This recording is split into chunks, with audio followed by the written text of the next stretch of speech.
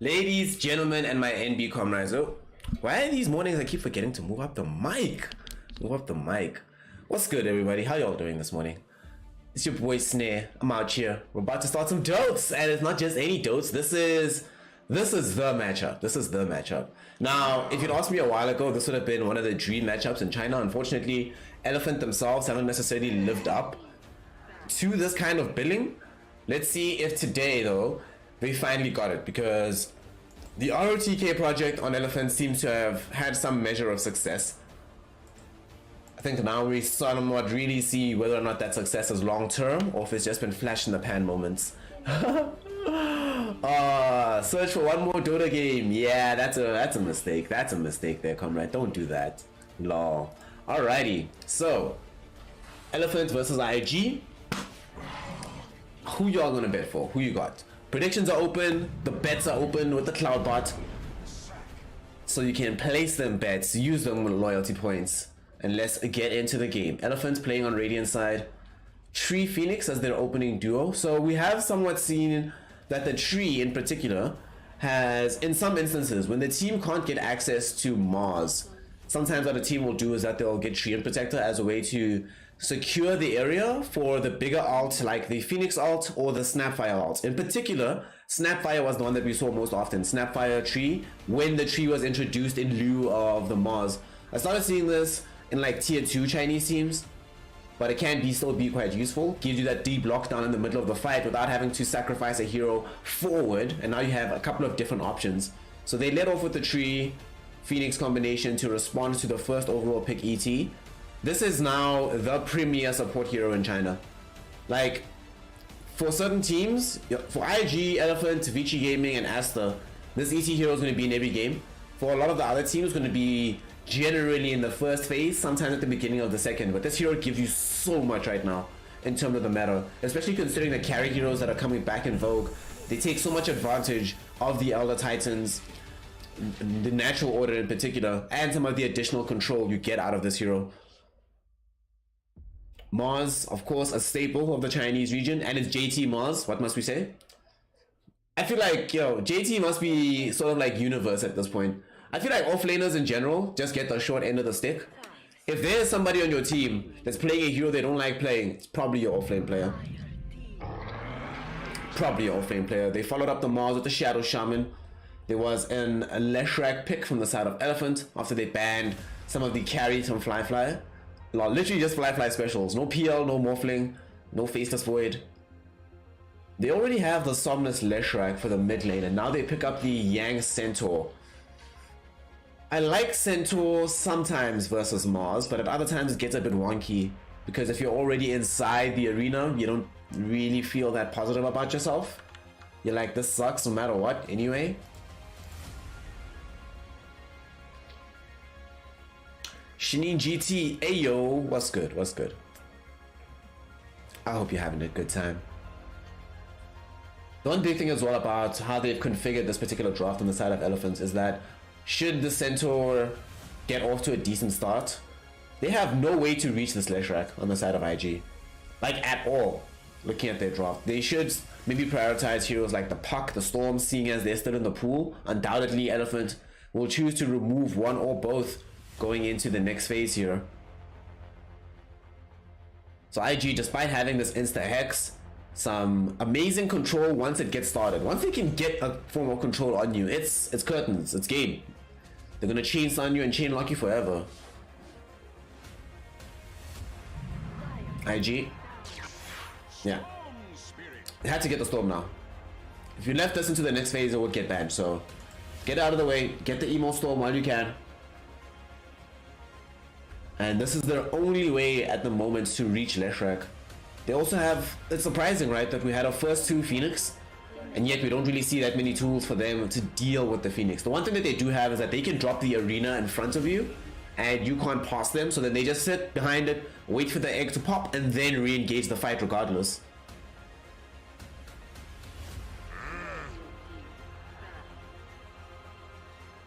Storm definitely wants the early Orchid in this game, good god. It's going to be so useful versus Lesh, up until a point, because Lesh is going to buy Yules. Actually, because Lesh is going to buy Yules, Storm might opt for the decision to go for like 10 seconds. maybe the early SNK, then go BKB Bloodstone or something.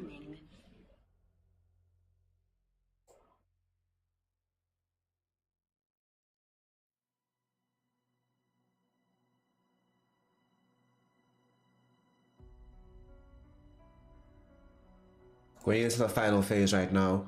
We saw Wraith King being the first overall ban from IG. Looking at their draft, they would definitely hate to play against a hero like the Wraith King.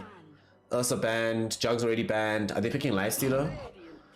They ban Anti-Mage. Imagine IG could also get away with picking Lifestealer themselves. Because then they have Lifestealer into Centaur, that's good in the lane.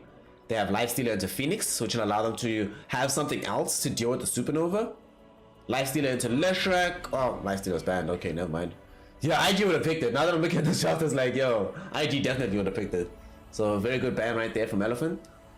IG now, what are we playing for Fly in the safe lane? His draw was not bad either, given that Elephants also don't have any real tools to reach the back of the fight.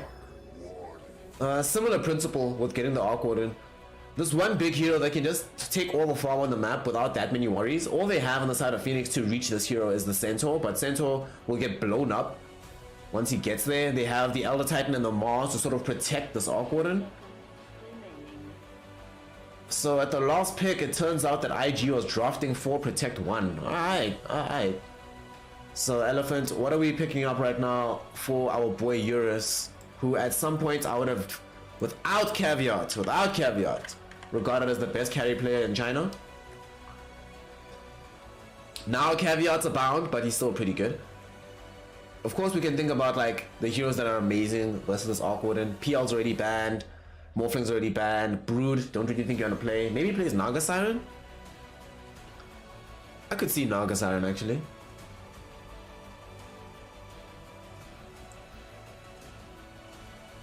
Generally, one of the ways you deal with Arc Warden is like some of these very super scary illusion heroes that get right in your face. Your PLs, your Nagas. Terrorblade doesn't really count because TB generally tends to want to stay further back in the fight himself, and that's where Arc Warden prefers to fight you from. That's a range he's very comfortable handling.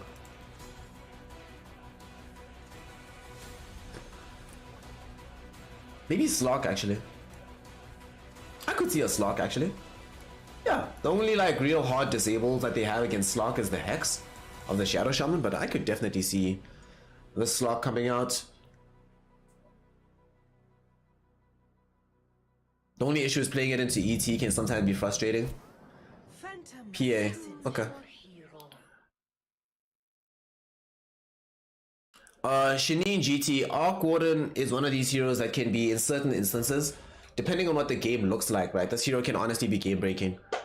It can be one of these heroes that just takes over the game, makes it impossible for the opponent to play their style. But the primary thing is that when you have no tools to reach Arc Warden, you can't win the game because you can't push up the hill against the magnetic field, and just team fights become impossible, and then late game becomes a mission. Yeah. Arc Warden is less of a good carry and more of an inevitable one. It's one of these things where you're challenging the opponent and you're saying, if you don't win the game in a certain amount of time, we will win. That's it.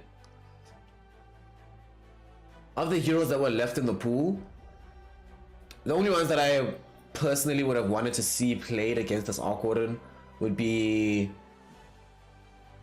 Slog, PA, Weaver maybe, that are left in this game. What else is left in this game? Troll's left, but nah, wouldn't like Troll here.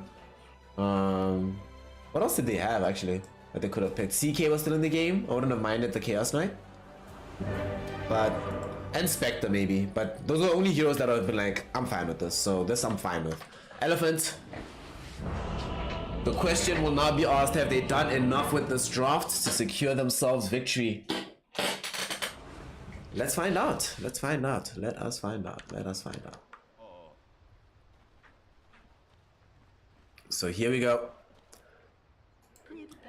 Game number 1 kicking off here between Elephant and the side of Invictus Gaming.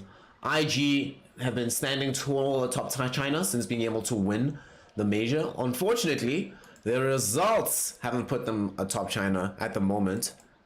given that in general and broadly speaking right now, they're like, Asta seems like the best Chinese team at the moment.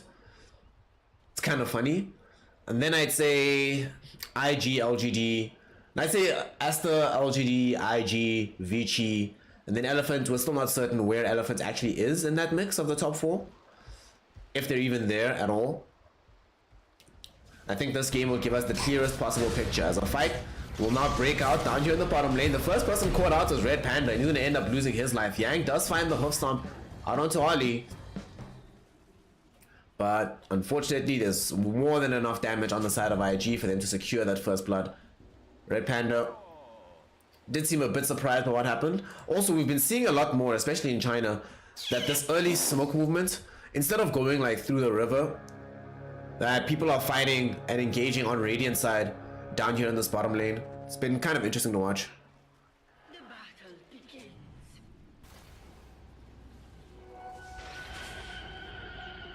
Alrighty, here we go. Here we go. Just a quick pause. Puppy pause. Everybody just gotta make sure that the connections are all working. Everything looks good. Will they win this game though on the side of Elephant? Then that Arc Warden pick just fixed so much about IG's draft. I think this is one of those games where it's a pre and post, right? If Elephants are like winning the game, as in they're either have won or about to win in the first 35 minutes of the game, or they're like drastically ahead to the degree where a loss seems impossible, then sure, I can get behind this draft. But if the game is 40 plus, yeah. The one good thing about them is that they can sort of involve the PA a little bit sooner than the Arc Warden is comfortable involving himself in some of these fights. Oh wait, snap. One second. I'll be right back.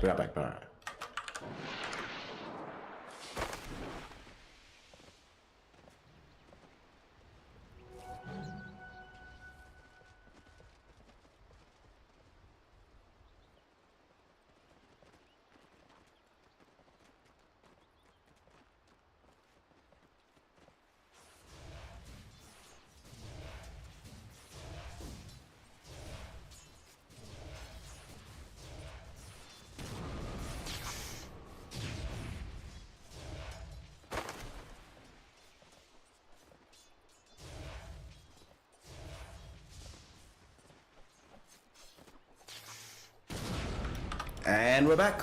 You know, the one major advantage about effectively working for yourself with the streaming stuff is if I'm, for example, if I'm doing this game on behalf of iLeague, right, and I forgot something, then I'm screwed because I have to be in the game, like fully engaged. But if I'm just streaming for y'all, then I can just have a good time, and I can take a couple of seconds to go get the necessary things to refresh me. By the way, the thing I was fetching was some cookies, if anybody needed to know. So let's see how these lanes are gonna break out. Eurus with Red Panda down bottom. The two of them try to get as much farm into the hands of the PA as humanly possible. Actually quite possible in this lane. You can farm with Dagger quite easily. JT will take a lot of harass from the tree and will find himself getting Dagger spam, so it's a lot of damage going there. Yang maybe about to die in the top lane. Hoof Stomp nicely landed out. Fly, they really want to get some damage onto him before Yang pops. And Yang does end up going down. Fly. Flux thrown out. Is it enough? Yes, it is. Able to secure himself a double kill in that top lane. That's a pretty big deal because it's not like it gets easier to be able to kill that Arc Warden as this laning phase progresses. That was him at level 2. Eventually he'll also have a point into the magnetic field. Nice hoof stomp top. I don't think they want to try to die for more kills there. The mid lane matchup, one we've seen a bajillion times at this point. Storm versus Lesh. Goes like most Storm matchups, so whatever. Storm just gets farm, Lesh gets levels, then Lesh goes jungle, while Storm is killing heroes. Whatever. But to be fair though, like if they can get this kill now onto Fly, this can be really bad. They get the hoof stomp out. Do they have the damage to kill him? Yeah, they do. He's gone. Alright. This is really good. They're gonna get both. Ollie's gonna go down too. He's also been slowed up by these fire spirits. This is amazing. Sometimes it's fine to find out that you lose your life.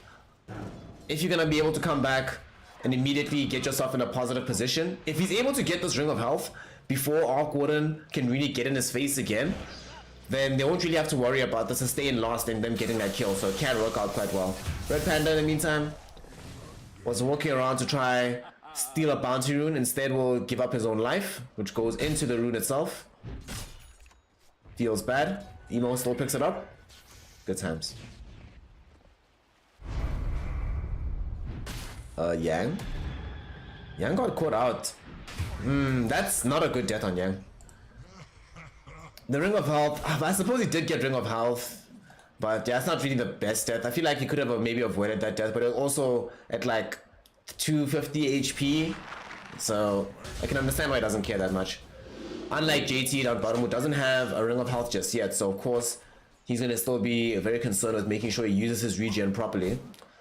As I was saying, it's a lane that PA is going to be able to farm, but they can't really zone GT back completely. So Mars will get what he needs. Leshrac has finally picked up the levels that he needs to start bossing that lane. So in a couple of levels, we'll see if Emo decides to make some kind of big move. Red Panda's trying to provide the body blocks onto Kaka to open up space for Somnus, and he's getting it going. Look at him go! Red Panda, baby. Kaka, though, does manage to get off, at the very least, the Hex onto Somnus, hoping to be able to save his own life. Spear back by JT. Is it going to be enough? Kaka, will he live? Yes, he will. IG, and then they turn around and get the shackles out onto Red Panda, presumably wanting to kill him. Living armor will protect him for now, but JT's got the damage. JT runs him down.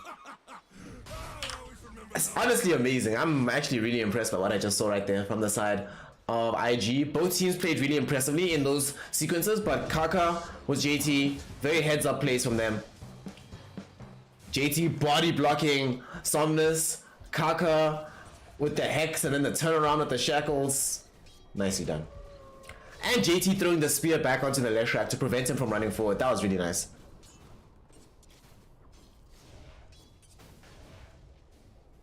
It not only prevents Somnus from having gotten that kill. That was a lot of time that Somnus spent away from this mid lane, trying to run down the Shadow Shaman. So farm he wasn't getting that Emo was.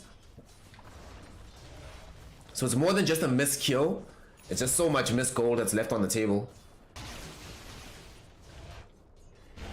Kaka, in the meantime, they do find shackles out onto Eurus, but with living armor, they realize there's no point.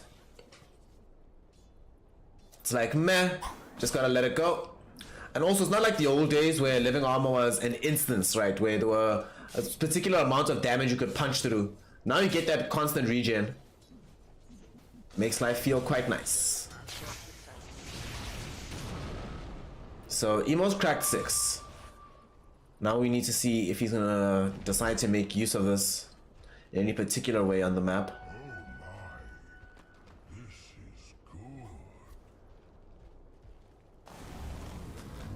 But now IG definitely just happy with themselves and everything that they're able to achieve and get. Top lane, of course, the Arc Warden, happy with life. Yang's still okay though. Does get his early Vanguard, 7 minutes in. Ollie, had he walked past the Centaur right now, they might have tried to actually go for that kill. Because FY is right here, invis up, waiting for an opportunity to try jump in. No level 6s just yet of anybody in the top lane, but they just cracked 6 on Arc Warden. And then they use the Tempest double. Might give away free gold, but it might also provide enough damage for them to kill Yang. Living armor will be there. Here comes Somnus though, out of nowhere. The Lashrac chops up, gets off the Pulse Nova with the Diabolic Edict going. Nice dive from the Phoenix to throw out some Fire Spirits onto Fly, prevent further damage from the downside part of the fight. And good rotation there from Somnus. Oh, Fly, oof. He is so lucky that Yang decided to go this way instead of this way. If Yang had gone this way, like he would have seen him presumably get that kill. A little bit unfortunate there for the Centaur, but it is what it is. These things happen. Dire's top tower is under attack.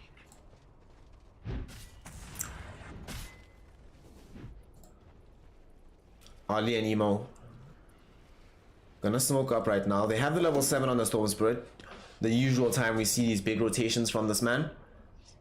They want to just lay out some vision beforehand. Little do they know, I think that might be underneath a Sentry Ward. We'll see. Top lane now, they're going to start going for this fight. They TP in with JT. And can they take this fight? Yes, they can. Nice Echo Stop to slow up 2, which will allow JT to close the gap with the arena. They dive away with the Phoenix, but Yang will not be so lucky.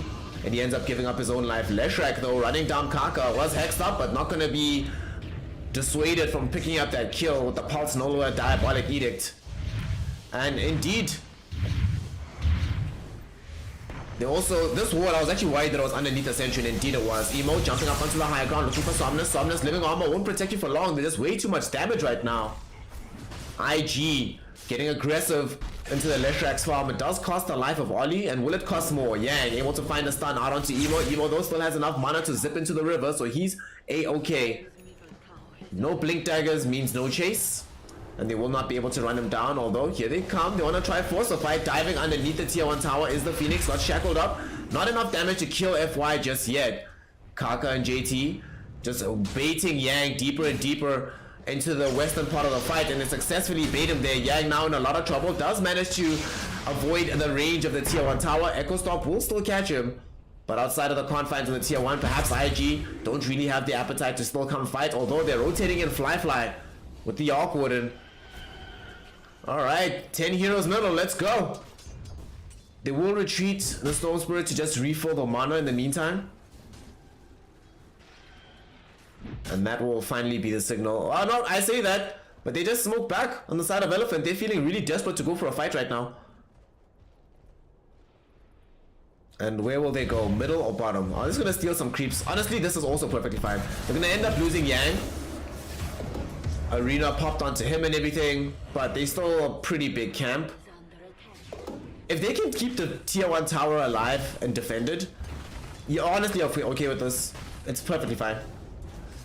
Phoenix gets hexed. Does have Supernova if he wants to try and pop it. Split Earth will connect now onto 3. They lose Kaka for this, and with the burn damage, do they have enough for Ollie? And indeed they do. Kaka. Thought he was getting a free gift out of FY, but instead was being baited into giving up his own life, as 2 heroes will fall at mid. Giving some juice into the Leshrac.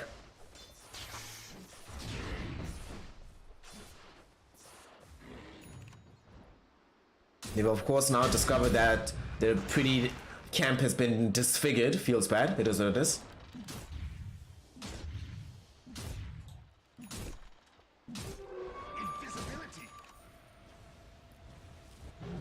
Right now, yeah, a lot of you are noticing that PA is having a lot of space on the map. I don't think she's going to be building the Deso. Yep, going Battle Fury first. PA with space on this map. Like I said, if this game is less than 35 minutes, it's probably Elephant that win this one out. This PA, they can snowball pretty hard with their draft, and they still have a lot of the issues from IG from earlier. Storm can only do so much by himself, and in the interim period before, in between when the rest of IG is really strong and Arc Warden is really strong, there's like this gap where, as the Arc Warden team, you don't want to be playing the map that much. That'll give space towards Elephants to sort of exploit things. We'll see things change, obviously, once the BTs with 1 damage item are available for the Arc Warden. At that point, he starts to feel more comfortable about showing up to these engagements. For now, it just has the Midas. Proceeding into the Maelstrom. Average times for the Arc Warden so far. Dire's top tower is under attack.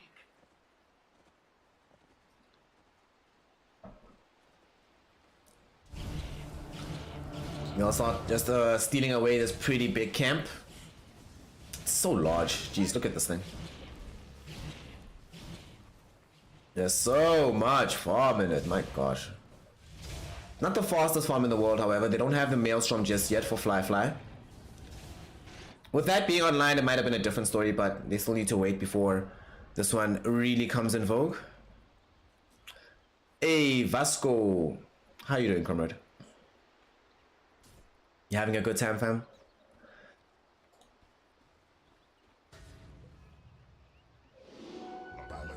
The one thing they haven't really been able to do though on the side of Elephant is engage and use Yang. outside of anything and just the damage sponge. That's been his role this game for the most part. Just soak up a lot of this damage and pressure that comes in from IG. Rest of the team though, they do manage to secure the tier 1 tower top with the Leshrac. In the meantime, this mid is just getting healed up and healed up and healed up. This is going to present a constant problem for IG. Unless they win a fight, their push is not really that substantial. They have mass serpent wards and the Arc Warden, but they have to deal with the Tree and Protector. So you have to secure the tower every single time. It's not good enough to just get close to taking it. Somnus wants to reveal the Yule Scepter. Unfortunately, cannot find a viable target. And that will cause the Storm Spirit to just be happy about the fact that none of his crew is dying on the map. Fly not dying is imperative for this stage of the game. They're smoked up again to look for a kill. Ollie's gonna be the smoke breaker, standing in the appropriate spot right now, but yeah, he's just checking. He's cool. They just want to keep the farm going in this area. Alright. Bets are about to close, so make your bets.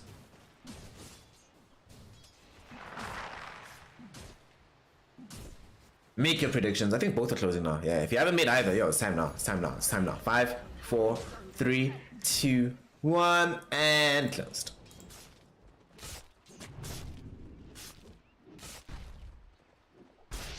Eurus almost has the Battle Fury. This is a very well-timed Battle Fury on Eurus, because he doesn't just have this naked.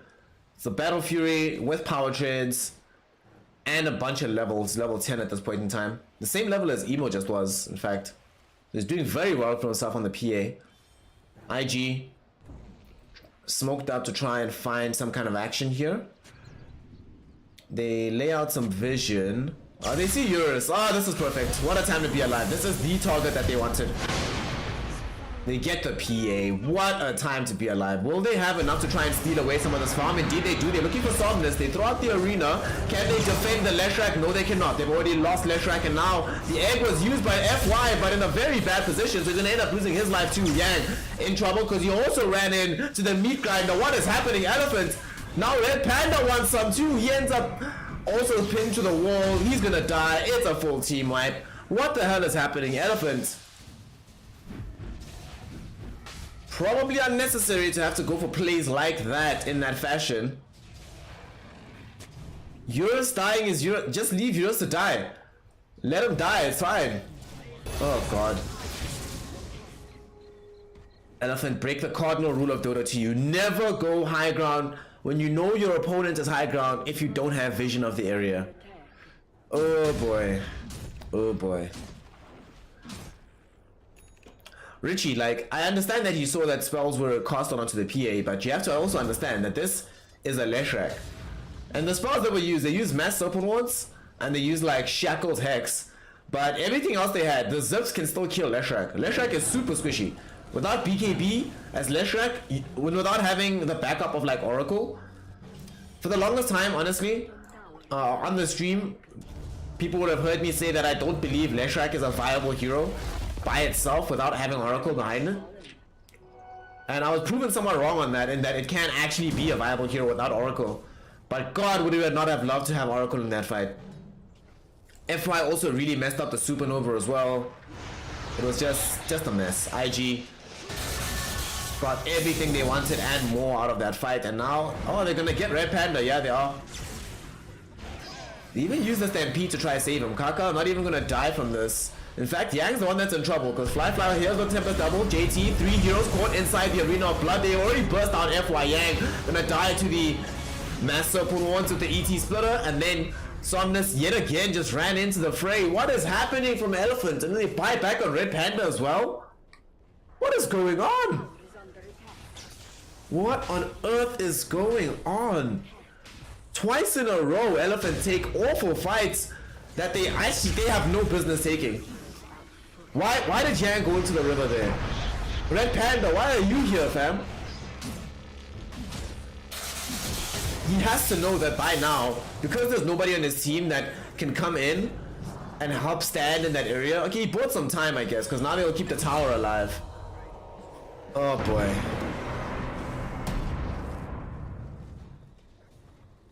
So if the idea from Red Panda was to just bait their time so that they spend time killing him rather than being able to focus the egg, then I'm okay with that move.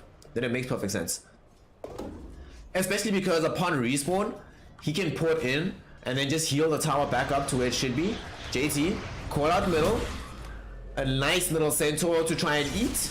And you know, it's like that scene in Lord of the Rings where everyone on the team is just like, oh man, we're hungry, we need breakfast. JT jumps in with the Yule Scepter and he's like, looks like meat's back on the menu, boys. Throws Yang back. That's the 7th death of the Centaur in this game. Now they will be able to take this tier 1 tower as well.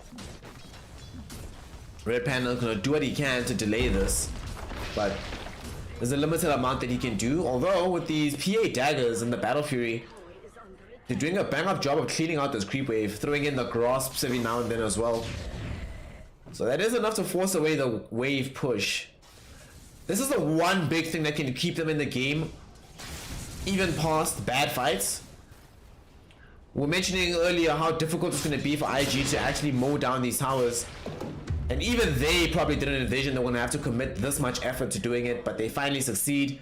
They get the tier 1, and they smoke immediately because they want to go top and go hunting. Somnus is there, FY is there. FY, if he breaks this smoke, he'll be okay with this. He does. Somnus, please go north, go north, go north! Ah, it's too late. He's dead. I love how Emo had a purpose. Emo's like, we're beelining directly for the Leshrac, fam. No other target here. Somnus unfortunately went the wrong direction. He corrects like 2 seconds later, but it's too late. At that point, you're still fully in the lane, so vision is there for Emo. They find that kill. Oof. Mass open walls get dropped down somewhere just to push out the tier 1 tower. This is actually quite interesting. They pick up the Rod of Atos on the Arc Warden to go for the Gleipnir. Playing against Stampede, this is actually super strong. And against these heroes like the PA. Generally, the reason why PA can actually be a problem for Arc Warden to deal with is that PA can close that gap in between yourself and her. However, if you have the Gleipnir, you make that a distinct impossibility. Provided that she's not BKB'd up already. She's gonna find herself struggling with mobility in these fights.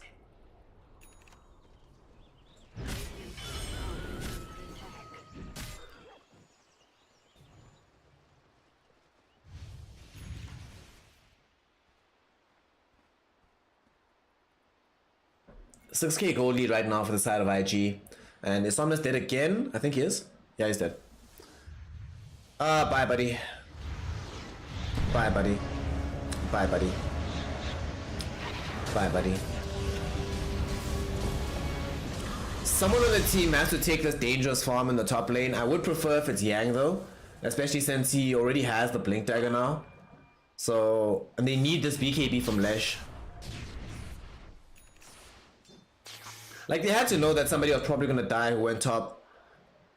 I don't like that it's the Leshrac though.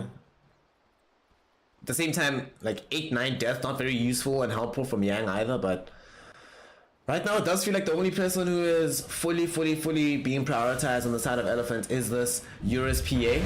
But unfortunately the priority might be a bit too high. Not often that you see a game with PA being the hero that's 1-1-0, but Arc Warden being the one that's 2-1-9. Usually those numbers are somewhat the opposite. However, BKB now available for Eurus. So we can see him being a bit more free with his participation. Somnus also almost has his own BKB.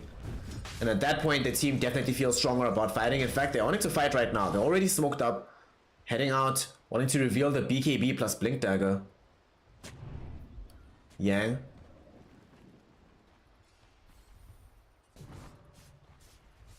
He's standing at the forefront of this. IG is also smoked up themselves.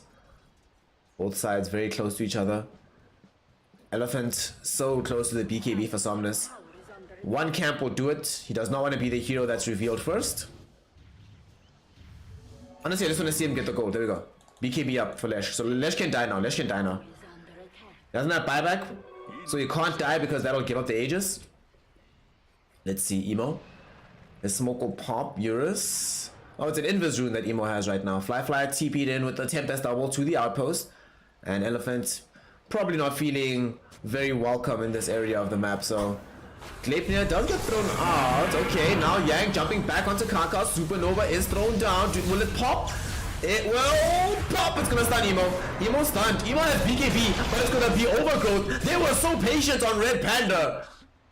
And though they end up losing the Leshrac, unfortunately yet again, it is the case that this time around they do not have him go out for free. As Eurus picks up the massive kill of the Storm Spirit. What an unstoppable streak, damn. Alright. Not a good thing that the Lesh died again, but you're okay with this. There are worse fates in the world. More gold for Eurus down bottom, nice times. And that's not an insubstantial amount of gold. The bounty for a Tempest double is quite a bit. It's quite a bit.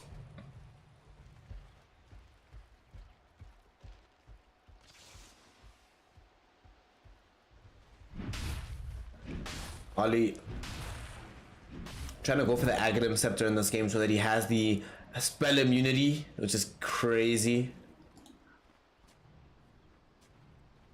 Makes that hero such a beefcake. He just runs forward then. And then he can just run at you. And you spirit forward, get it back just to get off a good Echo Stomp. Deep dive in from Emo. Can they kill Red Panda? Yes, they can. Arena drop down onto 2 as well. Yang losing his life, but they kill Kaka just before they kill Yang. Yang does eventually fall as well, however. 2 for 1. Opens up space for Roshan though. That's all they really wanted out of this. Trying to get a beat on the big man. As inside Rosh we go.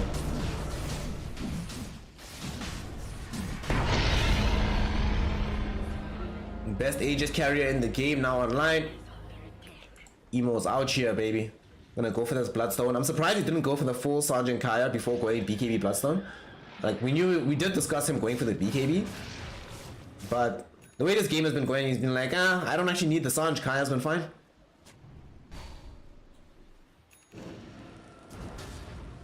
Red Panda buys Blink Dagger.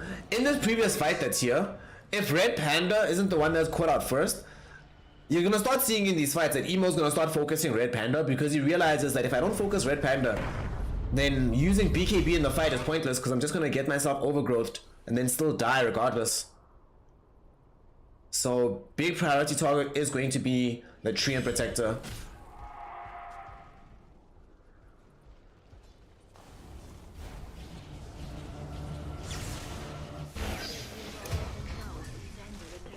Case in point, I guess. Damn, they dropped even mass Serpentors on him. Damn, dude. Alright, cool. Probably unnecessary, honestly, but it happens.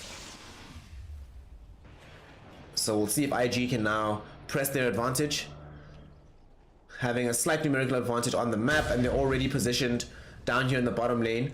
I would think they should be prioritizing this tower at all costs, because Tree will come back and heal it. It's at less than half HP right now. A wave is incoming. JT seems content to take it up, but Tree is up, so no point.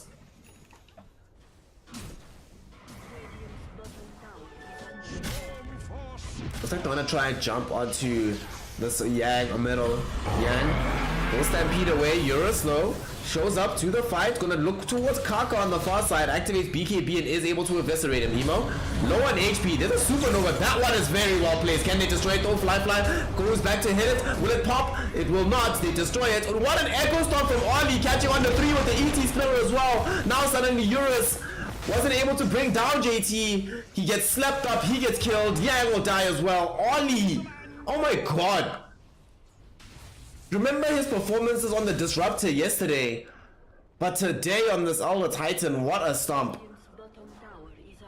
Catching Eurus, taking away a large chunk of his HP pool, saving JT, and not just saving JT, preventing the egg from popping, because I think it was one of JT's last hits. Yeah, JT actually destroyed the egg. If they didn't get off that stomp from Ollie, specifically onto Eurus, Eurus would have killed JT. Suddenly the supernova pops. Then everyone's stunned and the fight probably goes really badly. But Ollie, ouch here. Perfect positioning from him. Secures the fight. Oh god. Oof. Oof. Oof. That's beautiful. Ollie god, man. And he's got this Aghanim Scepter as well. So every time he throws out the spirit onto multiple heroes, it just comes back looking bonkers. Somnus, hey man, go home. Go home. He was thinking about it. You could see he's like, I've got BKB. Then he thought about it. He clicks JT. He's like, yeah, this isn't happening, is it? JT has full BKB, so not gonna be a thing.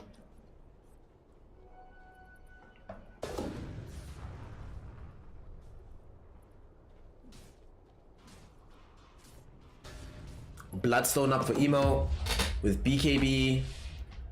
Bloodstone BKB treads bottle 28 minutes in. Alright. Yeah. You know, I know I was saying that if this game isn't like wrapped up by elephants in the first 35, I don't see how they win. Woo! It's much worse than that. Much worse than that.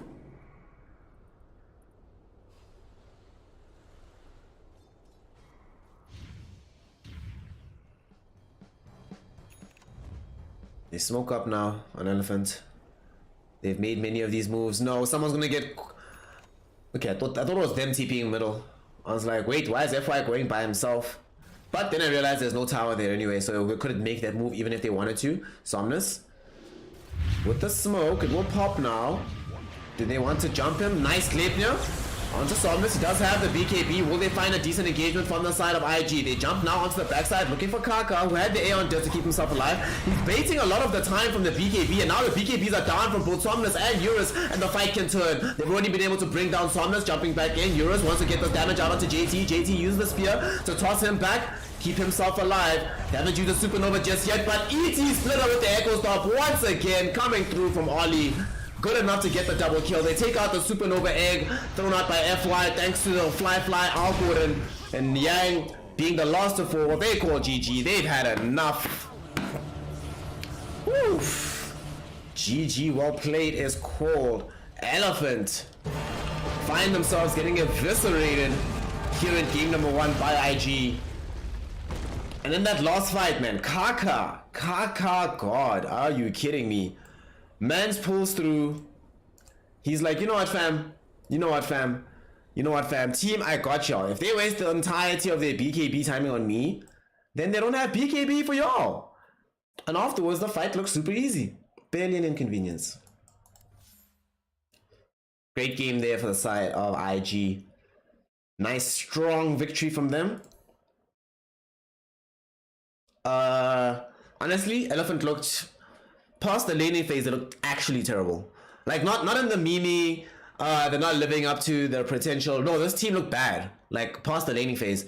The only thing that looked decent for them was the farm that they were able to accrue on Eurus. But their team fight decision making didn't look good. How they approached these engagements. Pretty much all the fights that went well for them were fights that IG basically overextended. And then Elephant takes advantage of the space from that overextension.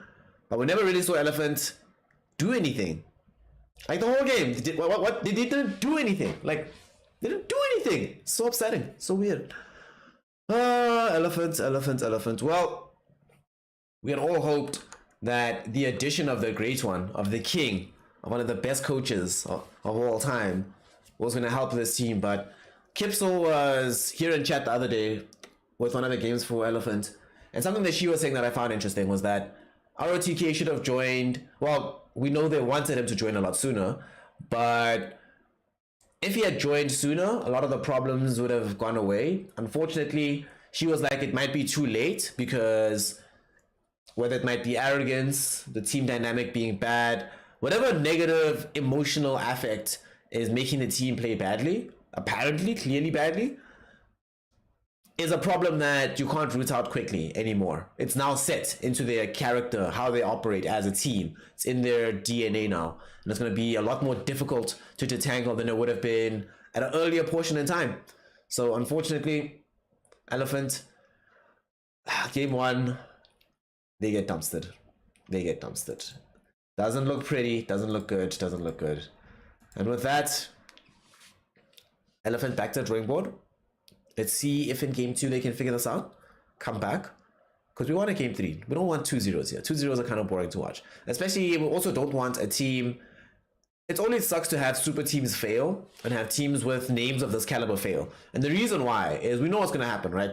If Elephant decides to disband and fail, there's a lot of Chinese teams that would, even though their team is fine right now, that would kick individual members for an upgrade.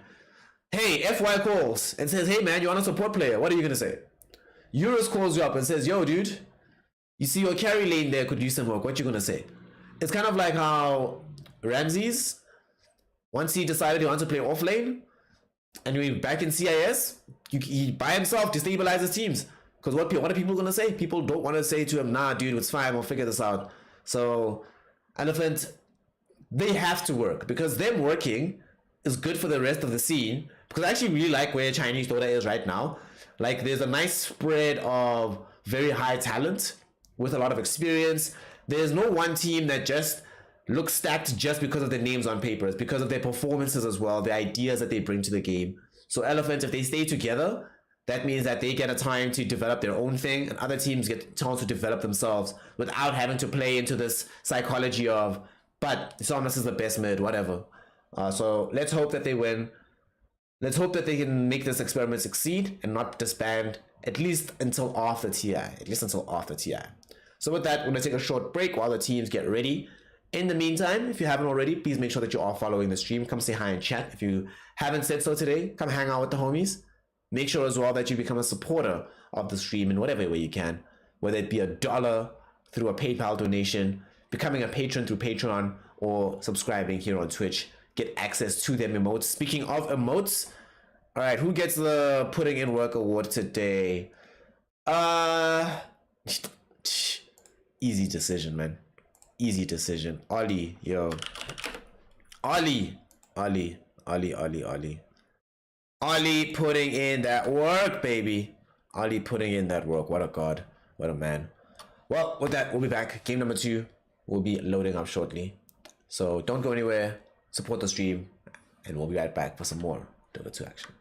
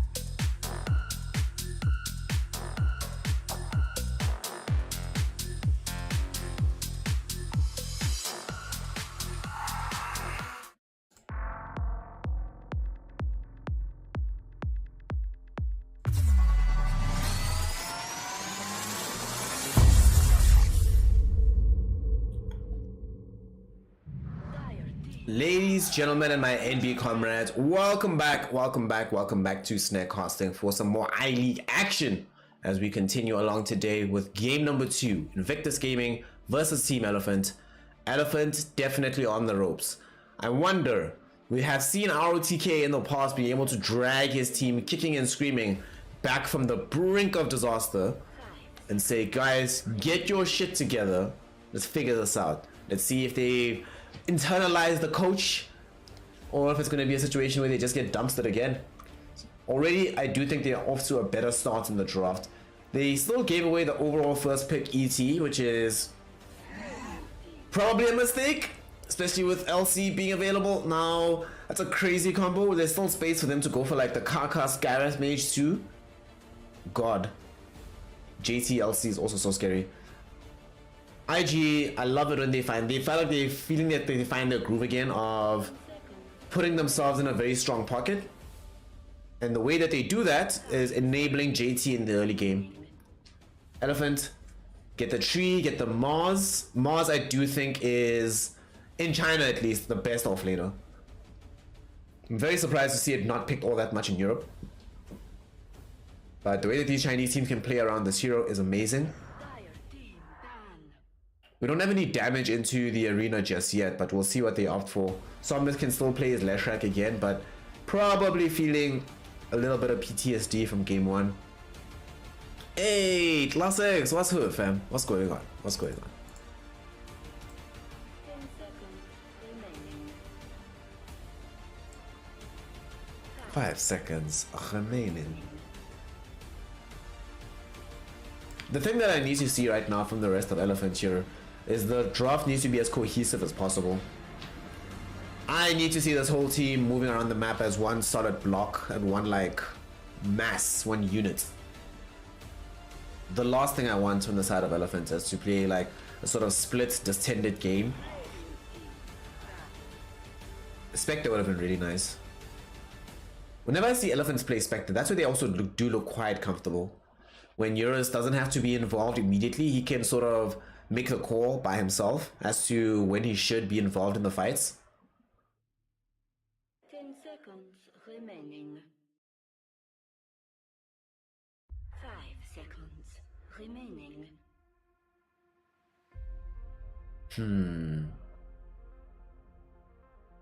One thing I'm actually wondering now for IG is, do they maybe take the time in this game to experiment? Or this is going to be a bit more straightforward of an affair? Also, I still really want to see them pick Gareth Mage. Kaka played that the other day and it looked fairly good.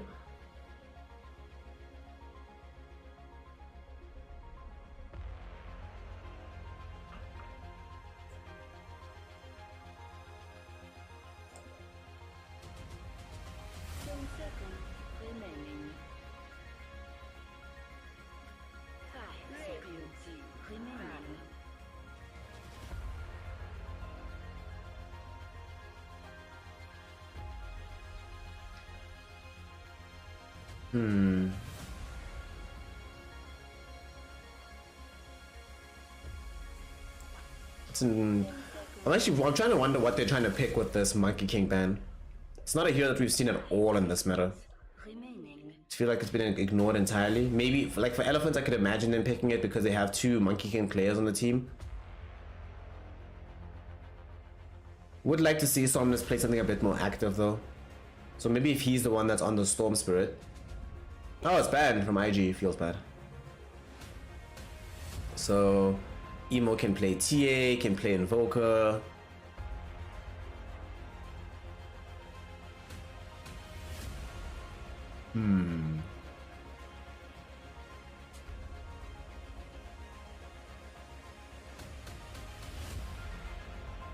One thing that I also want to see from Elephant this time around, in the previous game, one of the real issues that it felt like they had is the support duo.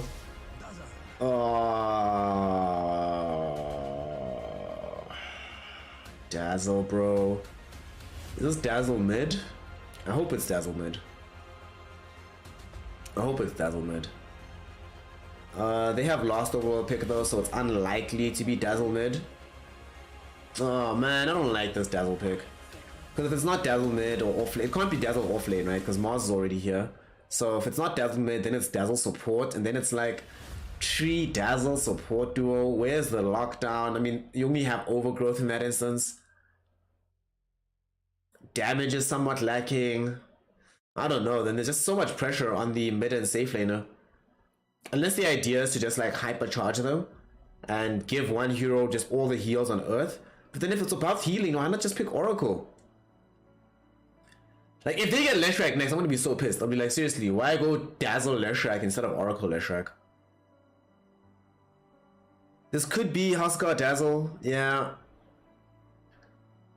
The only issue I have with Huskar Dazzle is whenever I see Huskar Dazzle into heroes like LC, and then you just get cleansed of the fire, doesn't feel like it matters.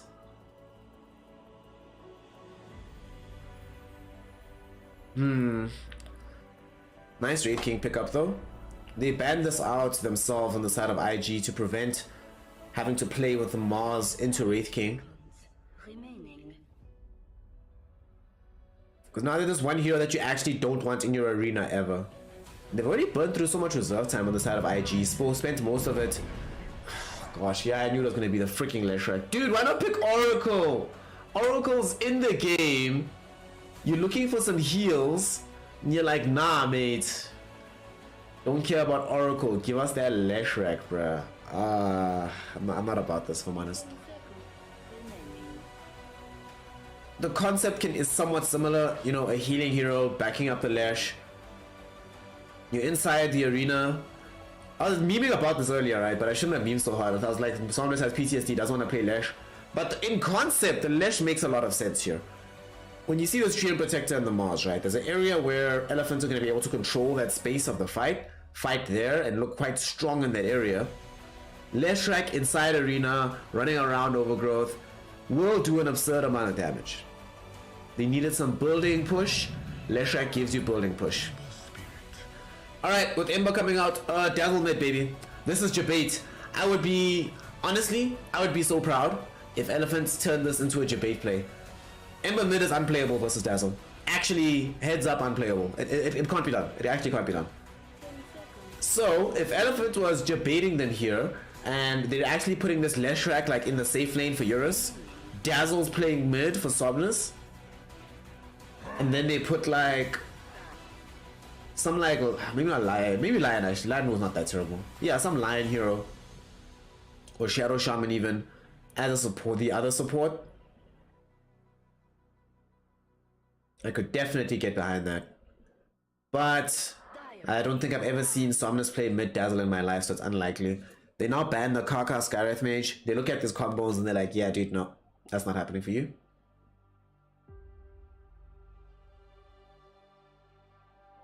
So what is Kaka gonna play on the side of IG? 10 seconds remaining.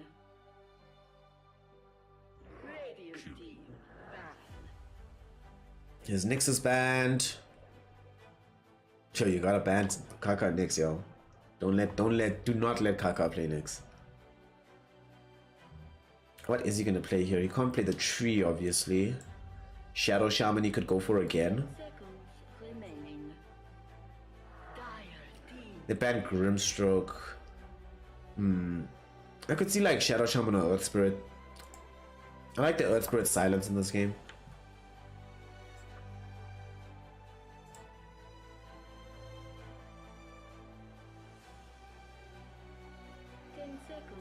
Remaining. 5 seconds remaining. IG, what's it gonna be? Need a Kaka hero here. Tusk is also in the game. Haven't seen it played that much this season in comparison to season 1. But he'll just go back for the Shadow Shaman. It ain't broke, don't fix it. A Hex, some power, some tower pressure, some Roche take. Decent lane presence. Never really go wrong with the Shadow Shaman in the game. You always feel positive about this hero's presence. 10 seconds remaining. Elephant. Yeah. I mean, I had hopeful, I was wishful thinking to myself that they would put this Dazzle mid. And to make matters worse, they get Luna last pick. Okay. Okay. Okay. So, predictions are open. Bets are open. Let's see who y'all are going for. Looks like all the betting is going towards IG. Why would you pick Luna? Dude, look how squishy they are between the Leshrac and the Luna. In the previous game, Somnus had major issues with squishiness. Every time he got gone on, he couldn't actually participate in the future fight because of how much additional damage he was taking. An untold influence in that fight was the ET. We saw him being active there. So that's gonna do even a different number on them. I really don't understand this draft from Elephant, honestly. I don't think this tree dazzle combo with lots of heals, but how does that help you win the fight? Oh snap! Shanine! Shanine's out here. Shanine out here. Trying to bet it all on the Elephant team. Let's just say if I had money on this game, I would not put it on Elephant. I would not put it on Elephant. I would put all my money on IG. Because come on, man. Come on, man. Come on, man. Y'all are playing with... You're playing against ET, Ember Spirit, Wraith King. Like, why would you pick Luna into Wraith King as well? That's kind of my worry. Like, What a beauty! I hope with all my heart that I'm proven wrong about this game. I would like to learn some things about Dota 2. I believe these things can be learned through a victory if they somehow manage to wrangle one out. But I don't know, fam. I don't know. But let's see. Let's hope. So, Elephant Gang, they decide this time around they do not want to start the game with a big skirmish. And they're like, yeah, let's go to the other side of the map, fam. It's chill. Just want some bounties. Just want to start this game like this. IG. Their lanes are also... The one thing that they don't have in the lanes is that they're going to get out-sustained. Just because of what the laning configuration is going to be like. But is just having the sustain advantage going to give them an ability to win their lanes? For example, the top lane going to be Yang versus Fly and Ollie. He'll have more sustain, sure, granted to him by the dazzle. But whatever. Wraith King's like, cool mate, you do you. I'm gonna just keep farming up myself. And I know you can't actually, you won't be able to ever kill me as long as ET is nearby. Yeah, I don't know about this. Somnus reprising his role on the Leshrac again here. He's playing middle. He went up against the Storm Spirit in game number 1. Here in game 2, he's playing against the Ember. So, the Spirits just got the Spirit swag, yo.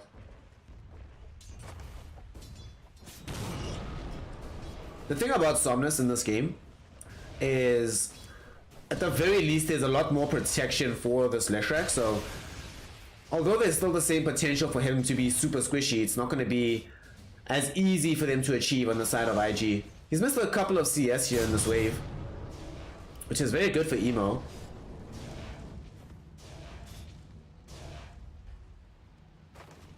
This is one of those games that can get somewhat complicated sometimes for the Ember Spirit in the laning phase, with the Flame God getting chewed away by like 1-2 lightning storms. Also, I just noticed something actually, but I noticed this because of how loud I have the headphones on right now. But the right click animation for Leshrac sounds the same as the right click animation for the Dazzle. And there aren't that many animations in Dota that sound the same, so it's somewhat of a unique thing. Emo in this game, his participation is going to help out quite a bit, because otherwise there's a lot of pressure on JT on this Legion Commander.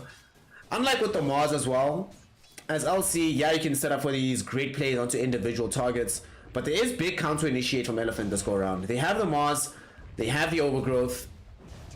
Hell, if Luna is nearby the duel, you will die as the LC, and you'll give away duel damage to whatever target is being jumped on. Even Somnus if he's there. So whilst they're squishy on the side of Elephant, the two cores do a lot of damage. That's for damn sure though. So the main concern is going to be keeping these heroes alive somewhat. If they can achieve that end, then they should be still able to still participate in this game. Eurus ends up losing a courier down bottom. Feels bad. It is what it is. It's unfortunate. But as Eurus, you're just happy in that situation that you're not getting sieged on. Sometimes actually, like, you'll see carry players do this, where they'll have a courier next to them and they'll micro the courier into a position like slightly behind them, so that if you want to attack them, you're like, I'm not going to kill them. You know what? Let's kill the courier. The courier is an easier grab.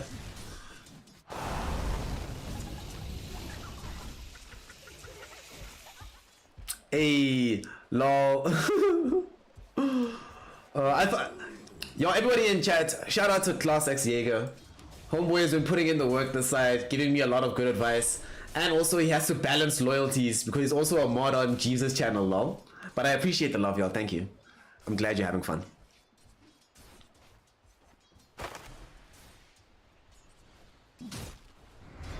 Top lane, Yang having a much better time than he did in game number 1. And because he's got FY here, like I was mentioning earlier, sustain is not really an issue. They're gonna try go on him right now. Fortunately, Yang heads up with the play there. Threw out the spear. A lot of worse players would have tried to run away immediately, but he recognizes that the main issue here is damage coming in from the ET. If I spear him back, then I don't actually have to worry, because at the time you also had the Astral Spirit bonus. Very nice move. They actually might be able to find a kill onto Fly. Nice wand usage. In fact, now it's Yang that ends up getting brought down. A little bit too aggressive in the top lane from the side of Elephant. It's also aggression that I don't think they needed to do. I suppose they get a bottle refill, but you gave away first blood. They could have just stayed back, get like an extra clarity out onto this Dazzle. And then maybe Dazzle is the one that ends up just standing back, clarity up, give you the regen that you need in that lane. It's complicated. The things are going so well top actually. Here Emo, he's been somewhat zoned out of middle, just farming a big stack that was created for him. Leaving Somnus with the space. Out here, he's taking advantage of the lane, pressing forward. Lucky he's not playing against some Bloodseeker or something. Then they're like, hey man, look how low Emo is, run at him.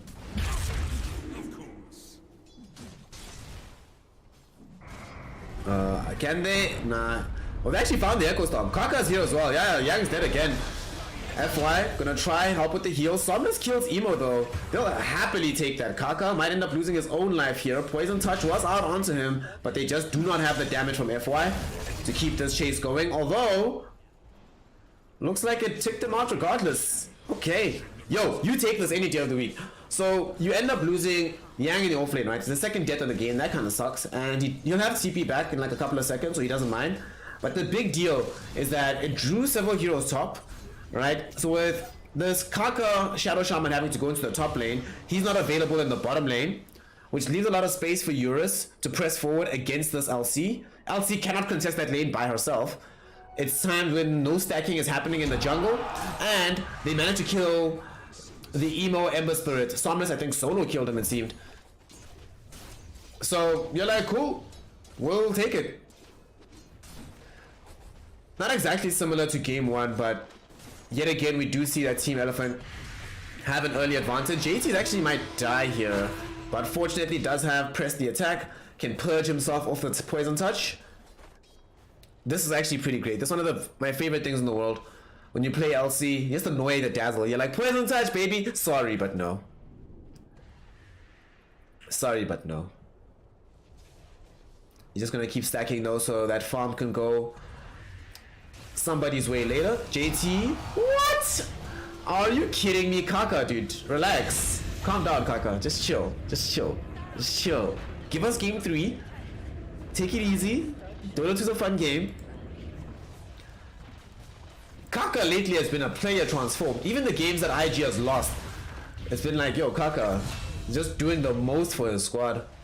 Reduced to your elements. Dire's bottom tower is under attack. Radiant's middle tower is under attack. They're gonna get the tier 1 bottom.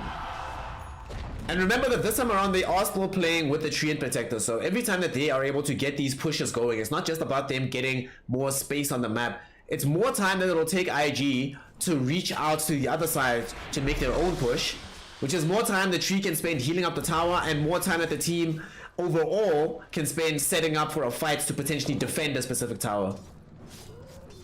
Dire's bottom tower is under attack. They've got 2 of them. They have the Leshrac, so that means that pushing the top one won't take long whatsoever. In fact, Lesh is already in the top lane. Support is coming in from the Mars. They want to try and get a kill onto the Fly Wraith King.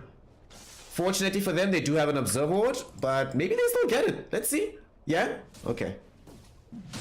Yo, that ward actually saved everything because it allowed Fly to scope that Yang is coming towards him. So he makes the play. He's like, okay, if Yang's coming and he's going to catch me if I go west, I go north, I wait underneath the tier 1. Maybe my team comes to help me defend this. Maybe I just TP out. Maybe I just walk away Fly, man. Alright. But here comes the gang. Squad's coming. They recognize on the side of Elephant that things seem a little bit too quiet. Yang, will he be able to find a good arena? Does get it out onto 2. The spear pushes back the Wraith King and they pop his ultimate. That's a level 1 ult. That's a massive win for IG. At the same time, bottom, Eclipse was committed by Eurus, which allows them to get the kill onto JT with the help of the FY Dazzle. Okay. A lot has just gone right for the side of Elephant in these last 30 seconds. It's not just 3 things, right? Not just a kill down bottom onto JT. You waste the ultimate, 200 seconds, so now the Wraith King will not feel comfortable being on the map unless he has his supports nearby him. You saw before this, right? How much time he could spend by the tier 1 tower just waiting by himself. He didn't need supports to be there because he knew that I, by myself, can absorb all this pressure and this damage because I'll just reincarnate. Now I can't do that, so now Ollie is being less efficient because he can't be stacking up these camps in the jungle, which he was helping out so that Emo could farm. Now he has to stay right behind the Wraith King in case the Wraith King gets jumped. You've taken away more efficiency from them on the map. Bought yourself some own with being able to still keep the bottom lane very free for the Luna to farm in her. Like, no one's even bothering her. They just realized that, yeah, it's a bad idea to be that side of the map. Yang is gonna get jumped middle though, and it should be enough to kill. Oh, but FY is here. Shallow Grave does pop out. They're healing him up. There's gonna be the duel. Okay, unfortunately not enough HP available on Yang to keep that duel going for very long. Oh, press the attack. What a spell. So let's just catalog all the things it gets rid of. Lucid Beam, bye-bye. Let's see. Split Earth. Lightning Storm, slow, bye-bye. Spear, bye-bye. Poison Touch, bye-bye. Overgrowth, bye-bye. God, I love this spell. It's amazing.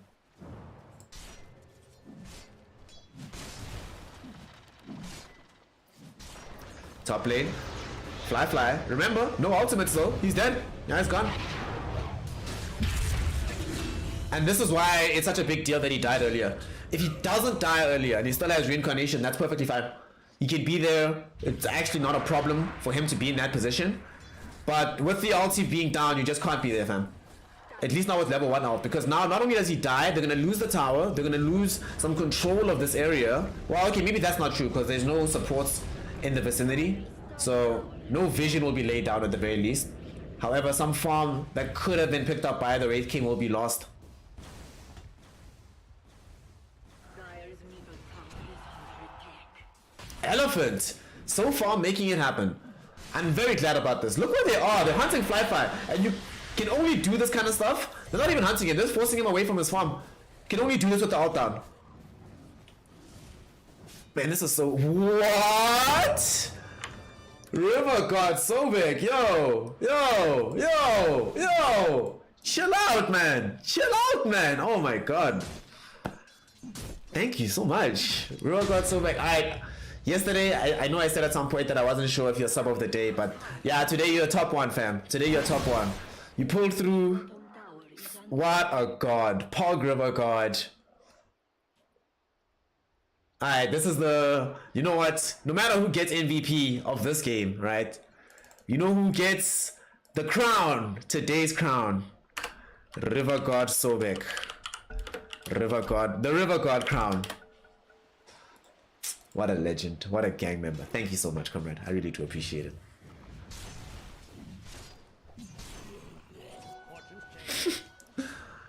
Little did any of you know this morning that you would become Egyptian, because today we are worshipping the river god.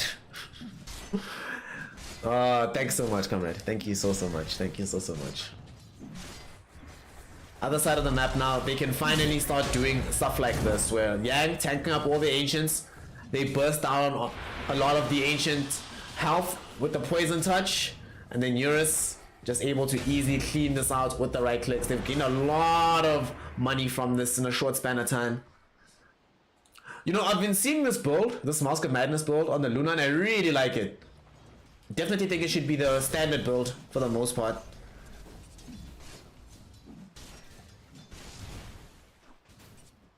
This makes you farm so quickly on this Luna hero. Fly. Has his armlet. The decision needs to be made now. Do I actually proceed towards getting Radiance? Because in this game, I'm actually not sure Radiance is the best build up for him. Like, I might prefer to see like S and Y straight into AC, Basher, that kind of build. In particular, to just help him tank up through a lot of this early magic damage. BKB is also going to have to be a necessity in this game for all the calls on the side of IG. Those items though will be some time in coming. Ember Spirit only has the Maelstrom, so still needs a bit of time to catch up on the farm. And LC has been thoroughly depressed. Wait, do they have a blink yet on Yang? They do. Yeah, they don't want to go for 8th King. Dude, if they can kill LC again, oh my god, this would be so great. Kaka, no, that's low priority, but I guess you'll take it. Look bottom. Oh my god, Red Panda, is this god gonna open up space for them to kill the JT-LC? Yeah, there he is. What a god. Just him being here, he prevents the ability for the LC to TP out. This is amazing. Alright, I'm actually quite impressed by what I just saw here. I'm really impressed because Red Panda, right? He doesn't TP bottom. He's heading there because the team wants to smoke and wrap around, and then he realizes, he's like, wait a second. He's like, I don't have to join my team just yet. He tells the team, go kill that Kaka Shadow Shaman. That's free gold. I'll make sure LC can't escape. And the thing is, because of where he's positioned, LC can't go north back to his own base, because going there would either have an overgrowth or put directly in the path of Elephant. So he has to try something different. Speaking of different, they might find this kill onto Eurus. Paparazzi, Eurus, yeah, he's gone. In the same way that a Wraith King without ultimate cannot play far forward in this lane without any support. When you have Dazzle behind you or Treant Protector, you can't play that far forward as a Luna. Like ever, for any reason. One or two of these heroes has to be behind you to heal you up. So they exploit the little bit of timing there onto Eurus. Will they be able to find the stun onto Emo? No, they don't. Slider first dodge, Remnant back. In fact though, the Echo Storm from Oli caught out Somnus, and now suddenly it's the Leshrac that's in trouble. Can he get out of this though? Look at the damage that's coming in from these spells. Somnus, can they get Emo down before they lose Somnus again? Yes they can. Fly, this is the second life. He's come back. They haven't even been able to bring down Somnus. He's still living. Wraithfire Blast will be eaten, but it's just bait. Fly gets baited into that one, comes way too far forward. Buyback coming in from Emo. He wants to roll back into the fight to find this kill. FY does have the grave available for Somnus, and here's the Eclipse because Eurus has respawned this time around. A triple kill for Yang. JT lost survivor of the fight, but that's only for a moment longer as Eurus will celebrate his revival by getting himself a double kill. Full team wipe there, and IG get completely routed on that one. Elephant get a mass amount of gold injection. Yang gets a triple kill. Somnus stays alive throughout all of it, despite not having the Sanjin Kaya, despite not having BKB. The space that was given to him by Yang with the arena on the backside of the fight made so many opportunities for Somnus to just throw in spell after spell, lightning after lightning. And they did that legitly, 4v5. That's actually really impressive. Because remember, Eurus didn't buy back, he just respawned normally. So Elephant just did that one. Heads up off the back of a fantastic arena. And FY, I must say, my bad. Every now and then you talk trash about the prince and then the prince shows you.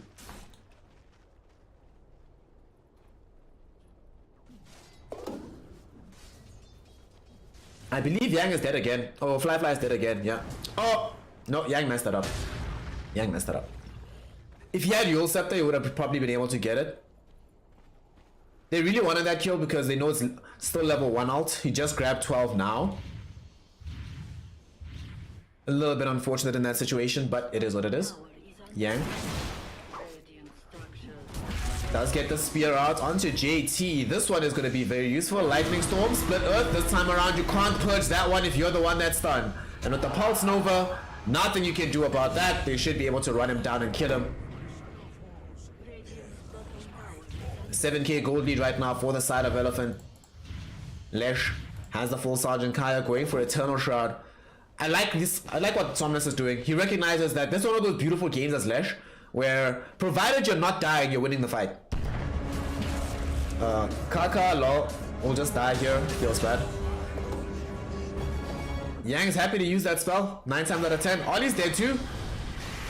Lightning Storm, Split Earth. Yo, Somnus. 6, 0, and 7.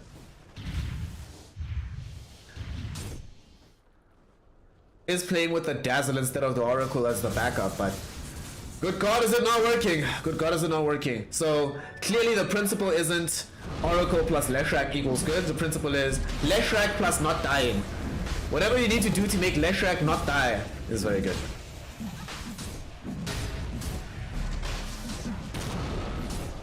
I still can't believe how much damage Somnus did in the previous fight. He definitely Somnus take the ages.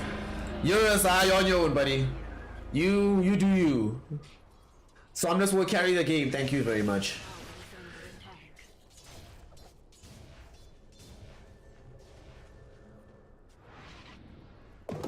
And once he gets Eternal Shroud as well, whew, life becomes a bit more complicated for the side of IG, especially because a lot of their damage is still magic in nature.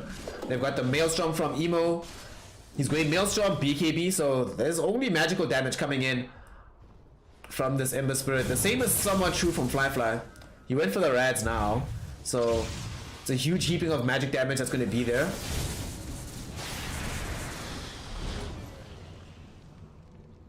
Once they have that Shroud.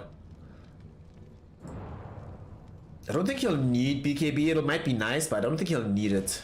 With Sanjin Kaya, Eternal Shroud, maybe you just tank up after that. Get like a Bloodstone or something.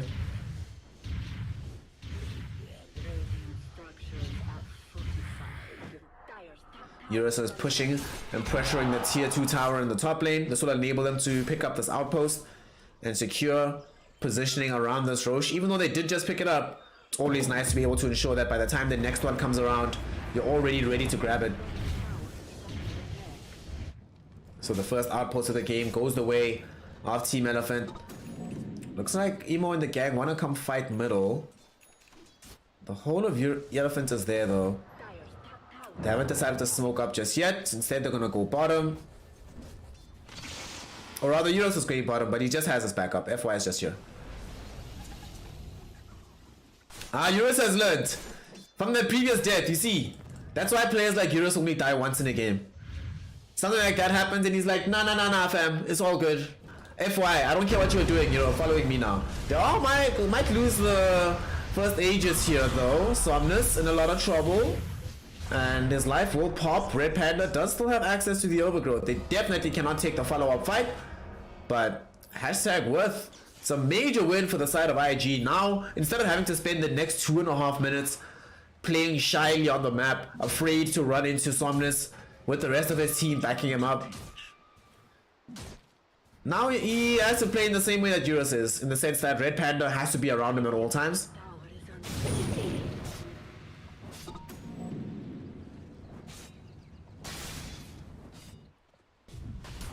Ollie will just quickly die here during a D-ward.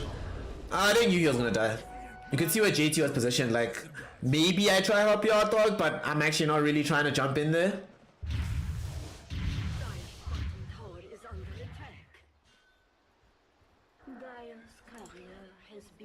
Kaka loses a courier that just had some vision out. They do need vision on the map though, because they are starting to run a bit blind on the side of IG.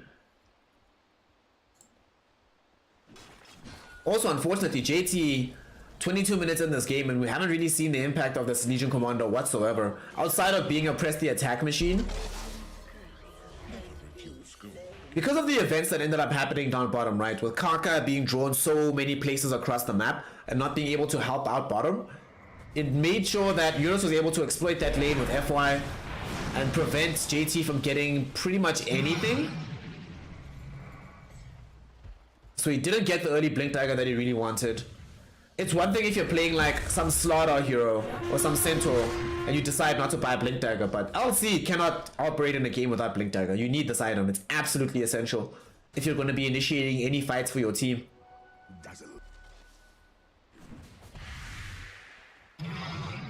And we see that's why they're playing so defensively on the side of IG.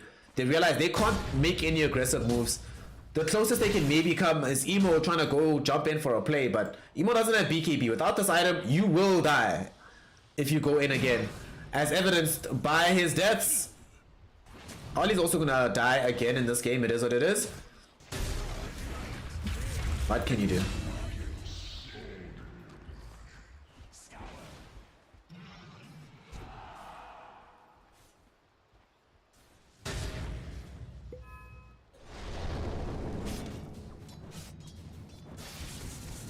Emo. Emo. Feel kind of bad for him. Feels like one of these games where as the Ember Spirit, you're just being forced to farm the map when you actually want to be fighting it.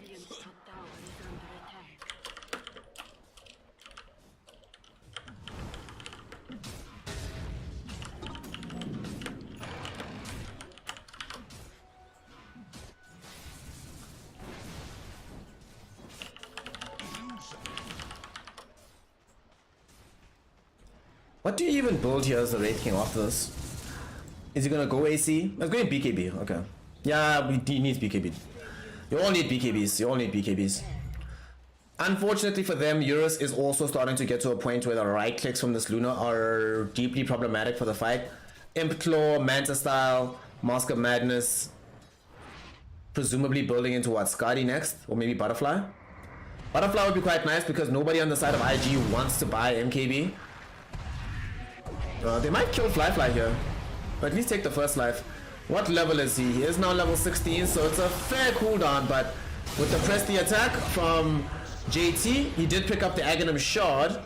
That explains where a lot of the gold went that should have gone to Blink, but it means that you get the BKB from press the attack or some magic immunity, so it keeps Fly alive. Unfortunately, can do nothing for Kaka, and JT really is at this point just a press the attack, overwhelming odds machine. Feels bad, man. Just feels awful. Game is hard.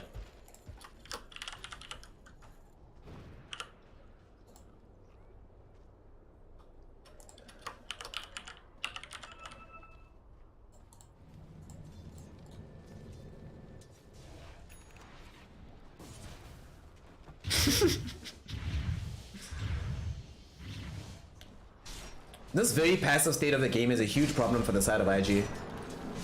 Yang's gonna want to start a fight here. Do they have BTs on Lesh? Yes, they do. Yang finds the arena out onto 3. They press the attack. Not going to be enough to run Kaka outside of the press the attack. Beautiful split earth onto 2. Both JT and Fly caught by this. Eurus now right in front of the face of the Wraith King. Easy kill with the BKB flying. And Somnus, of course, the damage flying in from outside of the fight. And JT had to buy back, hoping to perhaps be able to defend this high ground. His overwhelming odds is the only real form of wave clear that they have, unless they're using Slight, but I don't think they'll care. This is Leshrak, this is Luna. In fact, with JT thrown back with the Spear of Mars and being brought down, they throw in the tower. IG have done it. They can't take it. They did it. They threw it in. They actually called GG. Oh, snap.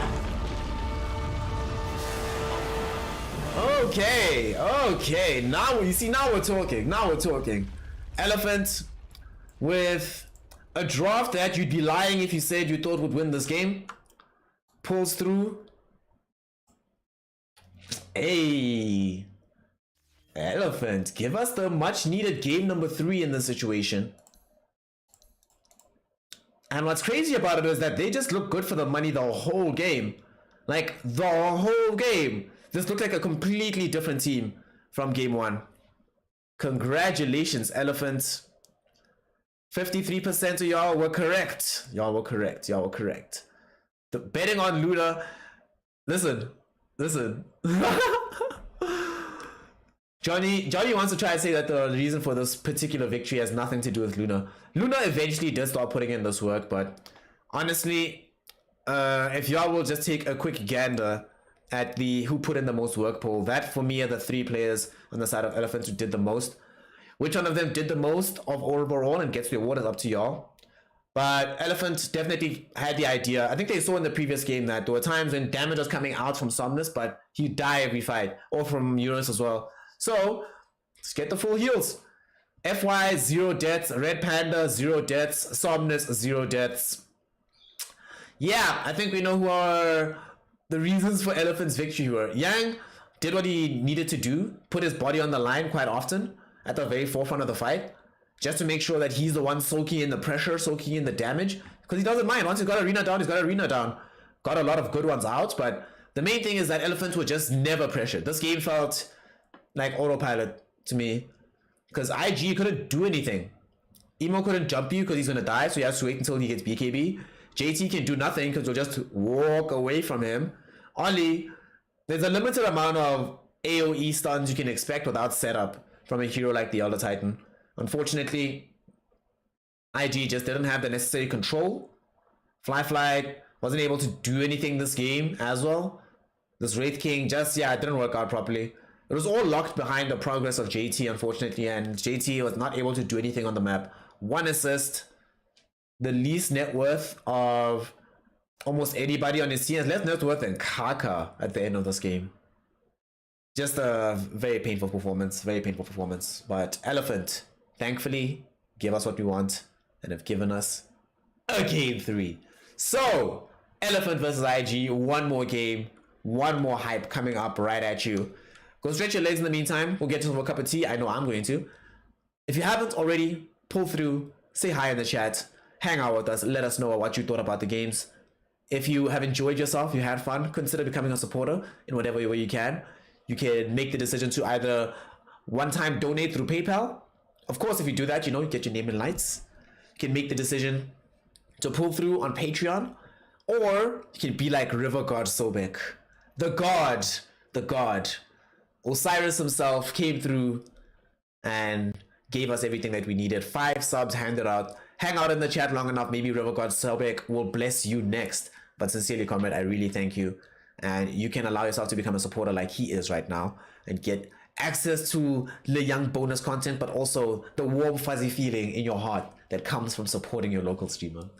With that, ladies, gentlemen, and my NB comrades, game 2 in the books.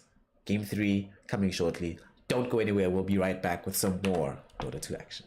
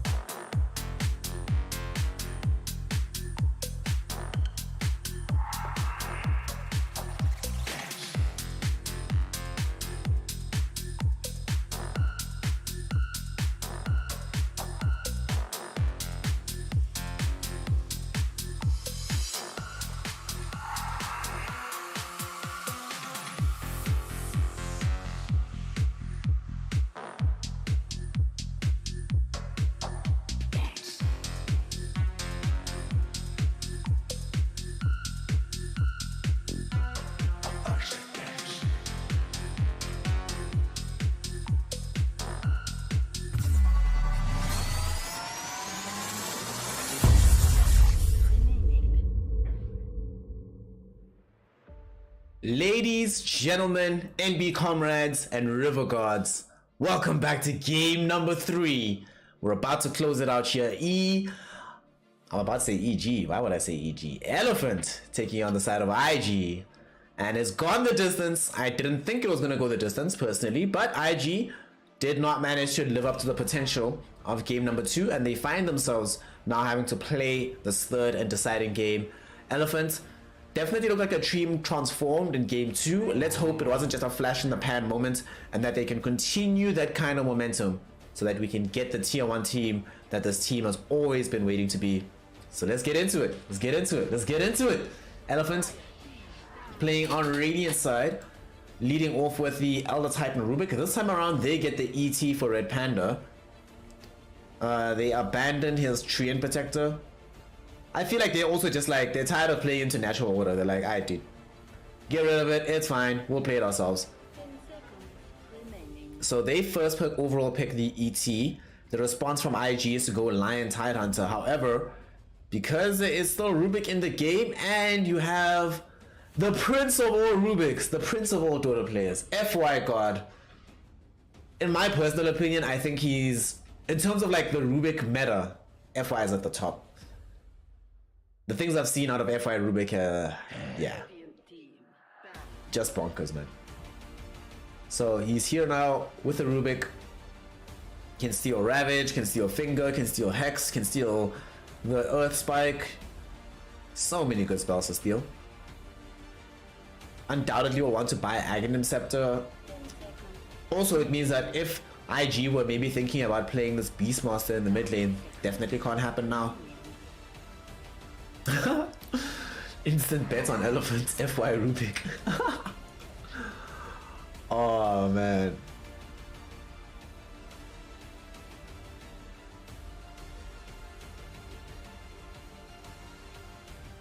Elephant. They don't have the pick out of this phase. They just ban out the Spectre now. Remove that from Fly. Unknown exactly what core heroes they want to play, but playing them against Spectres, yeah, never fun really for the most part. OD taken away by IG, so they also now will sort of change things up. So they're like, oh, fine, you want to take the Elder Titan from us? Okay, we're taking the Leshrac from you. As soon as the Leshrac is in our hands, we now have to just figure out good ways to use it, and we already have some pretty decent team fight. We have the Tidehunter for the Ravage, we have the Lion for the Disable. Yo, if you ever get disabled in this game, you are disabled for so long with these IG heroes. So Elephant, also IG knows that they're not going to be playing with an Abaddon or an Oracle or anything like that because they see what the supports are. So they know that there's not going to be that many purges unless they pick LC. I actually wouldn't mind LC, like a Blade Mail builder versus Leshrac. Definitely sign me up. And Press the Attack is of course amazing in this game versus Lion Tide and Lesh. So it wouldn't be the weirdest thing in the world for me to see that. Seems like Elephant have really internalized the idea of taking your time when it comes to this draft. Especially in the second phase, they've been burning through their reserve time with picks 3 and 4.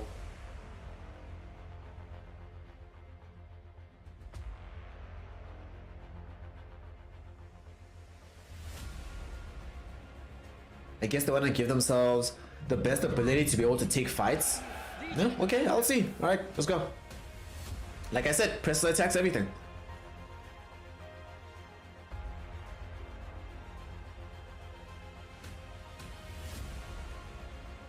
Also, the way that Dota's been for the last, if this was like tier 2 European scene, I'd say it's one of the reasons why you pick LC as well, is that it's an open and shut question. In China, where Tidehunter goes, right? Tidehunter plays offlane.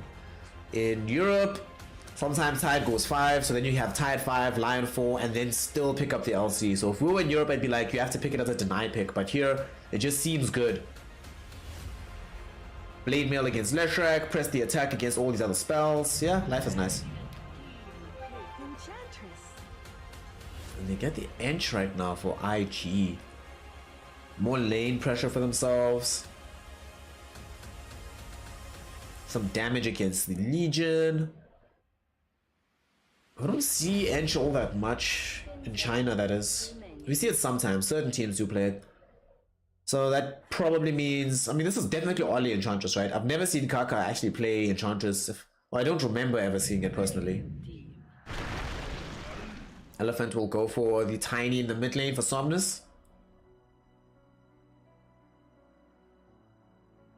This is this is a support killer. Both Enchantress and Lion will hate playing against a Tiny. If you get blinked on, you're dead every single time. There's nothing you can do about it. No defense. Remaining. You will just get taken down. 5 seconds remaining.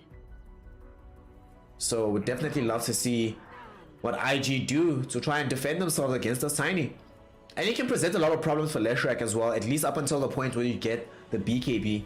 In fact, once they get BKB on Leshrac +1, or before they get that rather, these fights seem somewhat complex. It's just annoying. I feel like if I'm LC right now as well, my only dual target is a Tidehunter. 5 I can dual Tidehunter before Ravage. It's unlikely, but if I can do it, oh god, you feel so good. Because between ET Tiny, they can kill the rest of these 3 heroes before the duel ends. It's a lot of magic damage. Rubik obviously can help out in that regard too. Imagine Rubik steals like some Diabolic Edict, some Pulse Nova spell with Arcane Supremacy, turns it on in the fight. remaining. With ET Spirit being nearby, yeah. Will look pretty rough at that point. So Elephant still need a hero for Euros to play in the safe lane. They ban out the PL and the Monkey King. IG will remove the Terrorblade. I suppose you ban Morph here as well, right? I mean, there is a Lion here in the game, so Insta Hex is nice versus the Morphling, but I would still prefer something else. I would still prefer to ban it just to be sure.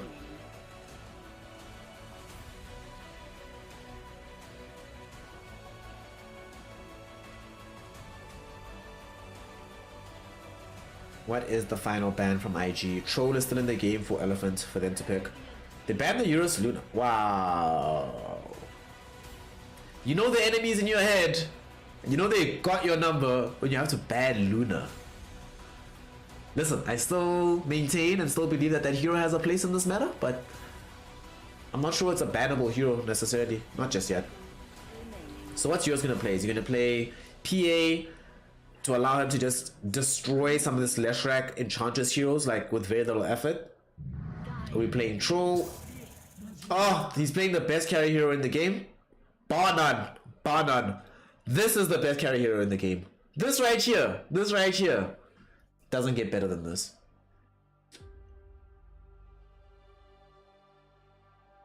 The Versace hero pulls through. Remaining. Ah, damn. I need to actually... Somebody needs to help me make a... 5 seconds remaining. like a Versace emote, so that whenever Medusa comes out, people would just spam Versace. Do y'all remember that track? Versace by Migos was a banger. So Medusa head out for Elephant. IG have no Medusa tools right now. Is Ursa still? I think they have to pick Ursa and buy a diffuser and hope for the best.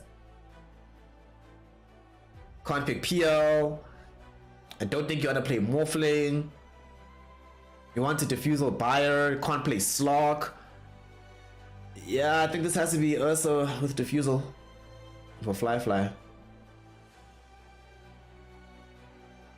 It's not like they can pick Dra or even Luna and expect that they can play the range game against Medusa. Medusa will win that contest every single time. It's not like the rest of your team fares that well against the rest of the draft from Elephant either. They do choose to play the distance. Okay. They're gonna choose to play the distance. Okay. They're gonna go for this awkward. Saw this earlier today. Granted them a dub in game 1. I am personally unconvinced, if I'm honest. Yeah, I'm personally unconvinced by this awkward pick. At least in this game. On the one side, right, so there's pros and cons to this. The one major pro is that the only real heroes that can get to the Awkward are like Tiny Legion Commander that you expect to be in the Awkward's face.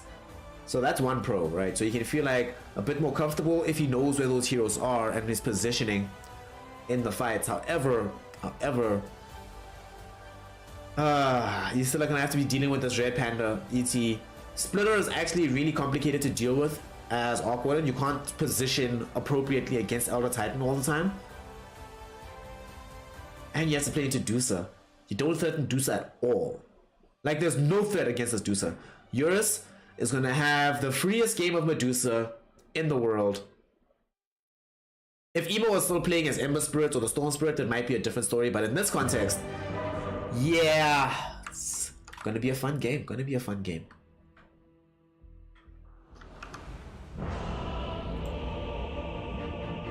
So let's see which team is gonna have the most fun. Game number 3, the decider, the finale. This is it. I believe this is only their first match, so of course both teams will still have an opportunity to play against each other further along the line here in I-League. But for now, it is just going to be the side of Elephant or IG that goes over and feels that they have a good way forward. IG, their day hasn't ended just yet, so no matter what happens here in this match, they still have to play against Team Magma next. Fortunately, if they lose, then they can take their frustrations out on Team Magma. Yo, don't y'all feel bad for Team Magma sometimes? They're just like the beating horse of all the tier 1 teams in China. And some of the tier 2 teams, to be frank. But it's rough. There was a point in I-League actually where they were the only team, because like the DPC was so, like scheduling was always a bit weird with that. For the first couple of weeks of I-League, it was just Magma playing every day. Game after game after game after game. Loss after loss after loss. Ooh, that was rough. It's rough. It's rough. Personally, I've got Elephant. Scared little toast. I've got Elephant. I've got Elephant. I don't see how IG actually wins this game. This Medusa, like I said, I think she's the best carry in the game, and I also think this is a completely uncontested Medusa game.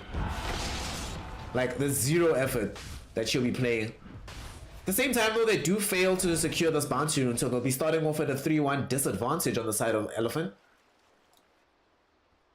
It's a decent start to the game there for IG.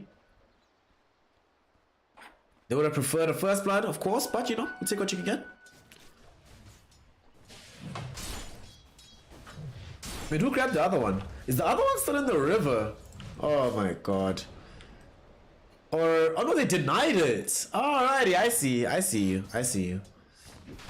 I see y'all. So with that deny, only gonna be 2-1. Still okay, that's fine. But it's on a damn sight better than 3-1. Somnus playing on the Tiny versus Leshrac mid. You can actually still get decent amount of farm there as the Tiny. You have this tree grab.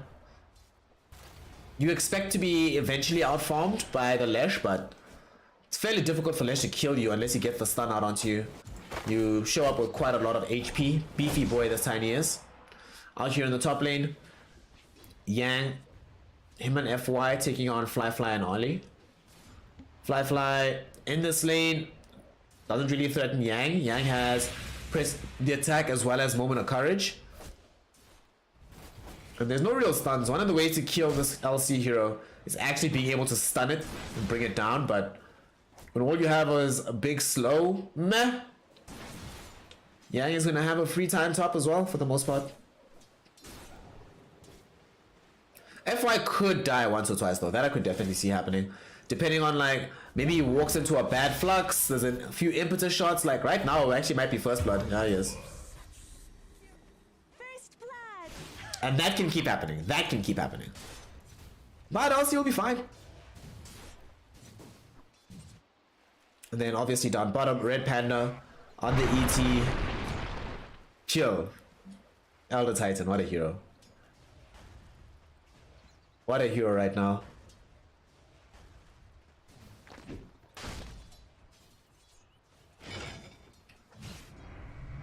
Just gonna be backing up the Eurus Medusa against JT.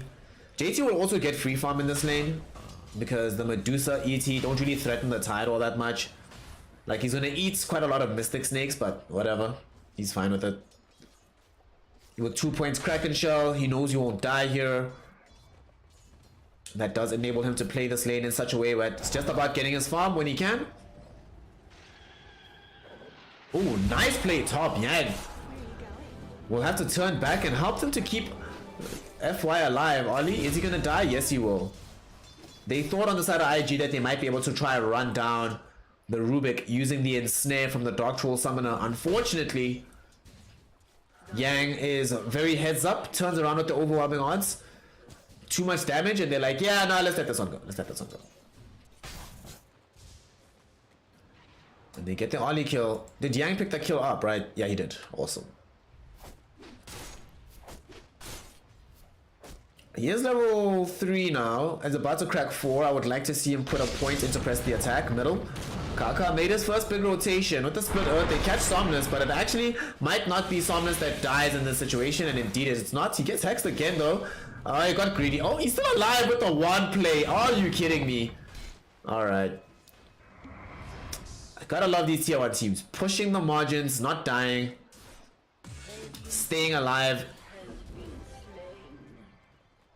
And Somnus will be very glad for the help because it also enables him to go still pick up this rune. He tosses back the Hellbear Smasher before it can clap him. Yo, elephants, what's happened? Yo, they're starting to actually look like they belong on super high tier 1 teams because they're doing these very marginal plays to maintain some kind of parity in this game. So it looks like we have a complete dual lane middle. FY backing up Somnus. Ollie just sitting behind Emo. Now Kaka shows up to turn it into a tri-lane mid from the side of IG. But they're not going to be able to get the kill onto Somnus just yet. Despite all the stuns. Hex out. Is it enough? And they finally run him down. The Hellbear Smasher does its job. Only a few seconds before that expired. So it was a perfect timing for them to be able to pick that one up. Can't put pressure onto the tower from this. But at the same time though, it did require a rotation from Kaka to help make that happen, which opens up more space top for the LC, as well as down bottom for the Medusa. So both sides of the map, Elephant, yeah sure, you send some heroes to help out in the mid lane. Yang, alright, this is huge. Yang has to die here. Okay, good. Very, very good. IG being able to find that kill, ensure that the movements from Kaka from bottom to mid to now top have not been wasted.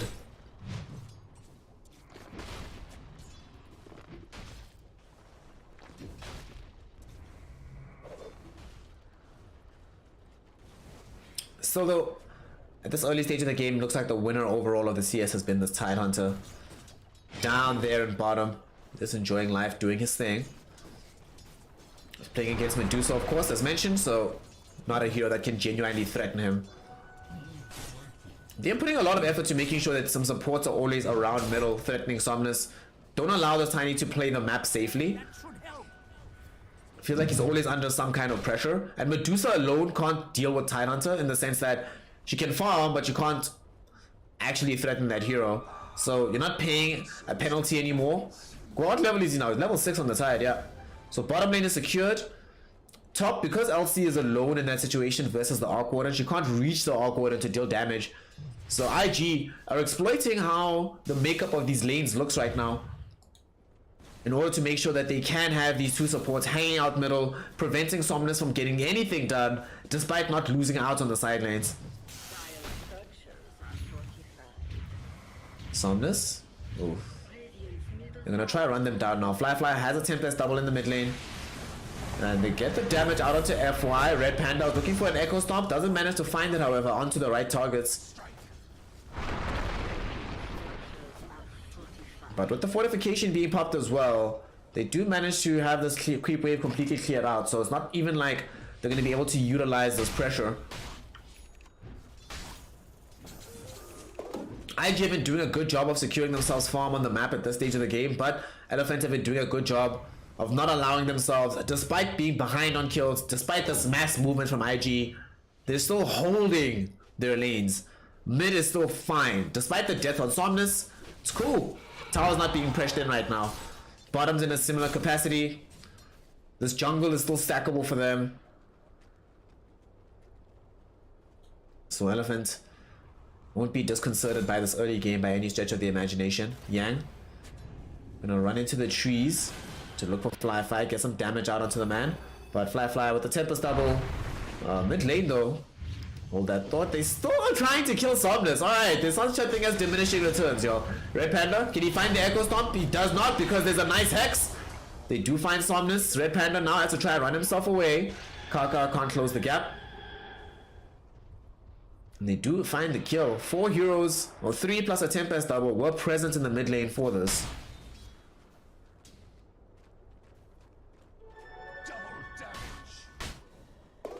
Man, the pressure that they're applying onto that Tiny. I mean, look where they are. Look where they are. Look where they're standing here in the mid lane. Like the areas that they're occupying right now. With these 3 heroes. They're like, we're not leaving until we get this tower. Can they stop them? Red Panda searching for Ali in the trees. Can they get the deny? No, they cannot. In fact, they find the stun onto Somnus. Do they have enough chain disable?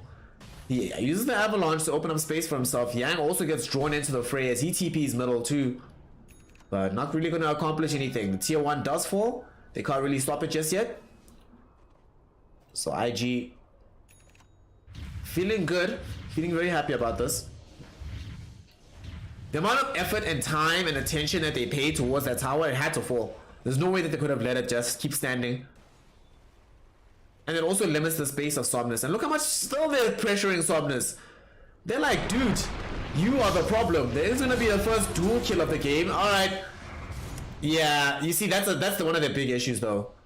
Throughout the game, Somnus just needs one combo to kill any of these supports. Just one. That's probably why they want to put so much pressure onto him now and kill him now. Prevent him from getting to the Blink Dagger Echo Saber now. Because once he gets to that point, if he blinks onto you, you're just dead. That's it. That's just, the conversation's over. I'm dead now. So while it's still possible for that not to be the case, they need to be limiting the progression of this Tiny. Fortunately for them, they do pick up the regen rune down bottom. Also, despite JT being net worth leader in the game right now, he's crazy farmed. Eurus is unbothered. And still standing at a tier 1 tower. They are going to be bringing in several heroes down bottom. Radiant scan triggers. Lovely. What a scan. Eurus to just know to get out. And they bring in Red Panda to just bait. Red Panda just shows himself so that they actually go onto him.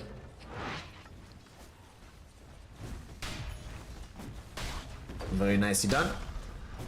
They still get the tier 1 tower bottom though for the side of IG.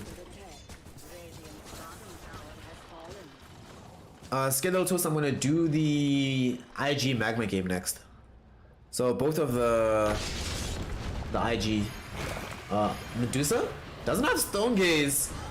Won't be able to trigger it. Woo, I was actually very worried. Almost ran out of mana there, Eurus.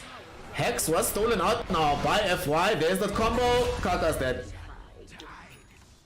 A little bit mistimed there by Somnus, but it doesn't matter. They still find the kill.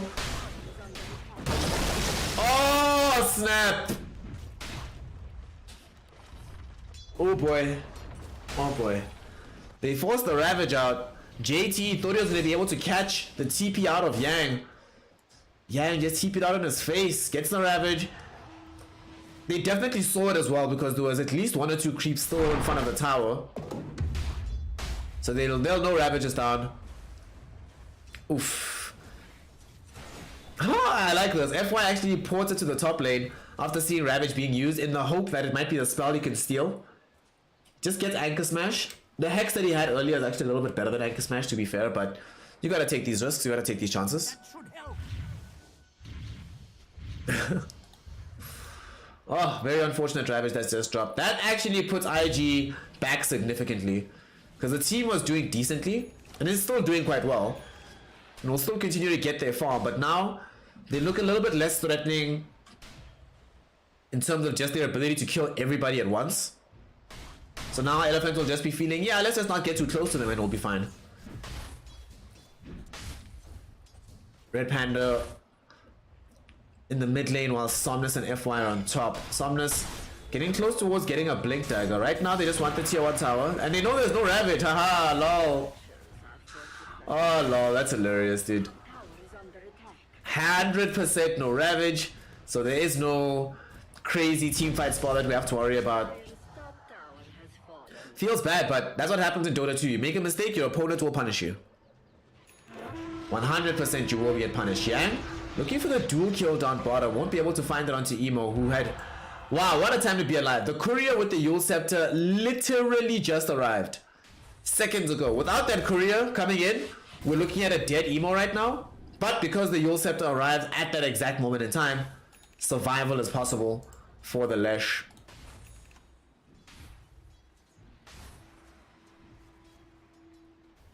The matchup late game you tend to not get there, let's just say it that way.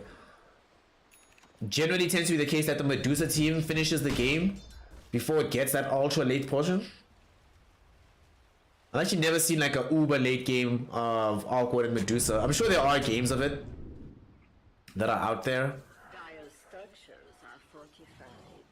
I've seen like Alchemist vs Awkward, but I haven't seen Medusa vs Awkward in like ultra late. Red Panda Ensnare will come out from the Dark Troll Summoner. They should have enough damage to find this kill. Finger of Death does the job. Oh, look at Somnus though with the Blink Dagger revealed onto Emo. Not enough damage to kill though. JT goes in with the Ravage, catches out on the 3. We do see that Yang was looking for the prospective dual kill, will not be able to find it. Hex stolen out right now by FY.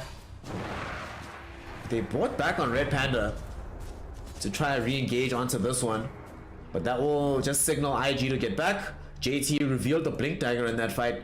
They only get 2 though, not the highest priority targets either. On the bright side though, that was primarily because Somnus interrupted Emo by jumping onto him with his own Blink Dagger that he just revealed now.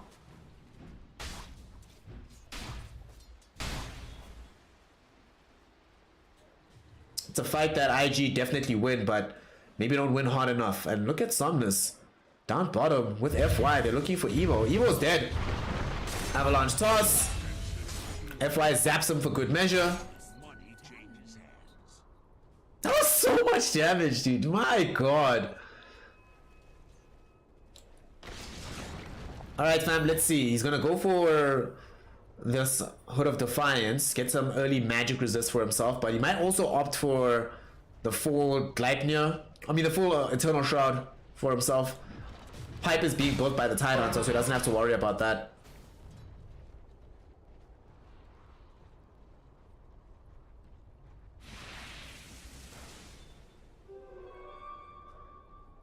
JT in the trees hunting FY.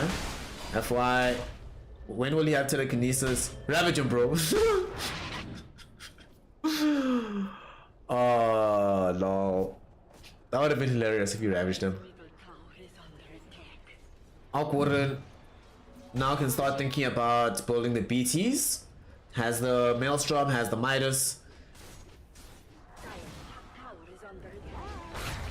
We'll see what the decision is going to be for the Orc. Right now, he's just content to keep farming. He might even farm enough that he just goes straight for the Mjolnir.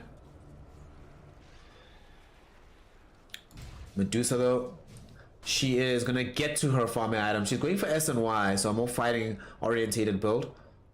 Nice game sense. Oh wait, Somnus, dude! You're out of mana. Nice game sense there from the side of Elephant. They didn't actually see a smoke or anything from the side of IG, but they backed off literally at the right time.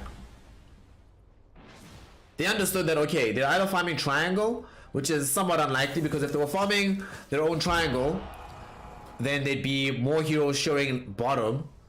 But no one's showing top either, so that means no one's farming the outpost area.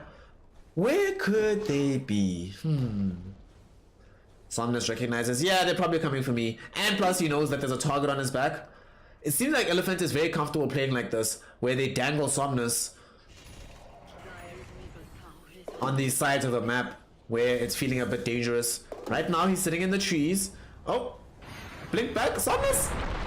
Throws back the Avalanche, stuns Ollie and the Tempest double.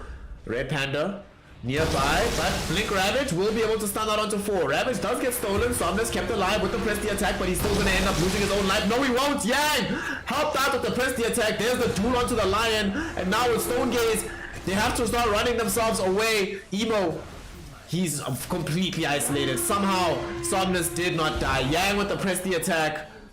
Fly Tempest double will show up, so it's only the supports they've been able to get themselves for now. Avalanche toss, fly. Oh, no toss! Somnus couldn't get the positioning. Now he's used up into the air. Somnus might end up dying here. Press the attack, not going to be enough to save him.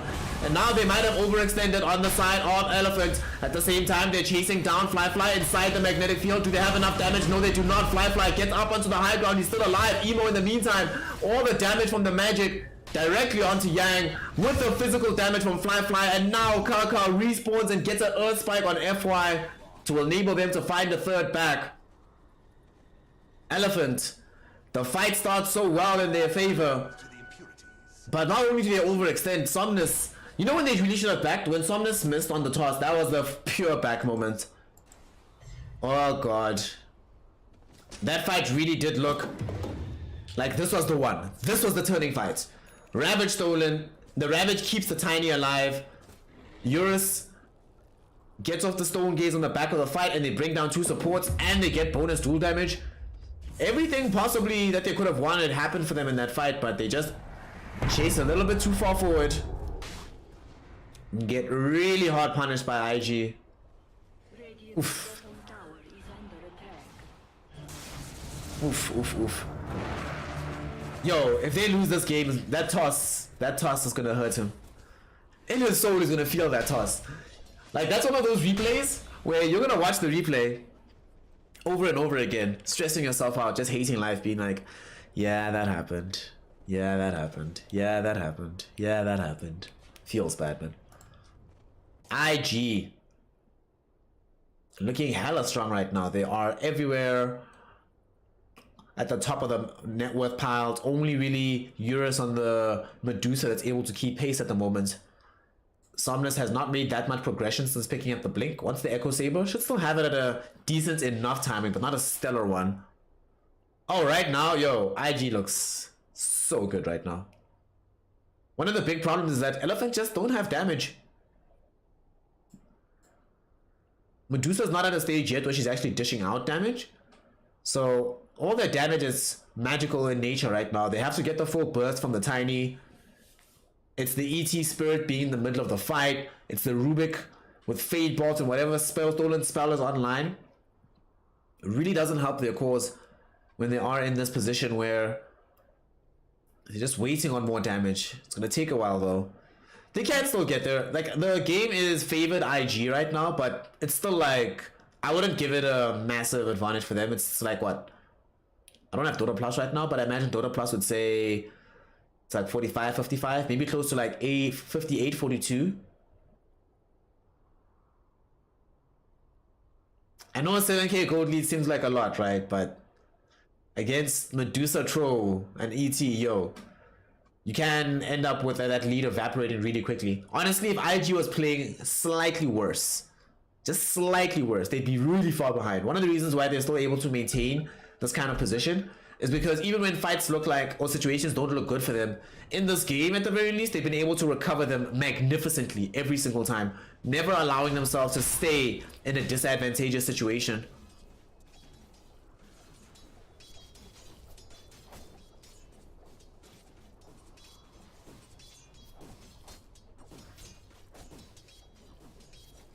Elephant. Game not completely over just yet, of course.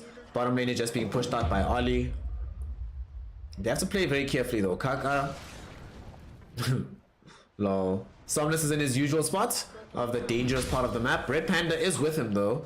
So if he went to try get a jump onto one of these heroes, there probably is enough damage. Somnus and the crew, they're actually gonna jump onto Ollie. Ollie in a lot of trouble, half HP. They have to run away from this. This time around there's no tree and protector, so they don't just heal up this entire tier 2 tower. JT did get the full pipe and was magnanimous enough to drop that onto Ollie to make sure that the Enchantress doesn't just get popped by the Tiny. And indeed does keep Ollie alive. To show their move speed, sure. Move speed of Tiny 365, move speed of Awkward and 400.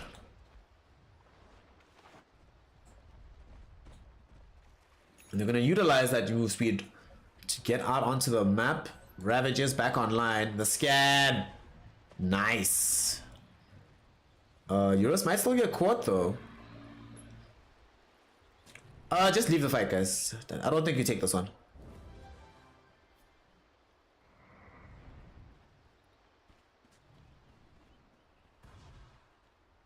Just let it go. Lay some vision down. There we go. Kaka, very nice ward that scouts out FY.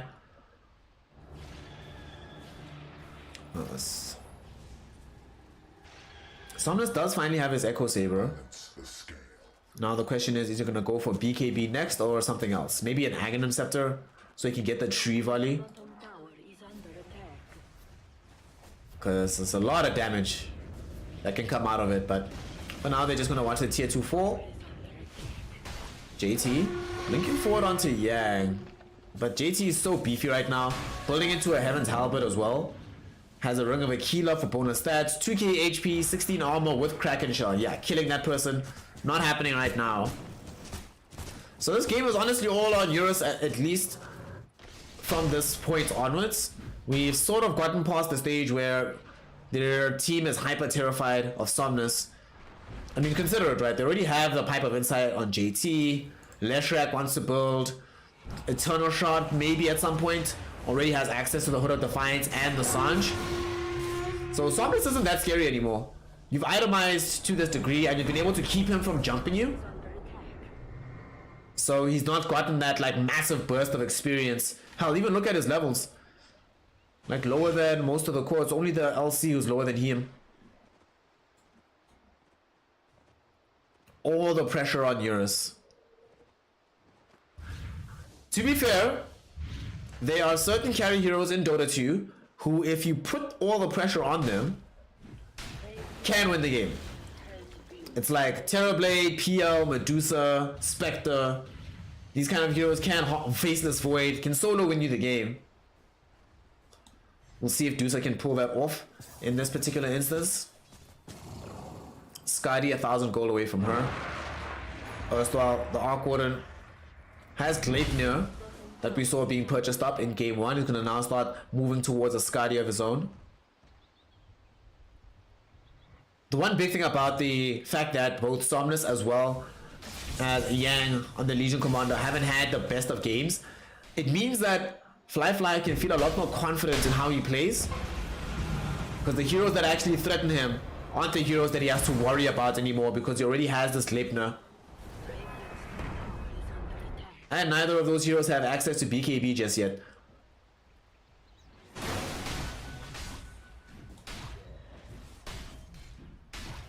Radiant's top tower is under attack.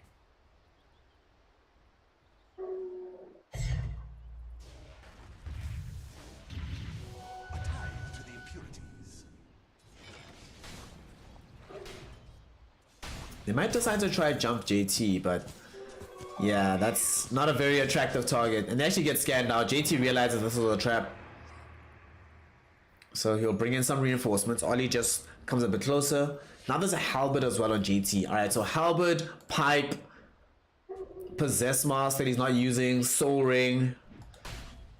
Easy kill, very easy kill. Now he can actually just walk up to the tier 2 and they'll dish out the damage from behind him. Emo will activate Diabolic Edict. You just stand behind JT, have him be the one to tank up the shots. And everything will be gravy. Although because of the positioning of Elephant, makes it a bit more of a complicated prospect right now. IG can't find a clean way into the fight just yet.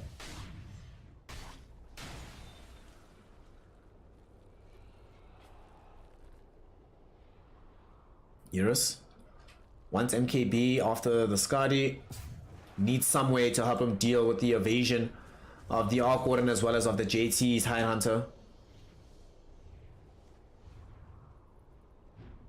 I've been very impressed by his farming pace though. He's 3k gold behind, right? But you have to remember that this was a Midas on the young Arc Warden. So it's a lot of extra income available for the big man. Dire's top tower is under And there's the real big man that they actually want to go for on IG. Thinking about the Roche, Eurus. Not the target you want to start on, right?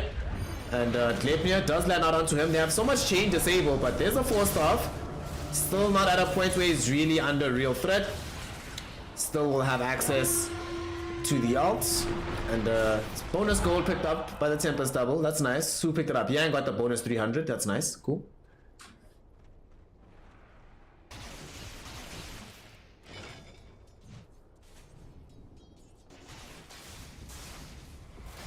Although Roche is the focus. JT. There's no solo crest, I don't think, on the side of IG just yet. Oh, 4-star forward, Medusa in a little bit of trouble here. Blink Ravage coming in. It's gonna stun out onto 4 Eurus. Still gonna be able to get off the stone gaze though. And now this fight looking like it could be a problem. There's the duel. Ravage from FY catches 4 heroes. And they will be able to bring down Oli. Yes, they do. Emo next to 4. Still alive somehow though. The damage is not following up in time. So they have to flee, although what a toss from Somnus allows them to get that kill. Red Panda enables their escape as well with the Echo Stomp because Euros are starting to fall very, very low. Fly put in a lot of damage from the low ground. Lots of bounces with the Chain Lightning. And with the buyback on Oli, they feel like they've done enough on the side of IG to maybe go into Roche, but can they really? Can they really? Yet again, FY God. Using the Ravage, saving the fight, but this time around, they do not chase into a bad position afterwards. They almost did, but then Eurus was like, yo, everybody, I'm dying. I need to get out. And they're like, alright, cool.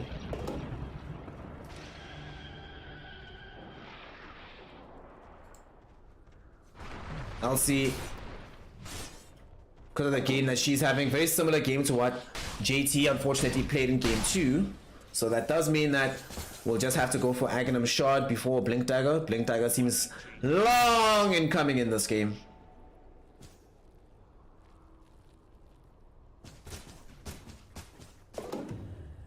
But we did in that fight get to see the potential of this Medusa. Was just sat there, throwing out shot after shot after shot after shot, an absurd amount of damage. Only had to flee because of survivability issues. However, at some point, this Master of Madness will turn into a Satanic. And then things start to look very, very different in these kind of engagements.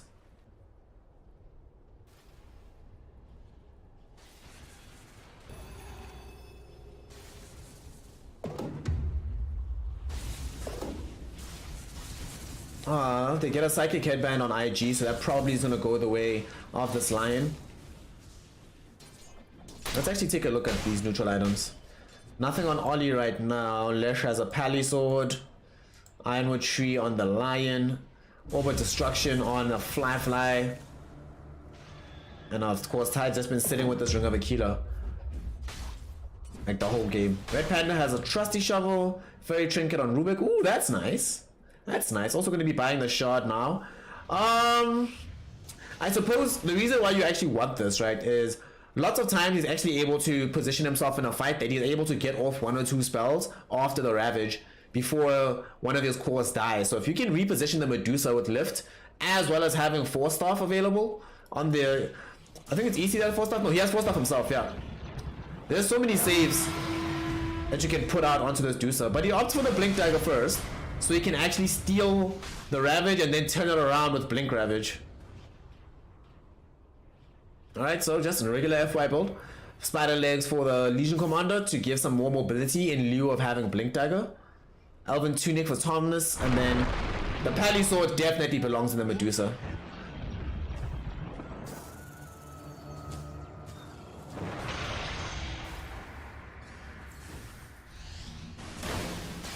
JT is so tanky. It's actually interesting. His tank ability is sometimes might be a cause of a bad fight because he knows he can't die. So he might rush into a fight before guaranteeing about his team's welfare and well-being. Emo in a lot of trouble here. They had an observer ward that saw him. Do they get the dual kill? Yang, can he close the gap? Yes, he can. Duel is out. Got him. And that also will grant Yang the Aghanim Shard as well on the LC. So now you have the press the attack magic immunity granted. It'll be amazing on Eurus every time. Also, another interesting trick, because Ravage comes out in waves, it doesn't just hit all at once, it comes out gradually. If you're positioned properly as the LC, you can press the attack the Medusa preemptively, and she gets the BKB through the tentacles and she doesn't get ravaged. Backline of the fight, Somnus jumping in onto Kaka, looking for a fight. They activated the Stone Gaze as well from Eurus. They will be able to find the first grab onto Kaka. Do they get Ollie? Somnus has his blink online in a few. Duel's also online in 3. What will they do? Red Panda not gonna be able to find the stomp just yet. Somnus, okay, toss back onto JT, but is this the best target? This is the Tide Hunter, remember. Somnus gets the press the attack, running away. Eurus still not doing enough damage. Yo, we need to get the Medusa out of here. Tier 1 tower taken. Get the Medusa out of here, guys. Team. I think Eurus is dead. Yeah, Eurus is dead. Finger of Death will be enough. And Somnus, because of his attempt to get too close, he's also gonna end up dying.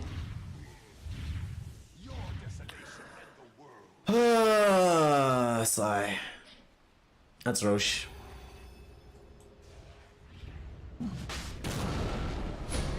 That's so anticlimactic.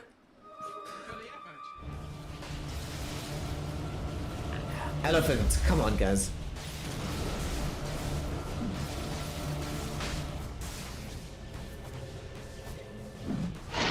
Sometimes the entirety of Elephant feels like an eternal envy team. In the sense that the moment things start going well for them is when you should worry. You're like, things are looking good. Worry about it. Oh god. I don't know what that was. Weird deaths on both the Medusa as well as the Tiny. That should not have happened, ever. Red Panda though does manage to stall out them coming up the high ground. He still has access to the ET splitter. And they'll have the big heroes online in about 10 seconds. So IG would do well to rather retreat away from this.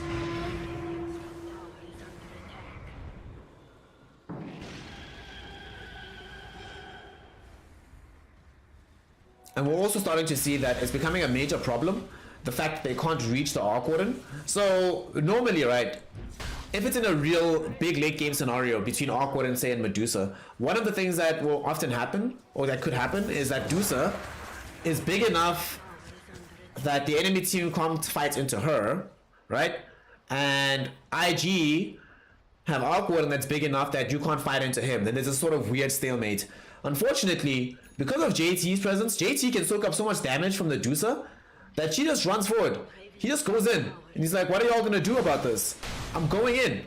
And then Fly is completely free to just throw in all the damage he wants to from the back of the fight.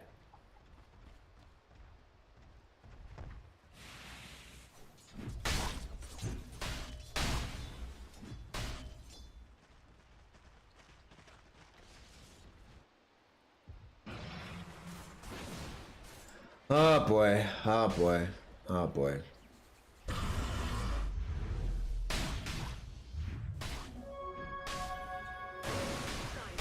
Why do Tide Builders both Satanic? Oh, we'll talk about it in a second. There's Emo. Catching Somnus TP out. Yeah, okay. But Rubik will not be so lucky. FY will be caught and killed, giving yet another finger stack to Kaka. Up to 4 now. Damage is starting to become a huge problem. So as Tide, you get the Satanic because it gives you, of course, you know, the regular heal. But the big thing, right? The big thing. You see that little Satanic, the Unholy Rage, where you get that full lifesteal. And then you look at Tide at the 25 talent, and you see that he gets plus 200 damage.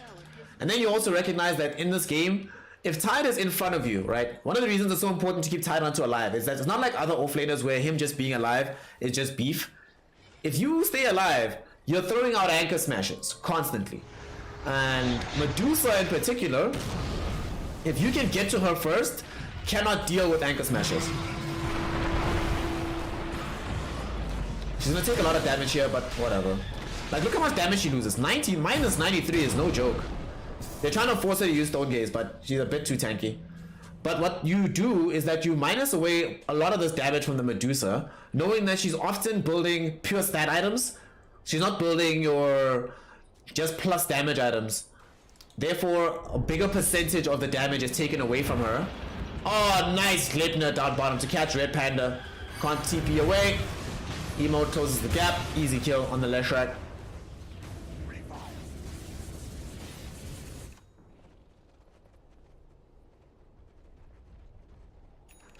sigh.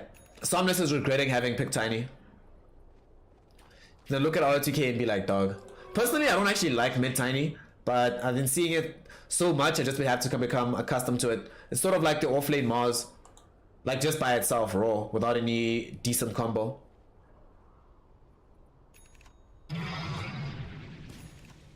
Yeah, and you get the... Yes, you actually have to buy BKB to deal with the Anchor Smash, to deal with Gush, to deal with Split Earth, to deal with Hex.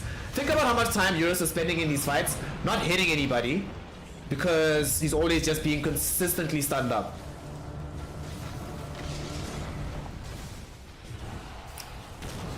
Eurus? Okay, that's a Papa Cheese there. There's a stun flying out. Okay, do they find this fight? 2 hero Earth Splitter, and then also the Split Earth. They've only managed to bring down Ollie, but it also cost them using the ultimate from the Medusa. They need to get more out of this. Either that, or at least more control on the map. And look what they can do on the side of IG. They feel so strong that you can just sit here knowing that they can just jump back in, big Ravage, and this Awkward would dish out the damage to win the fight. And they're somewhat aware of this as well on the side of Elephant. That's why they took a little bit of time before feeling safe to venture outside of their own base. The Sleipnir from Fly has really been putting in the work. Press the attack. Oh, they actually get the kill out onto Red Panda. And Eurus also in a lot of trouble. Fly throwing in the damage. Look at the Skadi slow. 4-star forward. They get the telekinesis lift from FY. Still has the 4-star ready to go if needed. And this is all because they have nothing to get to Fly. Like, Somnus can't get there. If Somnus is playing Storm or Void Spirit or Ember Spirit, they can't do a move like that. But they can just continually keep chasing, because what can they do to us? The only thing they can do is wait on the high ground and have Eurus beat us back with the damage. Somnus is not really a threat in this game. We're past the point where this combo actually threatens anybody. This Tiny hasn't built scaling items, at least not just yet. You know, a Tiny can become like a right-click damage threat. He already has the Aghanim Shot, so he has the permanent tree, and he wants to build now just pure attack speed. Moonshot, Echo Saber. You can be a real threat, but you aren't just yet. Especially not to heroes like JT, who's now building AC. Are you freaking kidding me? When do you ever kill this Tidehunter? They still don't have Blink Dagger on Yang. Doesn't seem like he's bothering to go for it though. Just wants BKB next. These utility and effect items, a bit more important for how this game is going. And Fly. So one of the things about the Awkward that you are able to do, can just keep pushing these lanes out with 0 effort, 0 difficulty, 0 risk. Just Tempest double A click. Life is nice.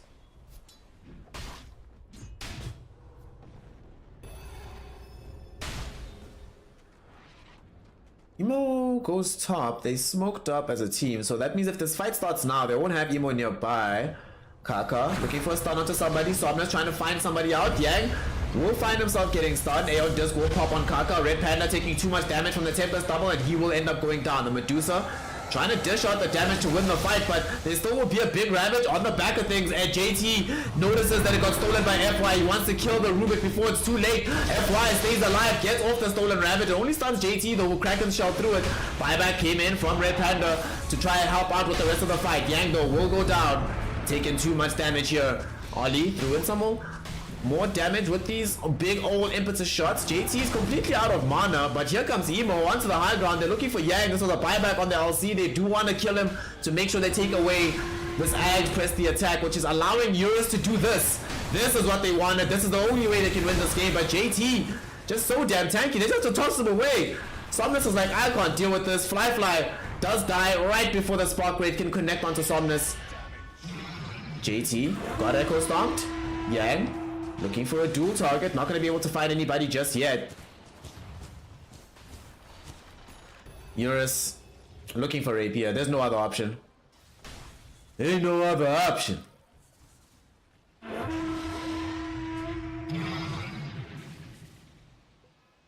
And Fly is just tearing through the team on the backside. We have to compare and contrast, right? Eurus is the one that's tanking up most of the damage, like throwing it out onto everybody, right? JT Just how much time did JT stand on the high ground? Just there, hanging out. Once he notices that the BKB of Eurus is down, his job is just stand around Medusa, anchor smash, anchor smash, anchor smash, anchor smash, anchor smash, anchor smash. Medusa has no damage. To the degree where Somnus has to toss him away from the fight. Not toss him towards the fountain or deeper by the tier 4s. He's just like, go away. Go away. We don't want to deal with you anymore. It's crazy how tanky JT is at this point in the game.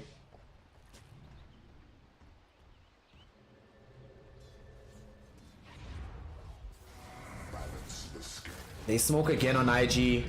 24k net worth lead. Cresting towards 30k in the experience department. Eurus might need an allied lift from FY. They glimmer cape him. Ugh, awkward, dude. The duration of the Tempest double sometimes so long. And they're using it just to make sure that they burn away as much of Medusa's mana as possible early on in the fight. And the thing is, Eurus is in this really rough position where they need him to get enough farm to buy this rapier. So by necessity, he has to be outside the base sometimes. He's the one that has to tank up some of this attention, but it's just so hard. Stolen Ravage is still in play from our boy FY. Tower is under attack. They want to get themselves something around the Roshan pit. They know this fight is coming IG because bottom Fly just took a tier 3 for nothing. They have to fight this fight. They have to. They have to. Look how big that creep wave is down bottom. If they can't find this engagement, God, this will look bad. They're gonna lose a lane of Rags, dude. Oh God, JT jumping up. Okay, Klepner gets the leash out onto Red Panda. Somebody has to go bottom. They're gonna lose a lane of Rags. Evo just running down this Rubik will be able to kill him. Eurus finally ports, but this is too late. Radiant's barracks have fallen. Dude, they lost melee Rags. Oh God. That was okay. So we've had 3 different team elephants today, right? This is like normal elephant actually. This game has been like normal elephant. Game 2 was dream elephant, the elephant that we would like ideally to be able to see more often. And game 1, yeah, just a bit of a shit show. But this, in terms of like some of the weird things that happen when you see elephants play, strange decision making, bizarre map movements, drafts that sort of overestimate what they're going to be able to do on the map. Check. Boy, oh boy, who did they give the shard to? Let's see. Lion looks like he took the shard, so he gets the big mana drain.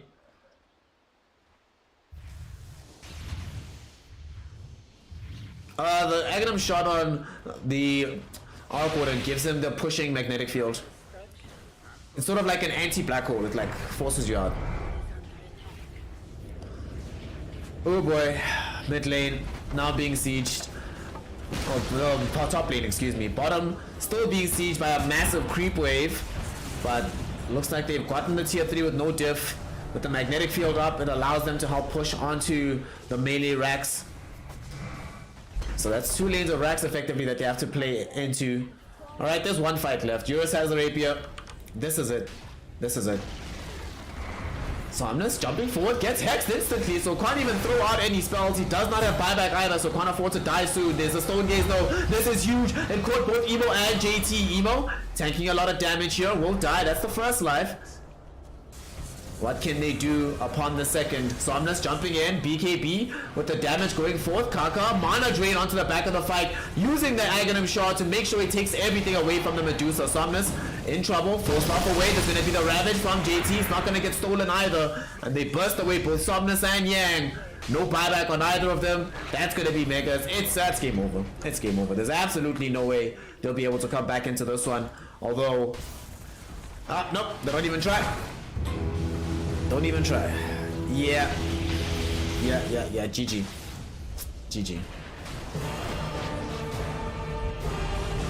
What a strange game to watch. Okay. But 45 minutes in, we end up with an IG victory. You know why this game was so strange for me? It was such a bizarre experience. Is that check this out, right? This is the item that they were hoping out, that they were going to use to just demolish the map, right? You get Blink Dagger on Tiny, you start moving. And they actually did get a quick jump after the Blink was available. But because they also never got Blink on Yang, and Somnus frankly did not much this game, if I'm honest. He got like 1 or 2 early kills on supports that were kind of nice. But even after getting the Blink Dagger, didn't really feel him chasing the map, chasing IG, linking up with Yang in a lane, and you toss somebody directly into Yang and Yang duels them, then you follow up with the avalanches. It felt like he was still trying to pick up some kind of semblance of farm for himself so he could be a right-click threat, but I don't know. He's not necessarily playing the hero where that's what you need to be doing. I think Tiny mid, whenever I see it, this hero just peaks so quickly. So quickly, like 25, 30 tops. And that's when you're having a great game. And if you're having a bad game, there's just very little catch-up potential. You just feel like you do nothing. Yeah, this didn't work out. This did not work out. You know, Eurus did what he could, but there's only so hard you can carry a team. Yang, we saw in game 2 what can happen when you have an LC that doesn't get the Blink Dagger. Because Somnus, frankly, isn't blinking. He's not initiating fights, right? He's trying to just assassinate a target here or there, but he's not initiating the fight for you. Because he's not initiating the fight for you, you're not getting any initiation at all. Because Yang's not initiating either. So it's actually interesting that the losses that we've seen today, and generally in this patch, but today in particular was a very crystalline example. Let's see who gets the putting in work award. Who gets this young award? Who put in most work? Is it? I'll put here my nominations. You'll see the nominations in a moment. As to who I think deserves to be here. All right, make your decisions. Decide. What do y'all think?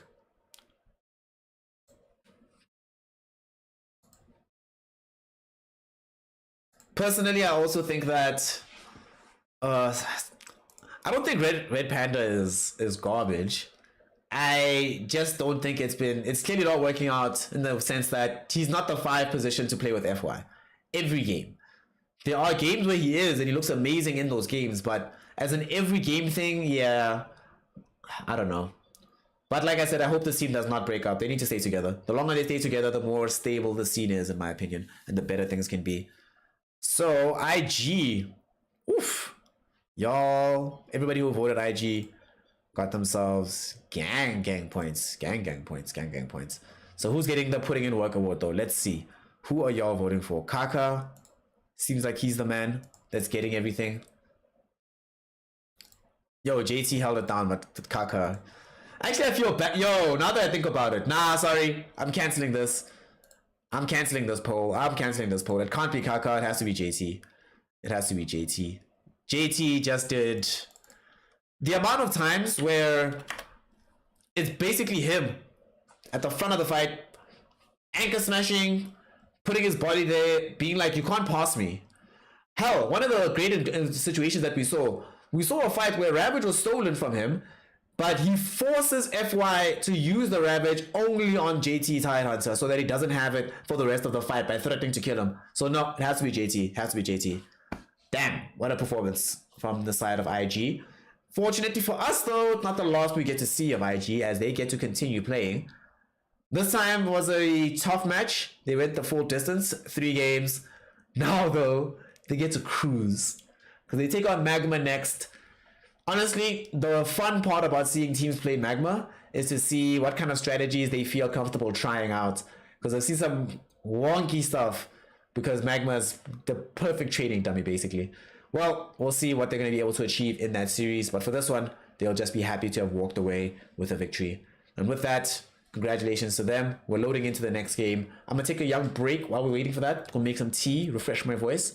In the meantime, make sure that you are a follower if you aren't already. If you're just lurking, yo, lurk and follow. And if you're just following, yo, follow and chat. Come hang out. Say hi. Tell us what you thought about the games. And of course, if you have enjoyed yourself, you want to become a supporter of the stream, can make a one-time donation through PayPal, which will be very much appreciated and will get you right here. You can see the Johnny's name, which has been Chinchillin. Sorry, Johnny, we're trying to replace you, fam. So somebody donates to replace Johnny in the highlight there. Of course, you can become a patron through Patreon. and it would be deeply appreciated if you became a subscriber here through Twitch. Everybody who subscribes gets that bonus content. If you hang out apparently long enough, the River God Sobek will pull through and bless you with a subscription on high. Either him or Alteezy, who just seem to be hanging out subscriptions like it's candy. But thank you, gentlemen. Thank you, comrades. Thank you, ladies. Thank you, everybody, for being here. We're not done just yet for the day. Still gonna just take a short break. We'll be right back. More dotes. More dotes. Actually, how far away is the lobby? Normally this break is like half an hour. So let's give it like 15 minutes and then I'll refresh it again. Depending on how things look. Yeah. But see y'all just now. Don't go anywhere.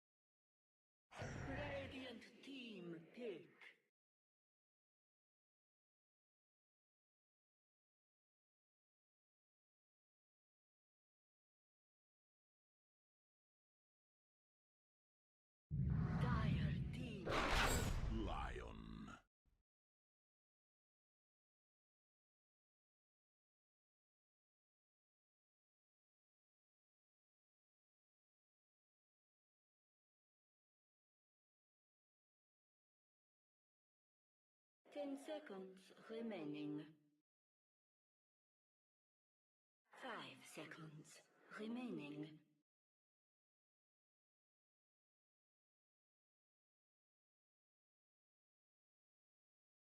Radiant team. Shadow Demon.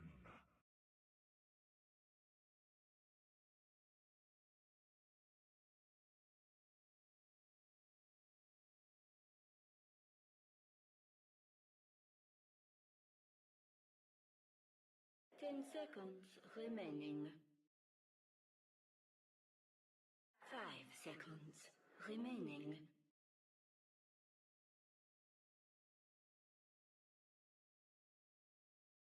Fun fact, Magma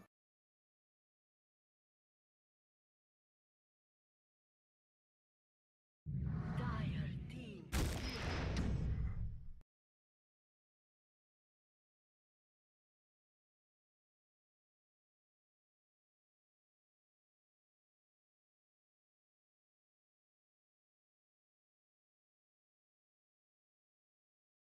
10 seconds remaining. 5 seconds remaining.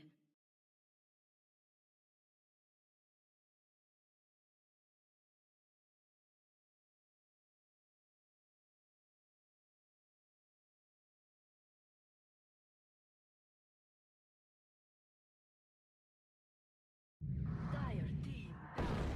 Sack.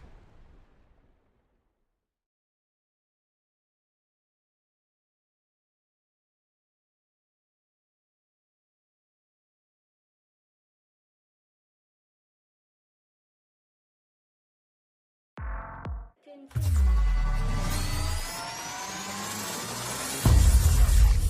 seconds remaining. Ladies, gentlemen, and my NBA comrades, welcome back to the Magma defeat session, where we're going to be seeing them get spanked by IG over the course of the next 2 games. There's absolutely no way we're going to 3.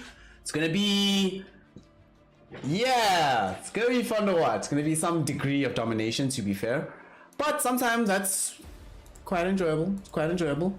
So we're going to be seeing Team Magma doing their best up against the best team in China. I still think that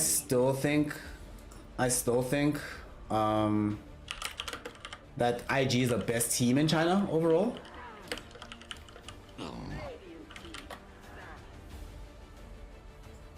So, one thing that let's just see about these drops, right?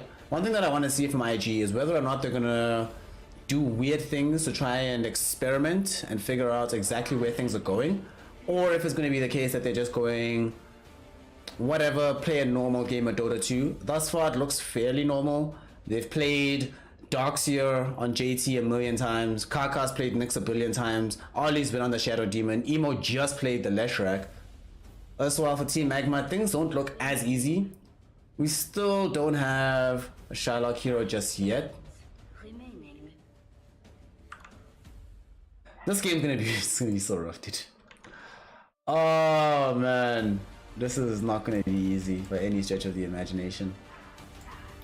A major feature of this particular game as it plays out and goes on is gonna be the fact that, just looking at the draft right now, IG can just run at you forever. Like, there's so little uptime. You have to wait for Doom, DP ult. IG is just like, let's go, baby. We still don't have a Shylock hero though. You know, Dust will play the DP. TZY has his Doom. Hasn't TZY played Doom like every game? Whenever it's available? You betting everything on IG? Yo, Klaus, bruh. Yo, bruh. You gambling, cuz. That's all I'm gonna say. You gambling. Cuz here's Winford's Lycan pick. To be fair, yo. What's Lycan's win rate right now, actually? Let's see. Doesn't somebody want to quickly check that Dota? See what the win rate is of this man. I know the pub win rate is not very high. It's like some low 40s or something. But I don't know what the pro win rate is of this hero. This is disrespect, yo. Honestly, yo. If you feel you can win with Lycan, dude. Yeah, that's just disrespectful. That's just disrespectful. Shylock goes in for the Lone Druid as the final pick. Okay. Shades of Team Liquid coming up here.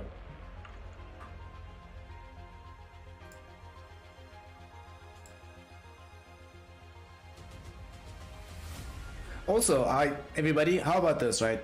I'll do this game. We'll do like game 1. Let's be honest, we know this is going to be a 2-0, and I really want to watch LGDE home. It sounds like so much fun. It sounds like so much fun to watch. Yeah, I really want to watch that game.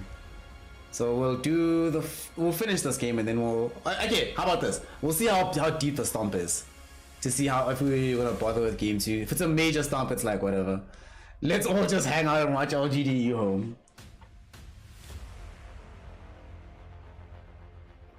The only reasons I really want to watch that LGDE home game is that it's the only good game in DPC until it's that TNC Boom, and then you have to wait until like Saturday to get secrets. I think it's secret OG, but yeah, it is in DPC at the very least looking kind of stale for the next couple of days. So oh, and you also do have Vici Elephant tomorrow. That one's pretty hype. Was it tomorrow or the day after? I don't know.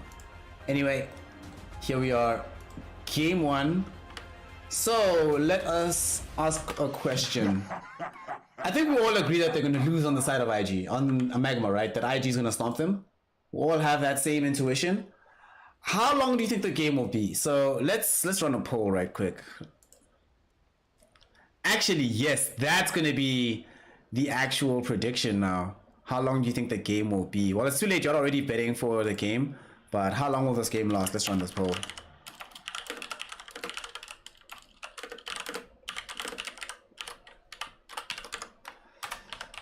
Zero to 15, 15 to, let's give it 25, because that's a particular phase of Dota 2 right now. I'm putting like sort of, will it be a laning phase, early game rush? Is it end in the mid game? Does it start to peter out in the late game, or is it like 40 plus?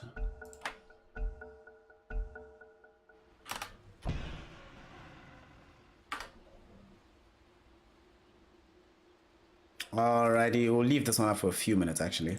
Let's make it a 5-minute poll. How long do you think this game will last? How long will it take? I should have actually named it. How long will it take IG to beat a team map? Feels so bad. Feels so bad. Spicy. I am quite excited to see on the side of IG exactly what you do with Lycan now. I've seen one Lycan game since the changes and the removal of Necrobook, but that particular Lycan was playing offlane, and he just went for the rush of the Aghanim Scepter. I don't think that that's the idea and the rationale for this one. So, but I don't know. We'll see. 30 seconds to battle.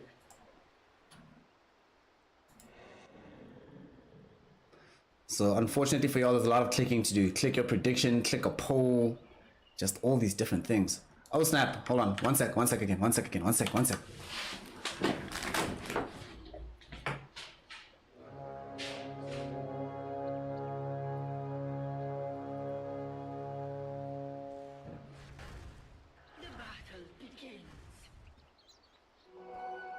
I needed to refresh my tea, and I remembered that I left it in the kitchen.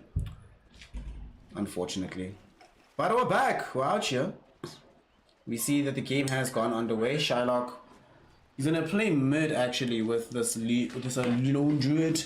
Lone druid. How do I feel about this? Mid lone druid into the emo Lycan. The main issue that I have with this, I don't have an issue with it per se actually. It's not really a problem. It's just, I do think on the side of Magma, they are gonna run into, at some point, damage issues in the middle of the fight. Because now they have had to put this DP into the offlane.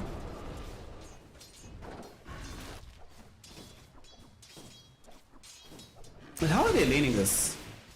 How are they laning this actually? That's the good question. Because I'm not necessarily seeing... So they put the Doom bottom. Okay. So they're just swapping around between Dust and Shylock. And TZY will still play in the off lane with the DP. JT down bottom. This lane is complete utter freeform. Doom does not threaten you at all. The only thing Doom can do in this lane is on occasion devour an Ion Shell creep, but it's literally it. So JT is gonna have a free game top. Fly not gonna have the freest game. They can't get on top of him very easily because you have the Shadow Demon here to provide save with the disruption. You either disrupt the Fly himself or any of the targets trying to encroach upon him.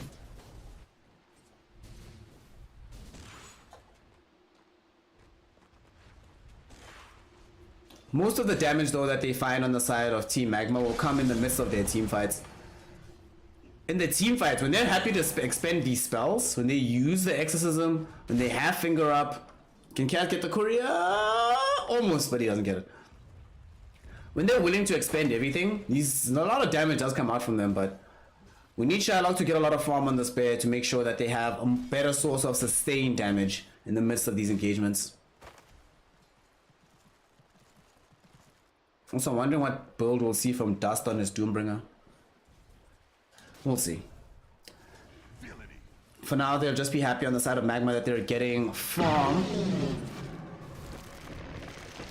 Putting some farm onto Shylock. You want to get this Lone Druid in as good a position as humanly possible. You do not want him just out here being a sort of millstone around the neck. Nice split earth flying out onto Shylock there. Or decent to the bear. The thing is about when you're playing Lone Druid into this Leshrac middle, you can't actually harass or threaten the Lesh. So Lesh practically, for all intents and purposes, has a free lane. And actually gonna go ahead and just steal away the bounty rune as well. Magma about to lose Mian Mian. Does end up taking a tumble. Pops in the top lane. And our boy Mian Mian is dead. Feels bad, fam. Sucks to be you.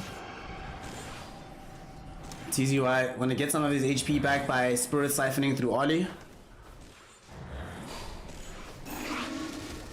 Sadly, that's about all he'll be able to achieve at this point in time. So most of y'all think the game is gonna go 15 to 25. Okay. 15 to 25, let's see. Top lane. Mian Mian wants some revenge onto Ollie, but underneath the tier 1, dude, don't go! He's trying to bait you, he's trying to bait you, trying to bait you. Ollie does the right thing, doesn't just run up straight north, but he jukes and jabs. And that, at the end of the day, does keep him standing, keeps him alive. Although Ollie shows his face again. Probably didn't need to present himself in that way, but he does. And he dies.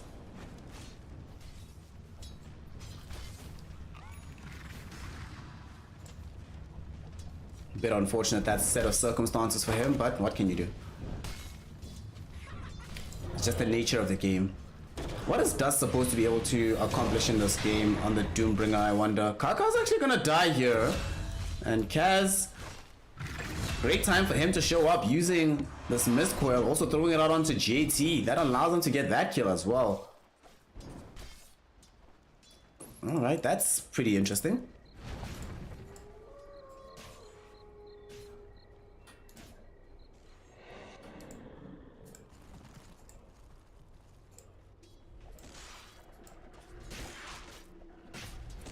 Slow, lumbering game at this point in time. Dust hasn't really indicated what direction he's going for just yet with this Doom. Probably just phase boots arriving. Fly's gonna die top. He gets isolated. Ollie's not nearby. Can't get off the disruption. That is amazing. That's perfect. That's perfect. That's perfect. You need as many kills as humanly possible to fly out onto the man as you can. Make sure that Fly has a slow game. Game's already rough. I mean, right now you'd normally be seeing the Lycan going in for the first Necro book. There's a reason he has to build now Power Treads first.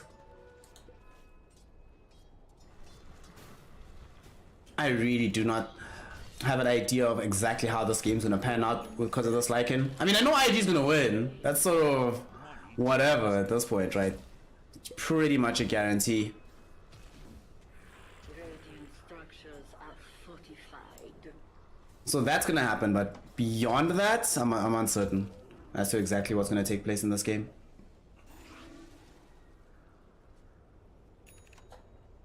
Power treads up. Now what do you build? Straight AC, Mjolnir, Echo Saber. Oh wait, not Echo Saber. You're getting a... This is an Orchid. Because it's getting an Oblivion stuff. Okay, but it is probably Echo Saber. But it could also be Orchid. Because I have seen a lot of carry heroes right now are much more comfortable buying Bloodthorn. So we'll see what this Oblivion stuff turns into. Right now the team's primary interest will just be securing the tier 1 tower bottom. Kaka was surged up. Went behind the tower, wasn't able to find Dust, however. Kaz, in a lot of trouble, will take damage and end up dying, but they do get the Doom down onto Emo. I'm not sure they actually get this kill, however. JT and Kaka, with iron shells between them, do they have enough damage? Can they kill Emo? They do. It's definitely gonna cost Death's life. So Dust does end up taking a tumble as well. Radiant's bottom tower is under attack. Yeah. The big thing for me, oh, nice Earth Spike. Okay, Kaka. With this death, alright, this is actually pretty nice now. Shylock was hoping for a root, not able to find it. Root? You have to prime the root button, fam. Gotta test it to make sure it's working. Fly. In the top lane, chasing TZY around the tier 1. With the ghost flying out, TZY are gonna be able to TP out to safety, however. Emo tried to port in to potentially throw out a stun and interrupt that potential escape attempt. Does at least allow Fly to deny the tier 1 tower.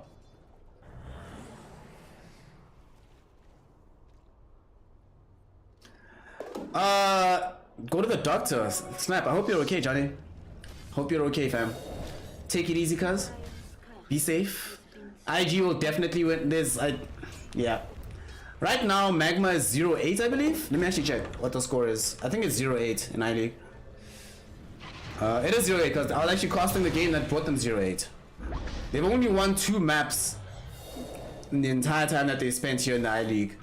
So I doubt it'll be this one. JT, thanks to Iron Shaw, they find the kill onto Kaz. Top lane, they're looking for a grab onto TZY. Emo there with the Pulse Nova, Diabolic Edict. All the spells thrown out.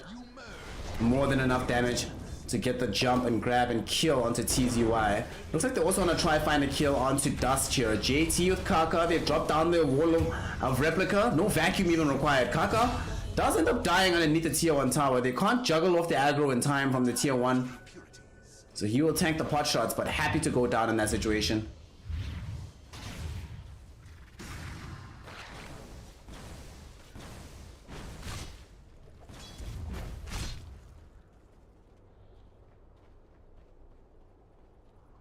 Fly.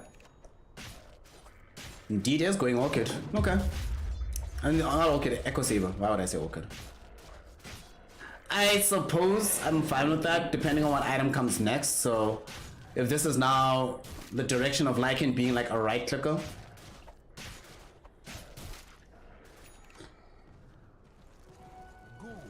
By the way, on Twitch, y'all can probably see Class Yaga doing everything, doing the most, configuring some movebot options. Mans is out here. Look at him go. Emo. Building the Yule Scepter. This is going to be available fairly shortly. They're smoked up right now on the side of IG. They find Dust. Remember, this is a safe lane Doombringer. So him dying is a pretty big deal. And he will go down very, very quickly. He went for the Hand of Midas as well, so he's angling towards a late game that the team itself might not be able to reach. Kaz being chased down right now by Fly. But Kaz and Fly being near each other, it's a pretty bad duo of heroes to try and go kill. And oh my god, big plays from Kaka. The wall dropped down. Shylock does transform into the true form to get a bunch of additional HP. But he's in a lot of trouble because it's going to be quite difficult for him to escape here. They get the surge out. Ghost coming through from TZY. Emo now maybe a bit too far forward here. Got surged up. Ollie, save him. No, Ollie, save him.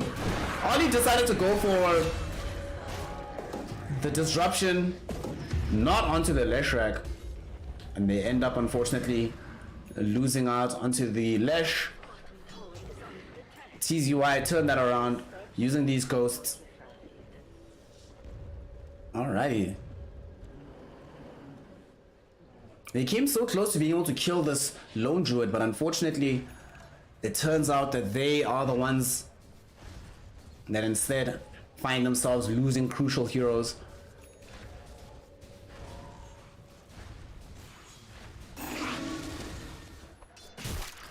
IG will throw this. I'm not sure. The thing is, IG very clearly didn't go for a standard draft, right? Or they went somewhat standard, but they're trying things out. They're experimenting with this Lycan to see if it can actually work in a game. There's a 0% chance, for example, that if they play against some RNG, Team Asta, or whatever, that they end up picking this as the last pick. Money changes hands. So this Lycan, we'll definitely have to see how it actually pans out in this game. They smoke up again. Emo, Kaka, and Ollie. This is a duo that can get kills on the map. Fly is also nearby.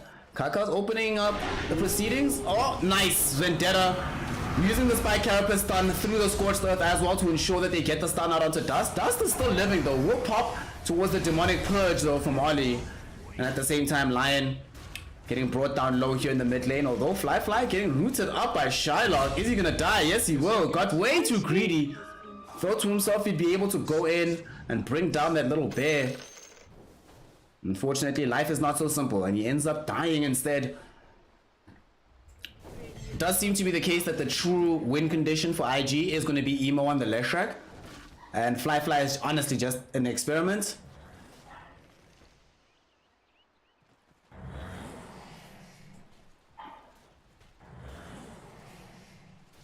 Yeah, that play was very throwaway. I don't know what is happening there with the Lycan, but the big thing that they wanted out of that was the death of Dust.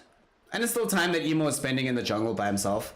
He's being hunted down right now by both Dust and the Lion. Yule's up onto Dust, but they have the lockdown necessary.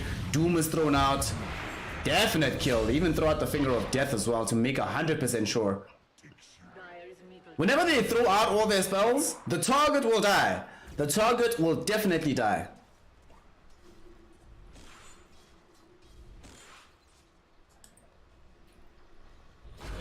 And I love how JT keeps doing this.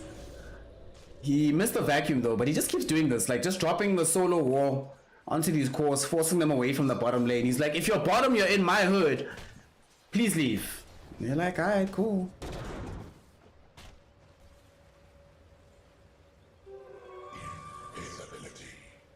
Kaz grabbing an Endless Rune. What's very scary for me though, right, is that every time something happens on the map, it doesn't feel like Magma is poised to be able to do anything off of the back of it. Like, they got the push top and the tower denied there, but it's gonna be a while before I feel comfortable seeing them pushing a tower. Kaka's gonna keep hunting them down. Sure, he's gonna die a lot. He's gonna die now. He's underneath a sentry. So this is gonna be free gold for them. But you can just keep this map constantly scouted out. They know they'll always need sentries. Kaz, he's not gonna die, it's fine. Still has... Oh, it actually doesn't have borrow time. He hasn't leveled it up.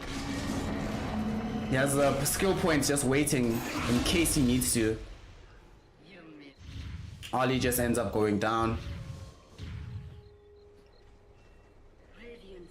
Dogs here though picks up the very early Aghanim Scepter. NGH, I don't think they're trying to lose, but you're correct that they're playing with no regard. They think they are much better than IG, and they're playing like it. So we're gonna see some disrespect plays coming out on the map. Kaka, can he get in range for the stun? Oof. Spike Carapace was just a few units outside of where the Scorched Earth was. Otherwise, that would have been a definite kill. Would have stunned him. Emo TP's in with the Yule Scepter. Dust is gone.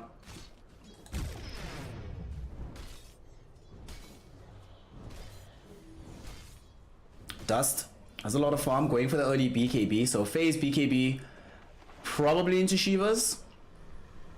Especially considering that if you get Shivas, there's no real damage from the Lycan right now.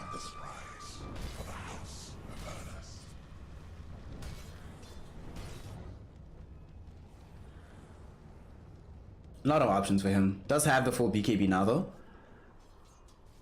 That always makes you feel very good. Kaka will get scouted again because it's still a sentry middle. Emo. If he gets seen, he could get gone on, but unfortunately for Team Magma, they do not have any blink daggers, so no options on the mobility front. They're still building one on this Mian Lion. It's gonna take a little bit of time before it's online. Kaz rotating to the top lane. They lay out a sentry. Oh, he forces a BKB. If he can get away from this, oh wow, this is great. This is great. They force BKB and ghosts. You feel so good. Ollie just disrupts the Death Prophet. And don't fight. Just let them, they basically punch themselves out.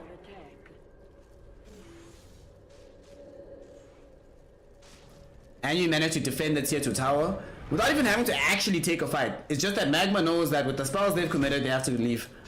Oh, this is so nice. Do they smoke back is the question from IG, and indeed they do. They might not smoke for a fight, but they might smoke for a Roche. But they want the engagement.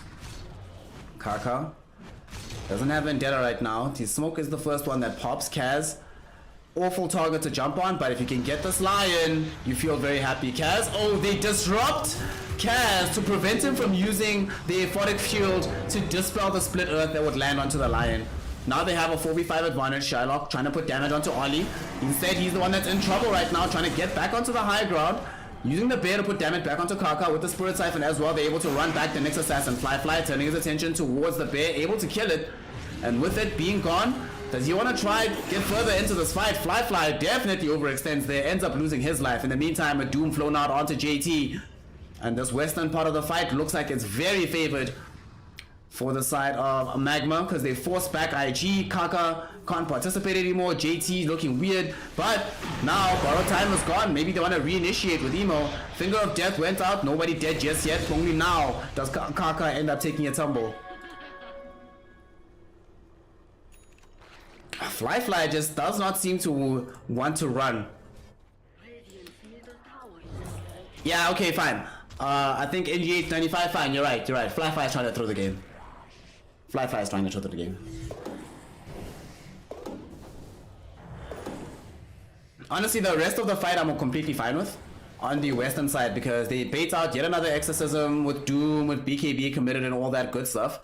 But Kaka going back and dying shouldn't have happened, and Fly definitely should not have died. Somebody on the team used to tell him, dude, relax, just chill. You do know you're playing Lycan, right? You're not playing some Sven or some PA or Morphling. It's Lycan, bro, chill.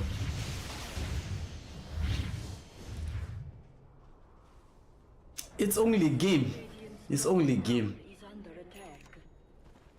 BKB being built up by Emo. JT adds Blink with Arcane Boots 20 minutes into the game. Okay.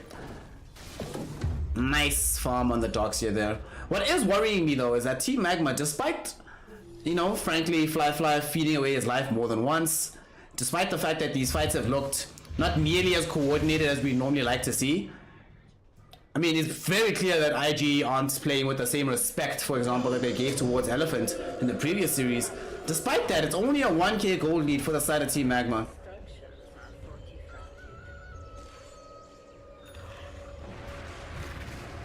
And there is still this Midas on the Doom, so this gold hasn't just come completely off the basis of farming well in the jungle or taking good fights. They've been prioritizing this overall net worth game.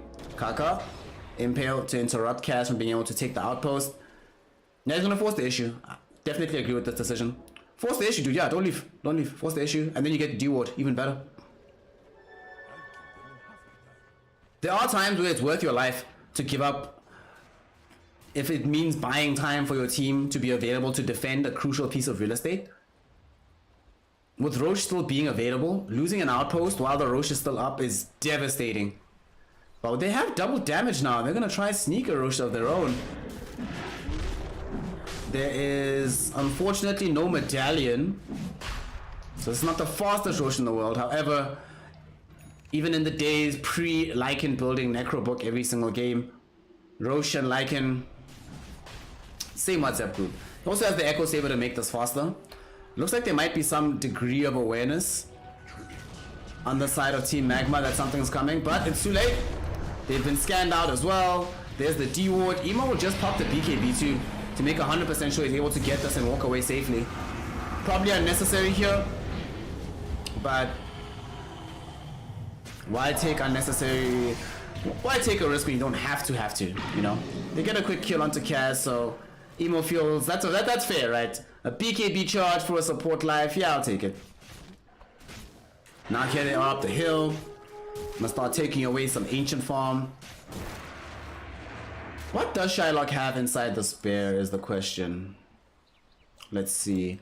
So Mjolnir, Mask of Madness. He's building a Basher next. And at the level 15 he got, oh okay, that's interesting, got the Savage Roll cooldown talent. I thought he was gonna get the bear armor, Radiant's top tower is under attack. but Savage Roll cooldown, yeah. I suppose in this game he probably feels that the threat of the Lycan physically is not really gonna be a primary concern for him. So bonus armor would be a little bit wasted in this situation. Whereas Primal Roar you can, yeah. Savage Roll is always really useful.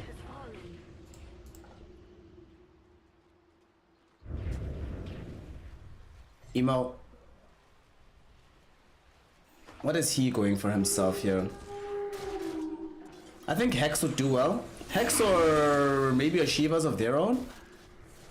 Because JT's not going to build Shivas, right? He's just going to build more utility items for the team. Wants a Lotus Orb next. Man, JT, where's all this money? The Axe for me is a really big deal though. That bonus HP. And it guarantees that the fight can start with them having double Iron Shell already available. We've seen the IG since picking up these items, haven't tried to make something happen on the map, content to just farm it up. They only smoked in for a Roche.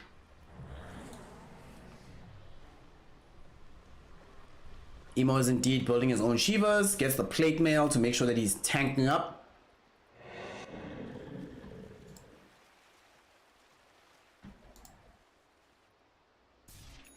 Kaka? They have found pure Mian Mian. They have blocked in pure Mian Mian. Feels! That's so rude. Yo. That's so rude. The only thing that would be ruder is if they tipped him as well. That would be hilarious.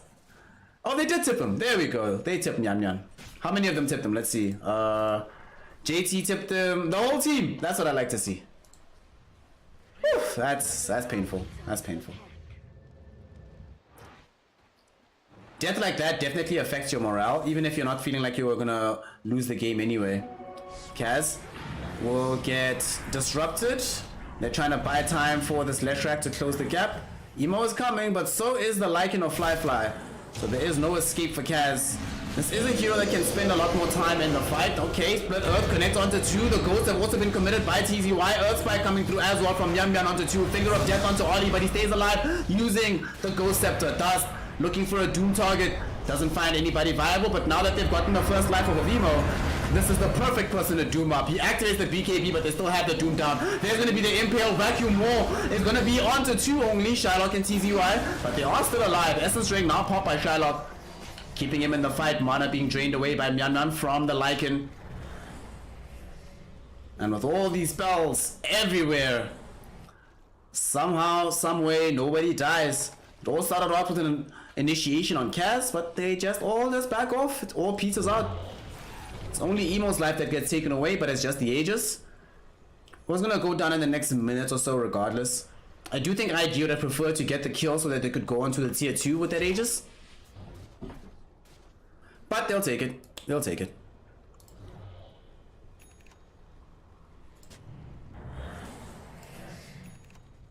Kaya picked up by Monsieur Le Shrek. Is this Sanjin Kaya, right? Yeah.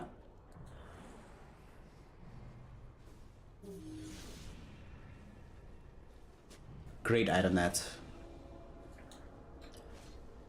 It's only a 1k gold lead for the side of IG, but they've now claimed themselves an outpost. Kaka is laying out vision that probably won't be deordered anytime soon.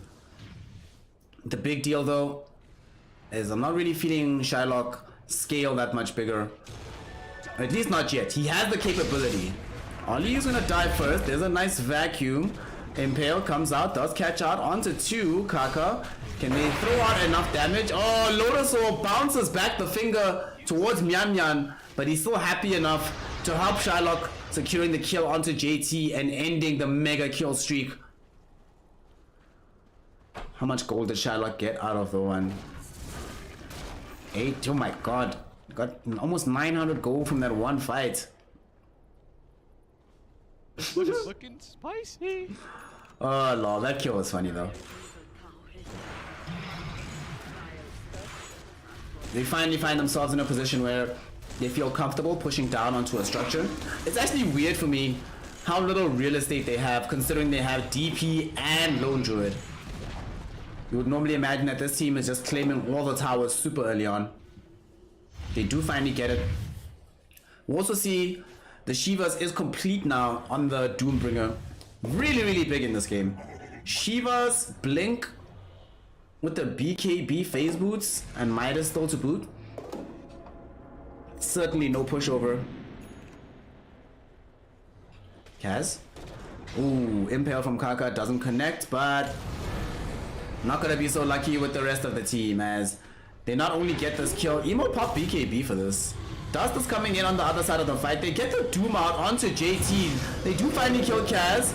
JT not going to be able to participate in the fight, so there's no Iron Shell available for Emo. Emo will die and snare onto JT as well. They're looking for the kill on the western part of the fight, and they will be able to find it. JT is gone. Meantime, Ollie trying to run through the Ghost Scepter. At the same time, Fly using the Shapeshift doesn't seem to do all that much except for allowing him to escape. TZY does finally finish the job onto Ollie.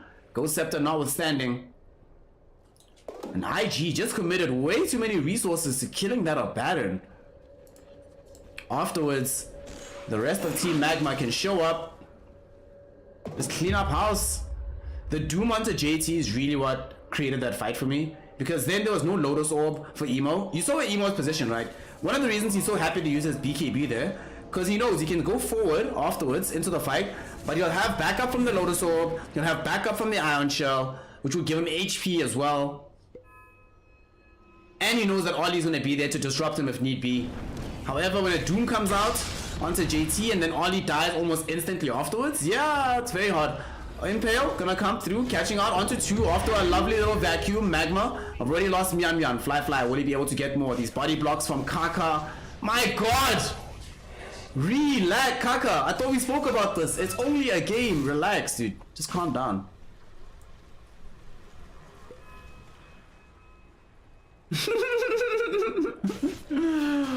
IG causing a lot of stress in the chat because people realize just how much they've bet.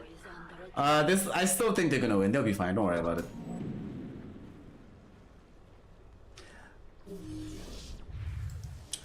If worse comes to worse, Emo will drag them to victory, kicking and screaming. Fly is like, let me feed. No more feed. We win the game now. To be fair, Fly hasn't died in a while, so it was Emo's turn to feed this time around. 2k gold lead for the side of Team Magma. Dust wants to build Refresher for the double Doom. They finished the Basher as well for Shylock on the Bear, so they're gonna go in for this fight. Here they come. They look middle. Oh, blink forward. Mian Mian, unfortunately, only able to catch out the Kaka Nyx, and Nyx is also gonna get sped away to safety.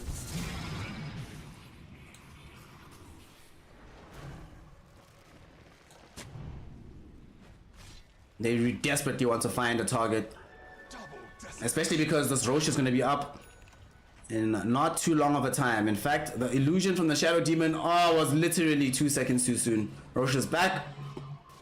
There's the big man. What will they do on the two sides?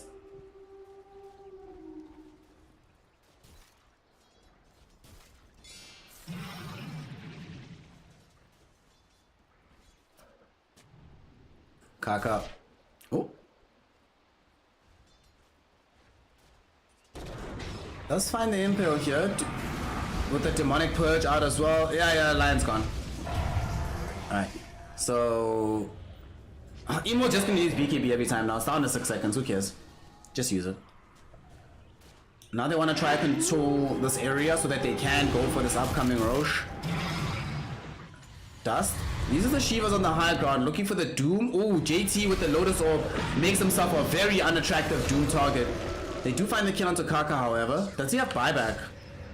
Kaka doesn't have buyback. That's actually a big deal because now they have Ghost, Solar Crest, all of their things inside the pit, and with the BKB being down as well on the Leshrac, if they had buyback on Kaka, he can buy back, make himself a presence here, maybe used by Carapace. Oh, big vacuum wall coming in from JT. Does finally get doomed up. Fly trying to take this fight, but too much damage going the way of the Lycan. He only activates the Satanic when it's too late, and he ends up losing his life.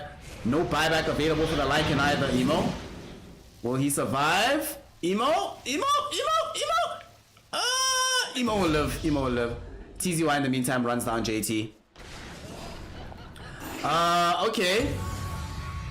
I might be a bit optimistic at this point about my contention that no matter what, IG is good enough to still win, because plays like that.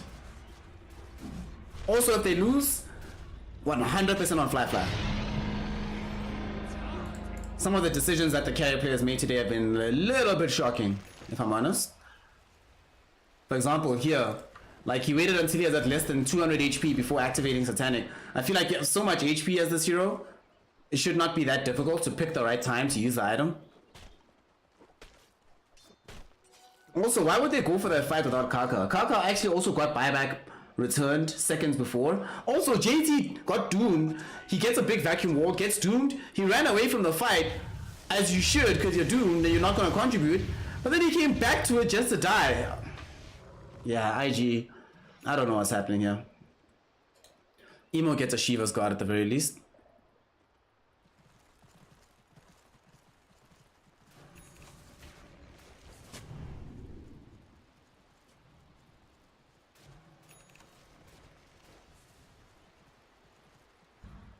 Lion, access to the Aether Lens with the Blink Dagger in tow, has been showing a lot of prowess in these fights. That's why you get the early blink on this hero. Nyx in the mid lane. There is going to be a Lotus Orb. Oh my god, the turnaround with the Earth Spike. There's going to be 4 heroes vacuumed in. They burst down JT, but he's done his job for this fight. What will the rest of the team be able to do? Doom up though onto Emo. We can't do anything. Emo, dude, where are you in the fight? Emo's going to die here. Kaka, in the meantime, was able to get off a very nice impale on the other side of the fight. Fly, can he run away from Dust and TZY? Indeed he can.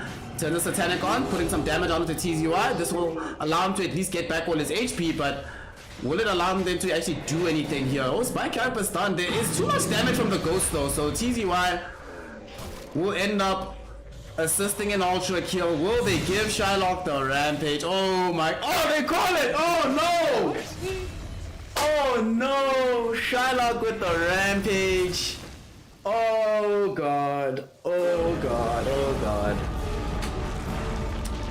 Oof. Oof. Oof. Oof. Oof. Oof. Oof. Oof. Oof.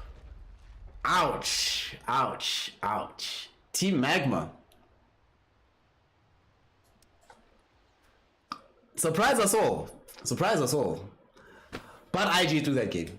Yeah, I feel like we've all seen enough Dota to know what a tier 1 team should be able to play like. And yeah, they threw that game. They threw that game. All right, hold on. Listen, everybody. Listen up. Check this out. Now, because they threw, and because it was an obvious throw, right? Because it was a pretty obvious throw, in the sense that IG is better than this, right? There's one of two things.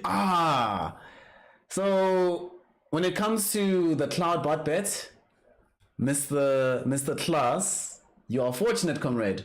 Nobody actually bet on Magma, right?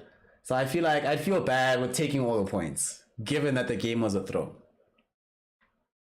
I don't even want to analyze this game. This is a throw. Like, whatever. Fly through the game. The team just, yeah. I don't know what happened there. Fly just kept running at people. There was a lot of disrespect, obviously, still, from the side of IG. But, yeah.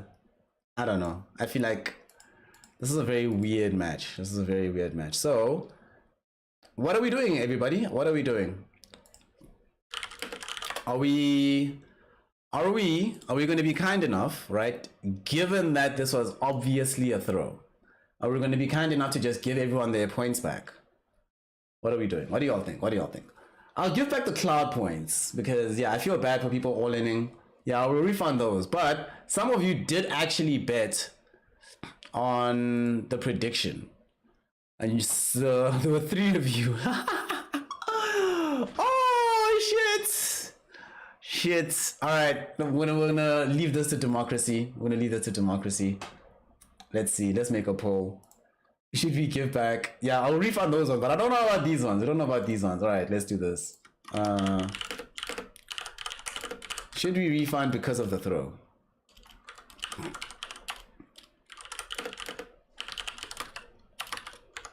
Yeah, well, this will hang in the balance for a little bit while the teams just get themselves back up to scratch.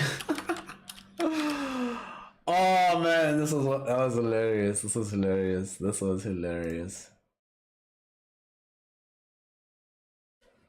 Yeah, this is the one and only. This is just one of these. I just legit feel bad because, yeah, they threw the game. Even with the Lycan, right? They were winning the game at some point, right? And then they just decided to play like shit. Like, honestly, this game was, yeah, it was shocking to watch, honestly, from IG. Because, yeah, I hate actually seeing this kind of thing. It actually pisses me off, if I'm honest. Because now all of us have to have this uncomfortable conversation about, did they throw because someone was betting on the team? Did they throw because they were just being so disrespectful if they thought they could A-click their way to victory? Was this them now on a downward spiral? What's actually happening? I hate the situation. It's awful. Awful. All right, so we're going to take a break. We'll be right back, and then we'll see how things go. Yeah. Vote on the thing, and we'll see. See y'all just now.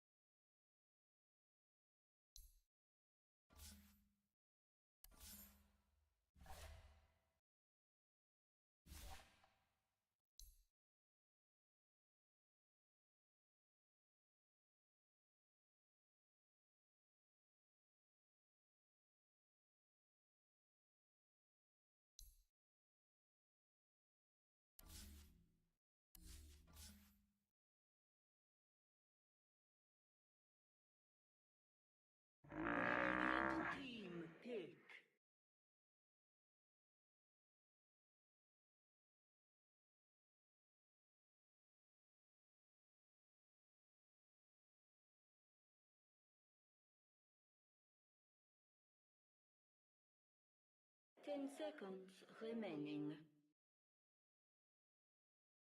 5 seconds remaining.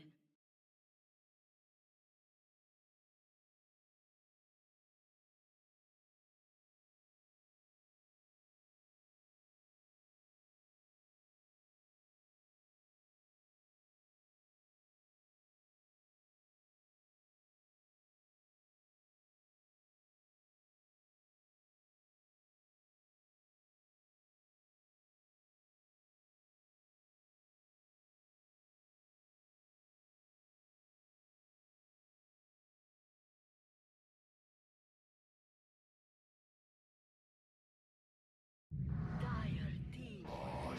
Shadow Demon.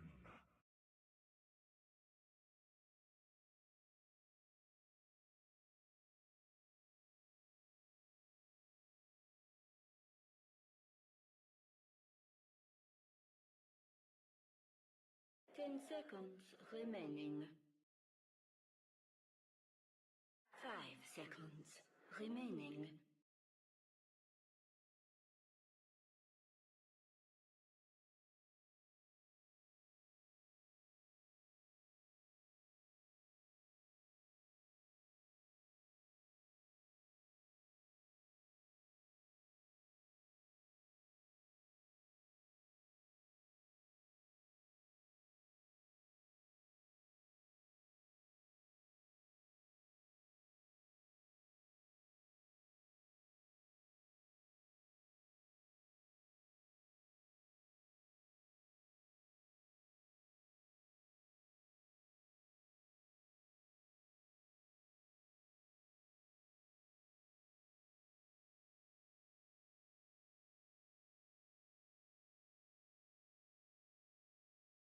Radiant team.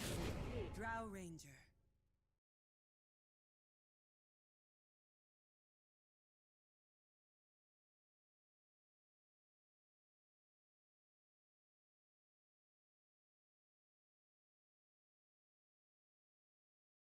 Ten seconds remaining.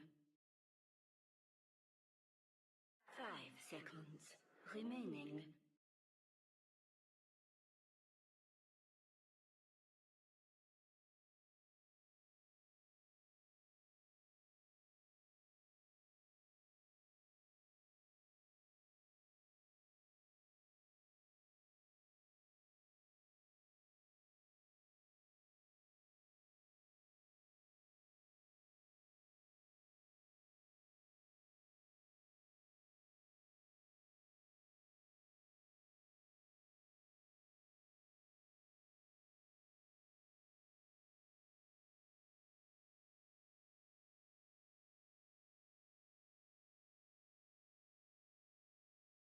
Radiant team.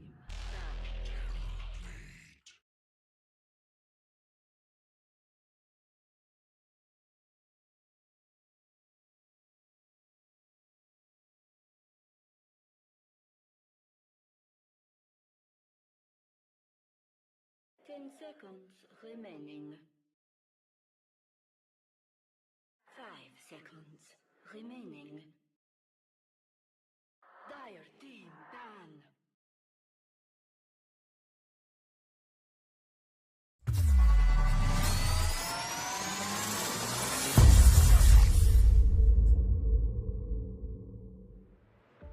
Well, here we go again. Oh shit, here we go again. We're back in it now. Yeah.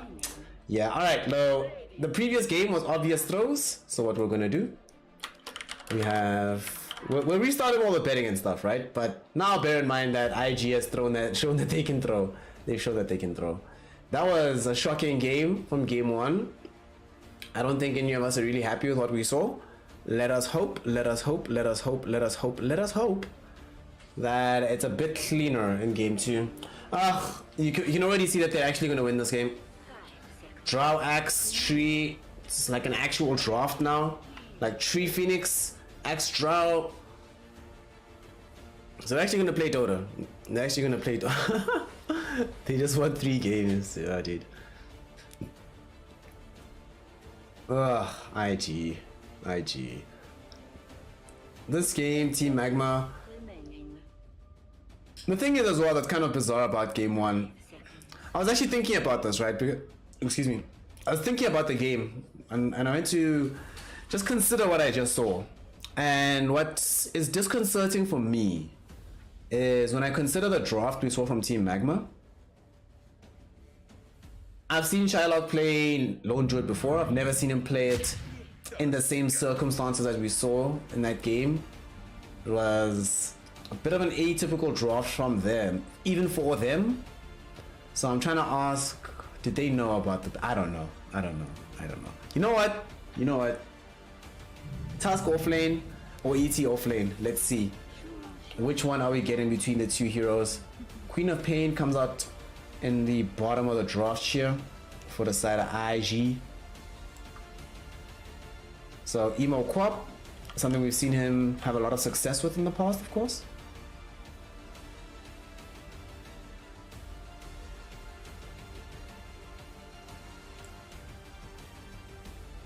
Wait, why is this? Oh, something's not working with 1 second, hold on.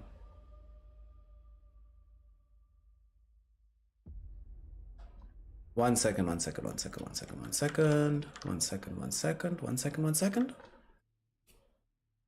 Yeah, it's not supposed to be doing that. Something's going weird with my computer. Ah well, who cares? It's all fine. 5 seconds remaining.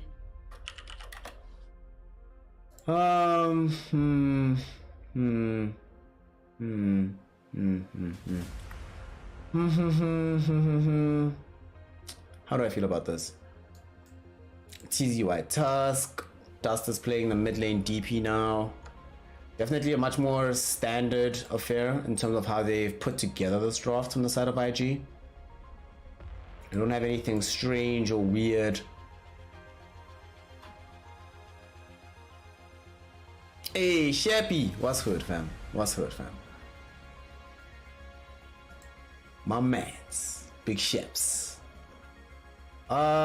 Queen of Pain is not really a hero that gets picked up all the time right now for a good reason.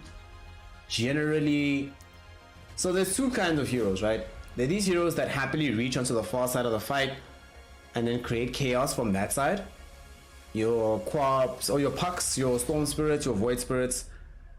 And those heroes tend to be highly elusive in the sense that once they get to the far side of the fight, they can also get themselves out without too much difficulty.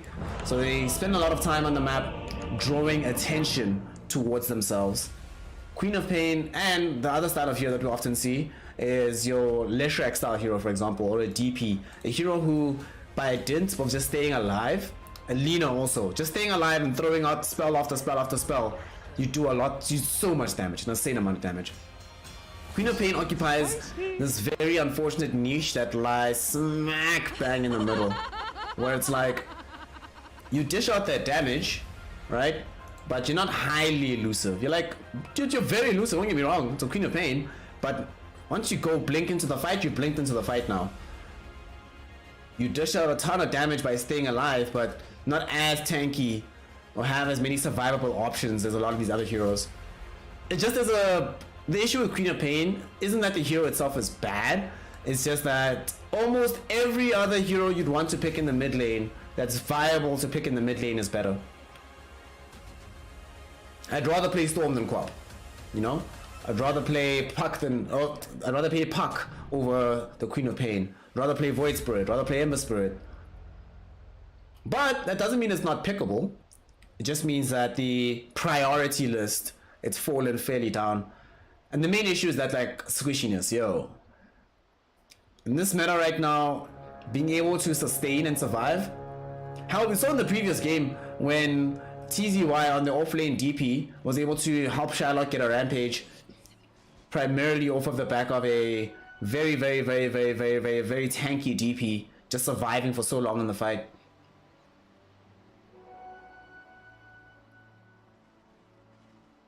Now the game has started proper, so we are underway. So now my face has to move. Feels bad. You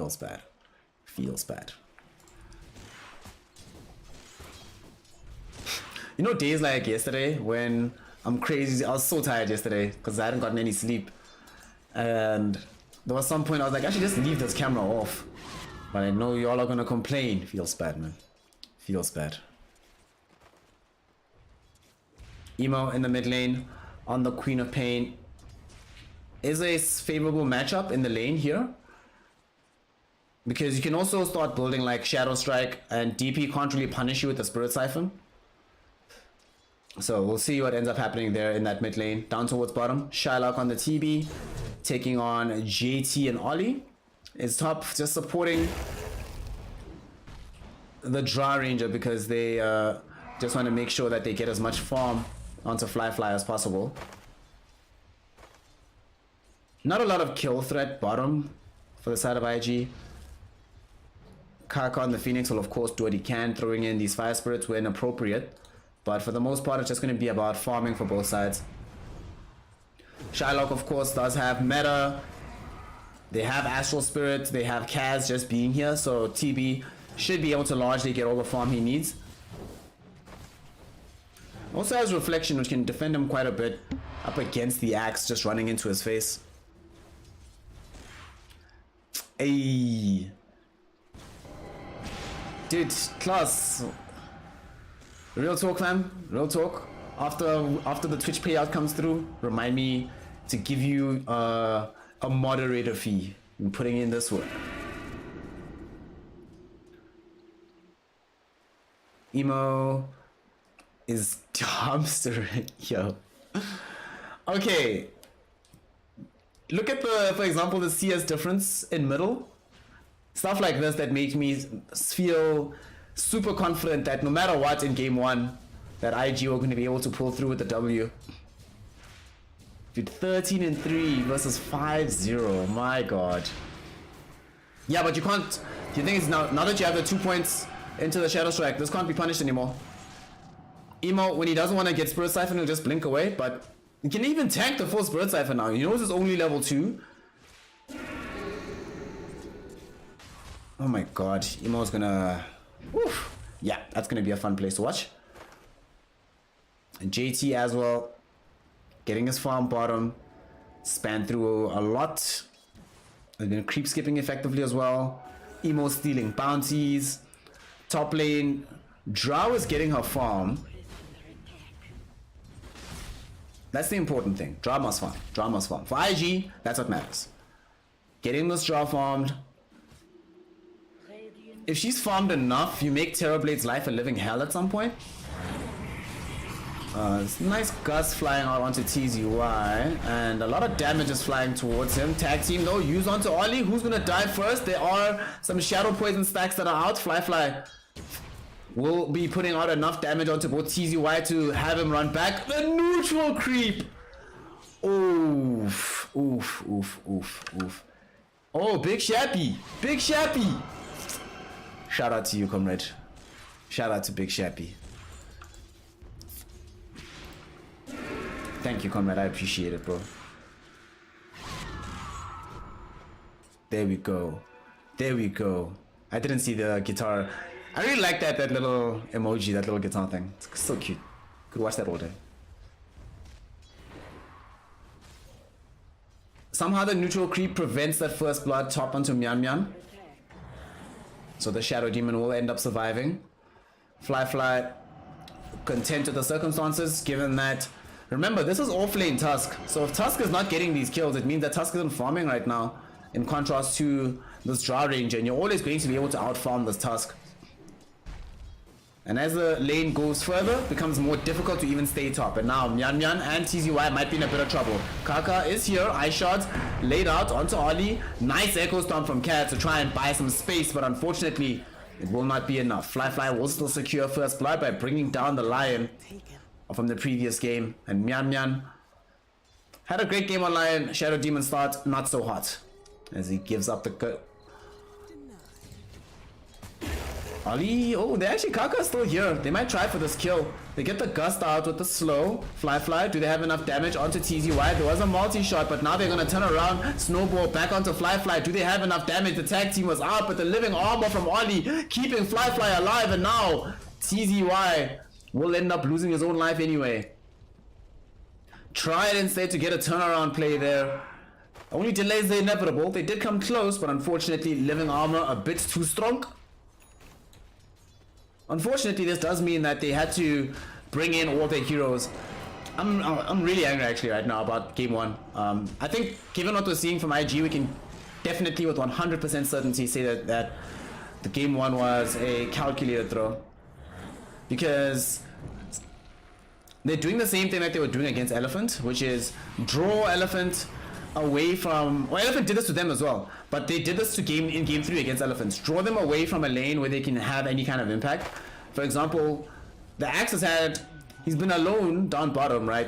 And you would think to yourself, well, they've left Terrorblade alone too. But this is farm that's being picked up by the TB that he doesn't have to worry about contestation. Great rotation middle though by Dust.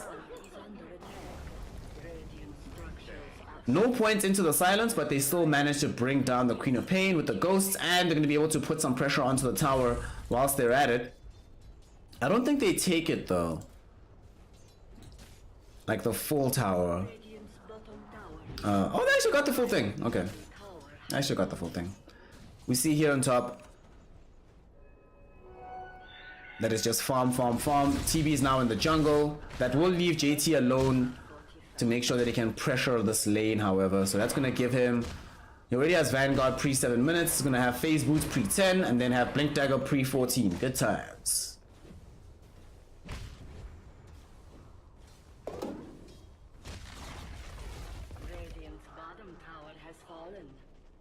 Oh my god, Shappy, what are you doing? Yo, Shaps! And you gave out subs! Oh my god. Alright. Yeah, alright, Shappy.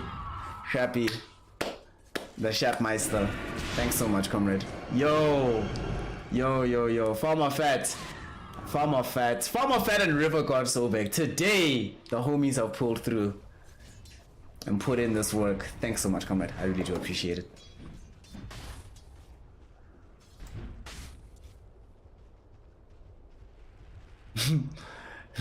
IG's probably tired. Nah, fam. Listen, we've all been watching and playing Dota for way too long to be coy about what a throw looks like. So let's just be upfront about it, foreground that fact, move on. It is what it is. Emo. The build for this game, I imagine, will be Orchid, BKB. Doesn't need Lincolns. Doesn't need a Yule Scepter really. So trade Orchid. Thing is, after that death that he experienced middle and losing the tower, a lot of the map is closed off to Emo, and a lot of net worth that he gained over Dust was reversed in the opposite direction. However, on the bright side for IG, JT is absurdly farmed. Oh, are they gonna get the Echo Stomp? No, they're not. JT is absurdly farmed. Fly is getting quite a decent amount of this farm. We'll have this D-Lance in a decent timing.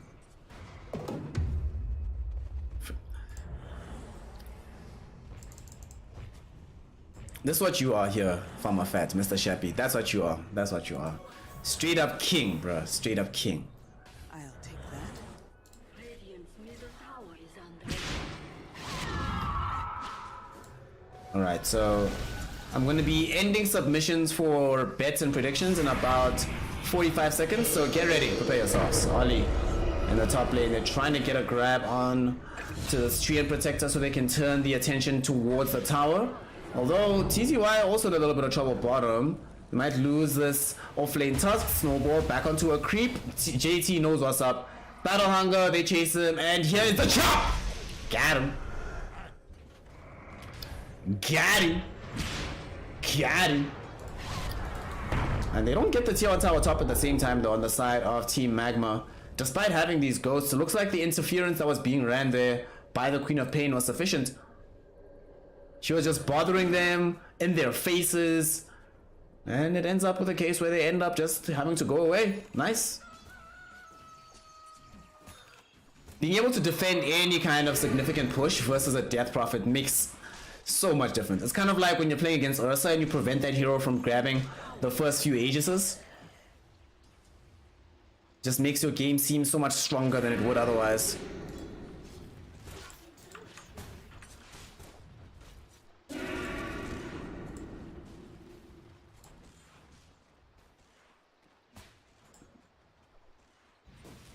Kaka. Will find himself in a bit of trouble here. No Icarus dive. Oh! Waits until the very last second. Alright, so you're just trying to gain some style points while he's at it. Just before diving himself away. Top lane Ollie. Took a lot of damage. Has 4 Shadow Poison stacks on him. The 5th one doesn't connect, however, so we'll take a burst, but he's okay. Everything's fine. IG with a massive gold lead right now. 3k the first 11 minutes.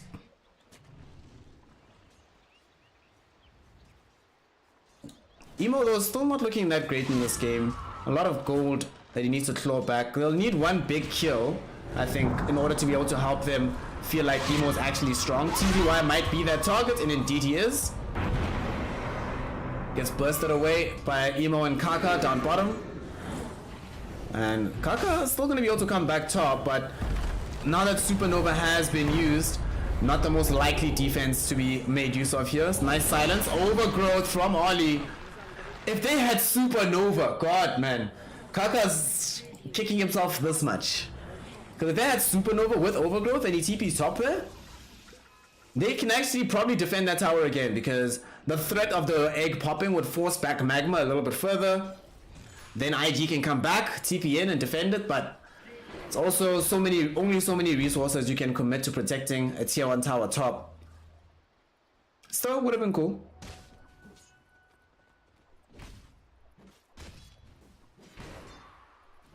Hey, Johnny's back.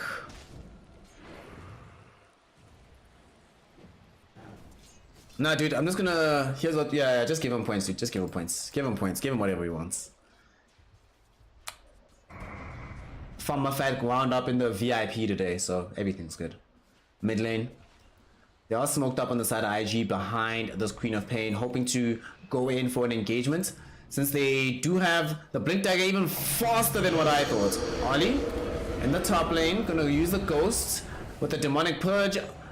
Out, they have more than enough damage, but now here's the jump. They find Terrorblade. Will they have enough to actually get this kill? JT, there's gonna be a snowball to save. Also gonna be saving the Kaz Elder Titan. Kaz is gonna die, but takes Kaka with him on the Phoenix. Happy to do so. They managed to jump onto the Terrorblade, but they just didn't have the damage to actually pop him. They didn't have Sonic Wave, it doesn't seem. TZY now coming in. JT, he's going to be the target here. They brought down the tier 1 tower. Snowball flying forth. The axe, will they be able to kill him? He's still alive. Sonic Wave finally thrown out. There's going to be living armor, but they do run it through. The damage onto TZY though will kill him inside the river. Saved for just a moment by this disruption, so Emo will not be able to pick him up, but they still do find the kill on the other side. Fly also shows up with the multi-shot. He was the one that provided the threat that brought down Mian Mian, so it's a 3-1 engagement now suddenly. TB did pop the meta to be more engaged in the fight, but IG still happy with what ends up happening, as they will walk away having taken themselves a decent few kills, but more importantly having finally involved Fly in a successful fight beyond the lanes. JT does die, but whatever. I think Dust is actually dead now. The Dire Scan does connect quite nicely, but there's no way that Dust survives. No, where's the Blink? There we go. Blinko with the Supernova down as well. The Supernova was probably unnecessary from Kaka, but rather use the spell and not need it, then don't use it and decide you did need it. Big kill there for IG once more. More time bought on the map for them to keep farming.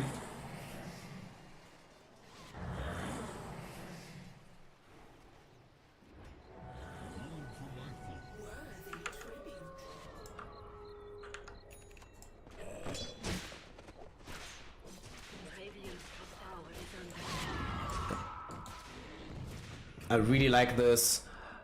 The fact that they've been able to slow this game down for Emo at the very least, to give Emo space to be the one that's just hitting creeps and farming.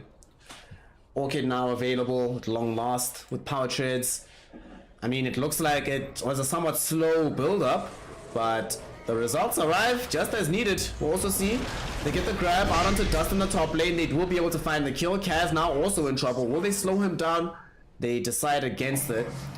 JT, Demonic Purge out onto him. Kaz will throw out the ET Splitter as well. Not that much damage onto the axe just yet. He's falling low. Finally, they do manage to pop him. However, this is going to be an expensive thing for them as they end up losing Kaz immediately afterwards. TZY will follow him into the grave. Emo with Fly. They jump onto the far side of the fight. Fly throws out the multi-shot and Emo slows up the target.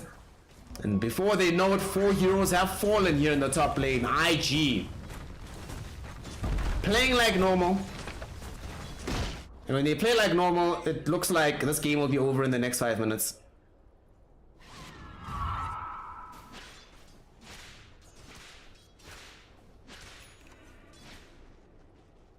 Radiant's top tower is under attack.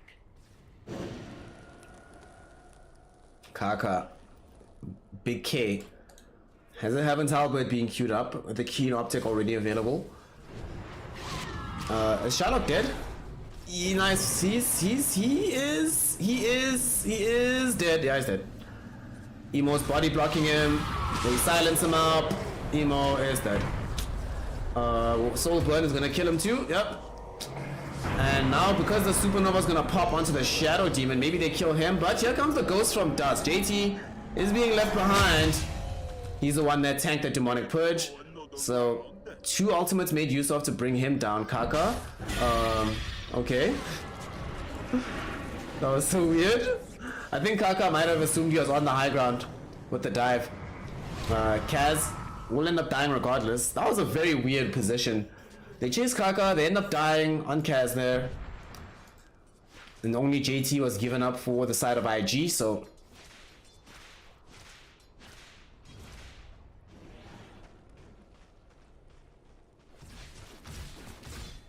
$9K gold lead. Quap of Pain. I don't even think you need to build BKB, whatever. Build like Shiva's Hex. Get whatever you want. You can have whatever you like.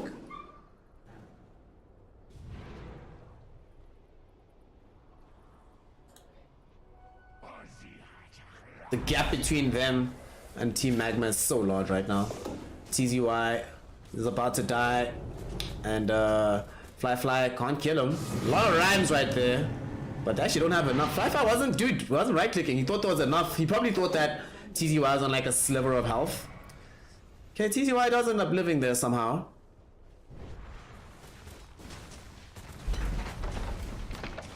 Radiant structures are fortified. Dire structures Magma fortified. looking to come for a fight. This is the last one. If this fight goes badly, this game can't be won. Bottom tower has fallen. So because the tier 2 has fallen, they very wisely decide, let's know. NGH, it's worse than just can 2-0 Magma. It's they should T0 Magma. Should. Every single time somebody plays this Magma side, you know, no disrespect to them, but they should lose 2-0. If they don't lose 2-0, something funny, something special is happening. You see now, nice jump there from JT, but even better save from TZY. Supernova on the high ground, can they get to it to destroy it? No, they cannot. In fact, it's going to pop, and it's going to stun both Dust as well as Kaz. Myanmar and TZY have already lost their lives, and then they just immediately bring down Dust as soon as they can. 3 heroes fall.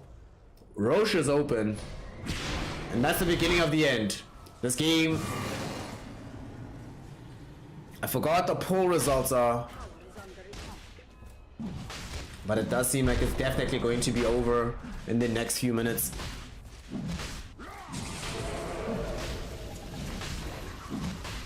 Look at this damage from Fly and JT.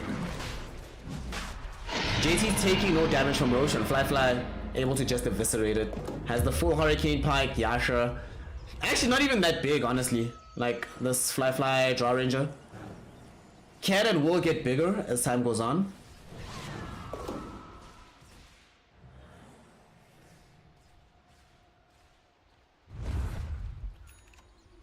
See now, smoke up from Magma. This is a Hail Mary. If this doesn't work out, the game will end.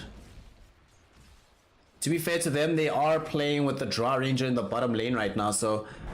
Oh, jump in, Drow. She's right here. Sorry, it's the Queen of Pain on the other side of the map. They find Kaka. Kaka no longer has Supernova Axe, taking a lot of damage. Emo now ports in. They want to try to get this damage out. Sunray was healing up Fly, but he might still be in danger. Fly running behind the trees, not dead just yet. Will finally pop. And they do get fouled by Emo though. Took out 2 supports at the same time. The silence onto the Phoenix will allow them to chase him down. Emo in the midst of the fray, throwing out this damage. Big jump in call coming in from JT. They've gotten themselves a triple kill. There's going to be the overgrowth thrown in by Ollie. It's JT that's actually been sitting with this Aegis. Dust though, looks like he's in a lot of trouble. The Ghost will come back. Dust is isolated. The call back online in a moment. And they're not even going to need it. They use it now just to make sure they can get the chop. JT helping secure them the 4th kill in that fight. Everybody falls except for the Terrorblade.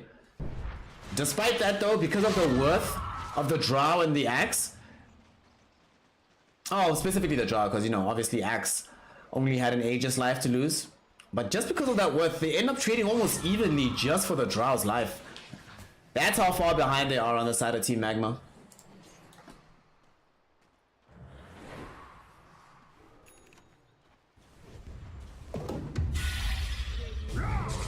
Axe, getting the jump. TZY, can they actually do something onto Axe? JT is like, you what, mate? There's going to be the splitter, bringing him half down to HP. Kaka does have Supernova back online, so they must be careful about those fights. Sunray burning through half the HP of Kaz. Silence out onto the Phoenix. Can they kill the Phoenix? Forced off away with the Hurricane Pack from Fly. Keeps him alive and allows him to activate the Supernova.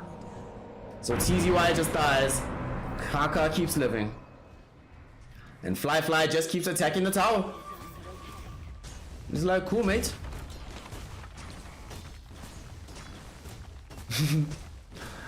NEH 25, like the reason 95 is that this keeps happening is it's very hard to actually prove a team is fixing games. Like it's really hard to prove.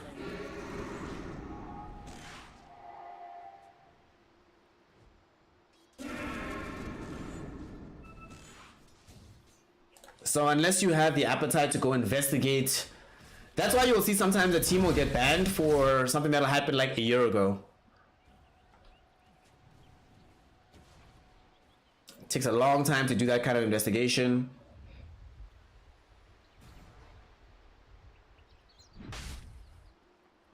Magma. Smoke up. Heading through middle. Kaka, gonna be the target here. TZY jumps in with the Blink Dagger. And there should be a quick burst. And they popped Ghost for this. Okay, does Kaka have buyback? He does not. If he had buyback, I'd say buyback and come fight.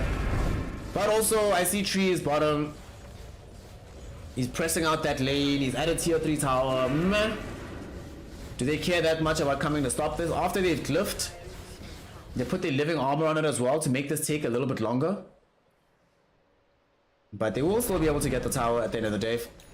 JT was thinking about making his way there, but they realized, I don't really want to jump into the Ghost. I don't have Blade Mail. That is the one thing I will critique JT on. I think he's had a stellar game, but I think you could use a Blade Mail. When you're playing against DP, Blade Mail just makes such a difference. Emo jumping in. Oh, they get the silence out onto the Terrorblade, but nice disruption from Yan will prevent the Sonic Wave from flying out. TB wants a Sunder target. He's being dragged with the Snowball. Can they get a Sunder target? No, they cannot. They kill him with the Scream of Pain. That was so well done by IG. They understand where he's going, so they're like, okay, let's play to make sure that we are there as he lands. And DP will not be able to TP home. She gets brought down here on the side ground. Emo with the double kill. Oof. Emo now immediately goes bottom to try and press this creep wave towards the tier 3 tower. Fly is here too. Can they get a tier 3 tower in the time that it might take for the DP to respawn here? She does have buyback. Would be very low to have to use it.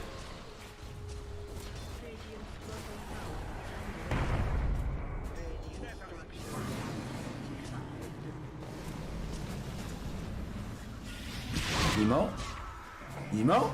Ooh. Jumped a bit too far here. Emo? What's happening? Okay, JT will follow up this jump, and his jump will obviously be the one that's super successful. Shylock in a really rough position will get kept alive by his team. Combination of disruptions, Sunder targets, he's all okay. Buyback here from TZY. Unable to get the catch out onto Kaka. They have the eye shots though, so they won't be able to prevent the escape. Radiant's middle tower is under attack.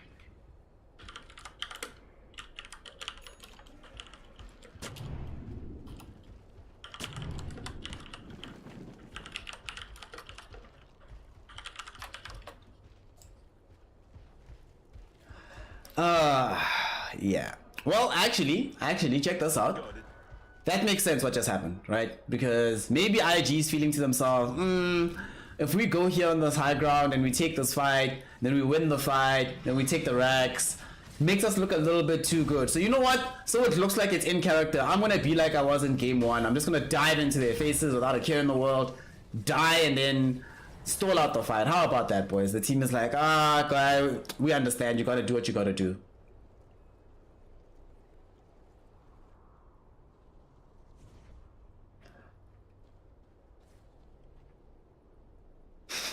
High-key hilarious that this is the situation.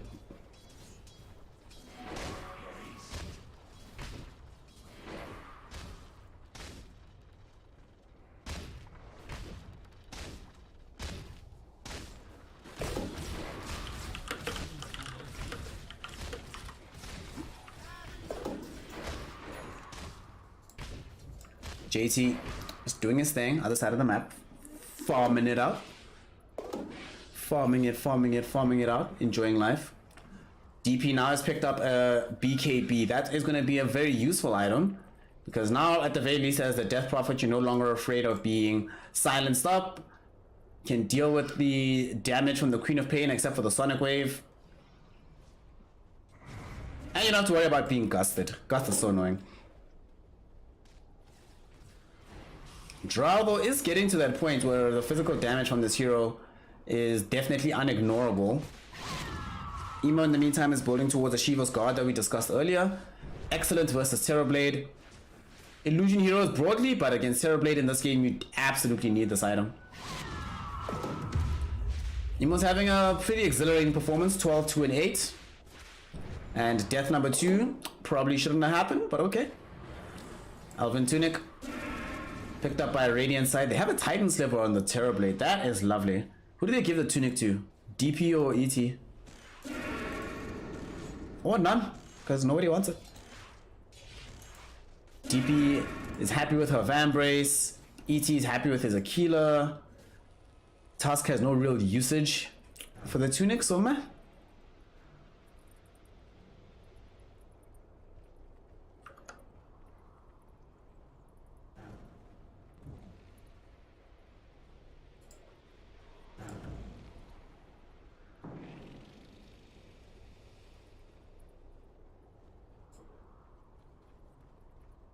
I heard a smoke somewhere.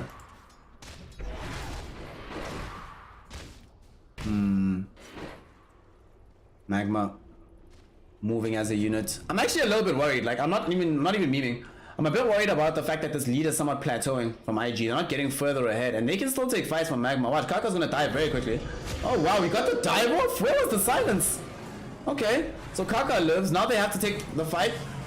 Big call coming in from JT. Will be able to snag up both Kaz as well as the Terrorblade. Fly though is the first target of the fight, brought down by Dust and TZY on the far side of things. But JT, he wants to go in with Emo. They got the call out onto the DP as well, but these ghosts are just doing way too much work here. Now we look towards where the Terrorblade is. TB isolated. He's being kept alive. He can't stay alive. Unfortunately, he had already used the Sunder from a previous engagement. JT jumping back in, getting off a nice culling blade. Triple kill for JT. Buybacks though do dissuade them from keeping this aggression. They're looking for the forward blink. Dust, once these ghosts are down, he's no longer nearly as threatening. So they really want to find this kill. And if they can get him before he TPs out with the gem. But he goes home. He keeps the gem alive. They end up losing the Elder Titan though.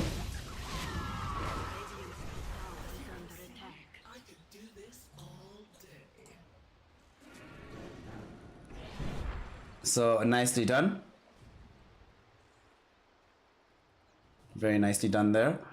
Fight started very poorly for IG, losing Fly at first, but at the same time, JT was also able to catch the Terror Blade with the call, so I don't think TB did any real damage in that fight, unfortunately. Did not get to see real utility coming out of the Illusion Hero. Ish, Faith and Mugi, let's not talk about it, y'all. Newbie being banned was so much pain. So much pain.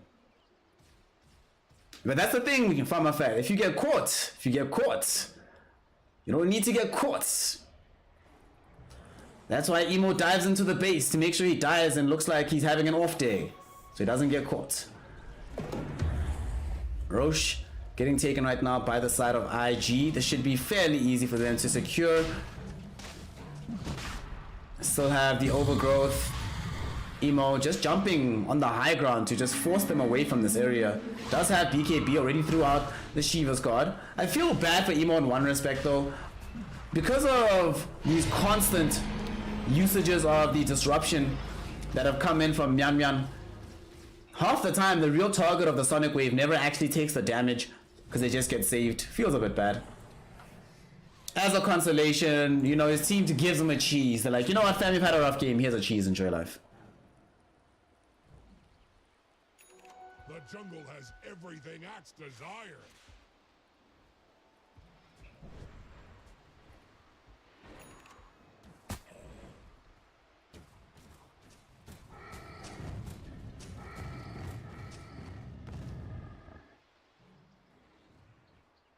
IG 19k gold lead for them now. Fly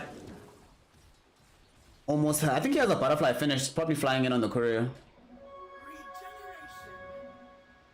Kaka's building eggs so he can save some of these targets. Already has the shard so he can make sure that the supernova also gives you sunray. This spell needs a nerf, honestly. Maybe not a big one, but of some kind.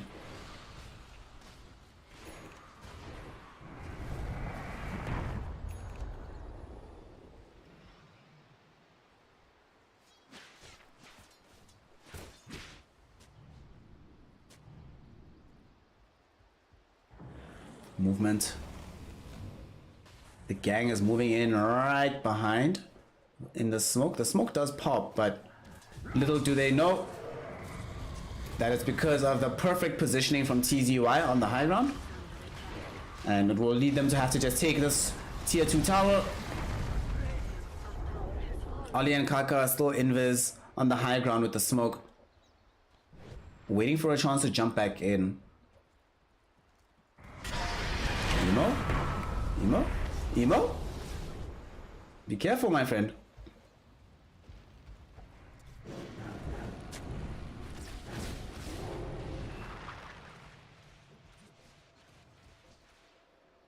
IG right now.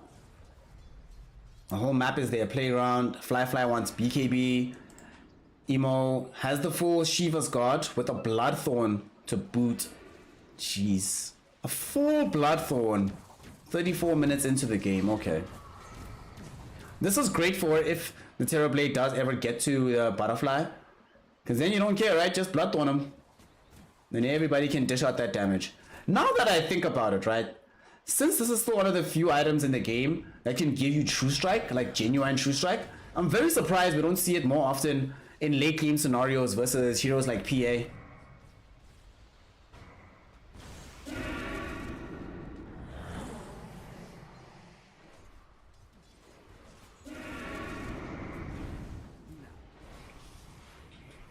It is fairly difficult to push into the base of Magma.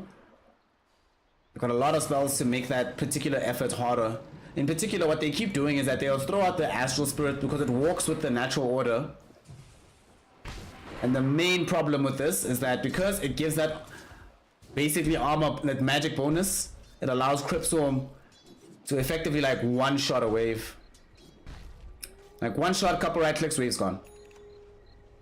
So unless they actually get some of these hero kills, going up the hill and taking these structures is fairly difficult for IG. But now they have the BKB for Fly. BKB, Aegis, still 1 minute left on this. I think you definitely want to use it while you can. And we see now that Axe as well as the Phoenix are going to start moving towards that side of the map.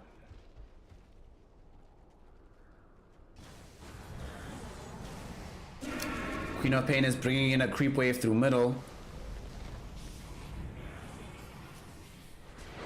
Also, I love that the axe bought it Banter style, because the illusions proc the spin. Unfortunately, it does mean that there is someone for Shadow Demon to almost always get illusions back off of. Oh, JT in trouble. He got caught out. Sunray will be there to heal him up, but here's the jump in from Emo to the back of the fight, looking for TZY. They look for Kaz as well. Not enough damage as he gets saved up by the disruption. JT will be the first casualty of this fight. Next to fall will be the Mian Mian, or Kaz rather. Mian Mian still alive. They get the next kill. Out onto Mian Mian. TZY also dies in the middle of the river, just taking way too much damage from Fly. Look where the draw was positioned. Him and Emo like machine guns deep in the fight. Just throwing in these deeps. And 4 heroes fell there. They buy back on 2. With JT being dead, there's nobody who really wants to be on the high ground, tanking up the damage from the tier 3 or from the Terrorblade. And because of that, they actually have to get back. Oh, jump in. Emo pops the cheese, able to jump out, still staying alive. TZY almost losing his own life. Kaka doesn't have Supernova anymore, so needs to be careful with the positioning. But now that they're here on the high ground, they desperately want this tier 3 before they get out. And they should be able to get it. Tier 3 to Cotton. They actually want more. No buyback on the DP. Means that one of the heroes they're most afraid of fighting is not going to be here to help force this back. And Rax will fall. TZY jumps in onto Fly. Fly no longer has access to the Aegis, remember, but they turn around, put the damage out onto the Tusk. Tusk will die. Shylock looking to try to bring down Fly. The chase, super strong, and finally the chase does succeed. Shylock gets something out of the Sunray from Kaka. Didn't seem like it was available there. Now Shylock getting Sunray down. Will he burn from Kaka? No, he won't, but Emo has enough right clicks to kill him regardless, securing himself a triple kill. There's a buyback on the Terrorblade, but with the death of TB as well as TZY on the Tusk, Fly feels this is their time to come and win this game. And with the jump call, they find the Elder Titan. They found Dust as well. Both will fall. GG is called. IG.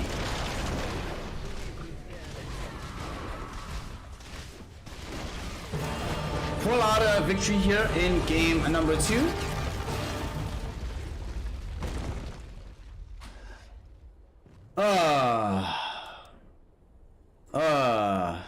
That was interesting.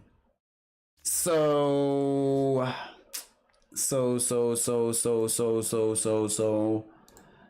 meh. Draft win. IG's a much better team. They handled the lanes in impeccable fashion. I really hate series like this. Like, real talk, let's not even say whether or not they threw game 1, but I don't like it when we have to have the situation where that conversation is in vogue. In this game though, let's give the reward to my man JT. You know what JT did today? JT put in that work. He was out here hustling, doing what he needed to do with the team. Always present when they needed him to. Brought so much space for Emo. A lot of the reason Emo felt so free on this map is because JT was such an oppressive presence. And everyone got the Shad's boss law. That's hilarious. Oh well, IG, they take game number 2 as we thought they would. So let's go to game 3. Let's hope we don't get any more shenanigans. Actually, somebody please check what the bet rate is going to be before game 3 starts. Because if it's like 9-1 again, then it's like, yeah, that game's going to be interesting. Either way, this game was weird. Yeah, I don't know. Game was kind of weird. I feel Magma could have won. There's a possibility with this draft can win. What you mean? I'm cool, bro. I'm alright. Magma could have won. IG is a way better team. IG shouldn't have lost game 1. Feels bad. It is what it is. Well, with that, the game is settled. The game is covered. We have one more. Maybe somebody mentioned earlier that IG threw game 1 because they wanted to give us game 3. So if that's the case, shout out IG. Thank you for everything. Oh, no, I'm kidding. Please make sure that you're following the channel. Come say hi, come chat. And shout out yet again, River God Sobek, Farmer Fat. Y'all are amazing, amazing, really. Really, really incredible human beings. And yeah, yeah. When the end of this month comes, I actually might be moving. I hope not. I might just move to a cheaper place. I don't know. Whether I move to a cheaper place or I can still afford this one. Either way, y'all will be deeply involved in that. So thank you so much. See y'all just now. Game 3. Don't go anywhere. Be right back.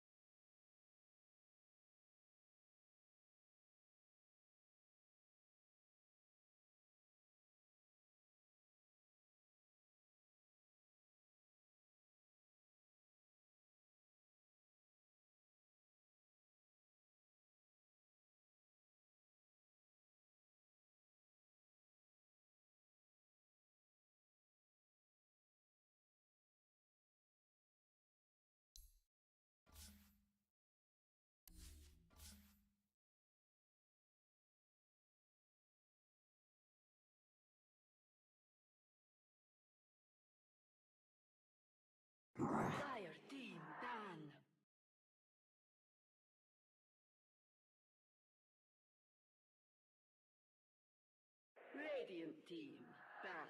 Dire team, ban.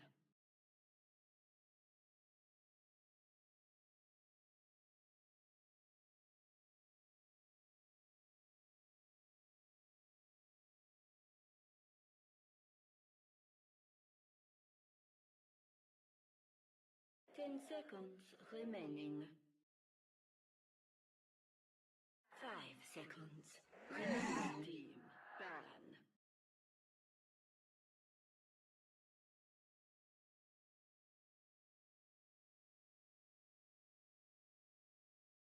Dire team, ban.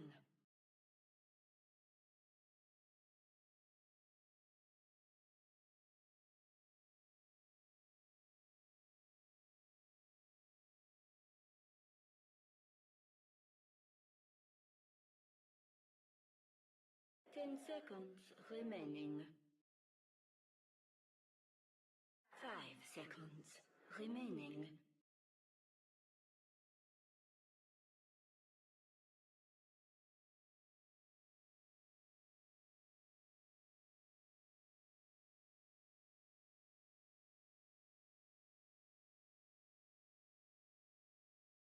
Dire team, Radiant team.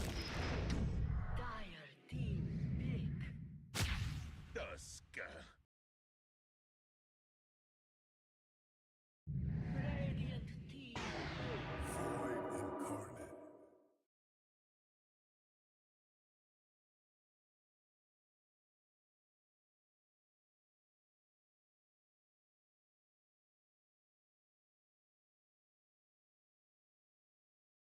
Ten seconds remaining. 5 seconds remaining.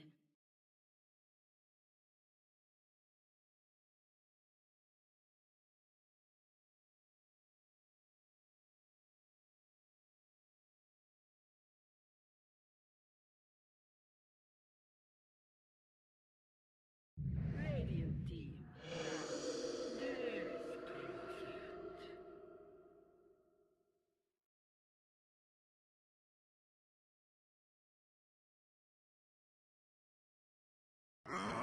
Team ban.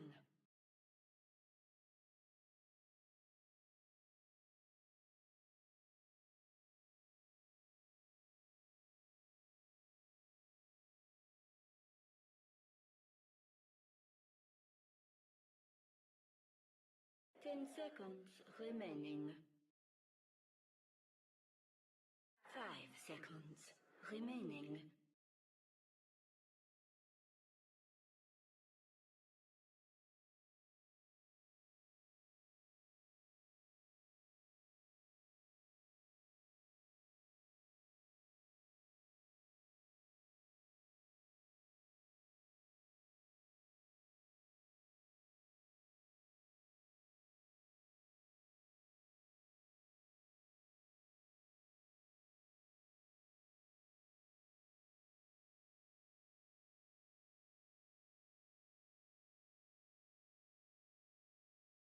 Radiant team ban.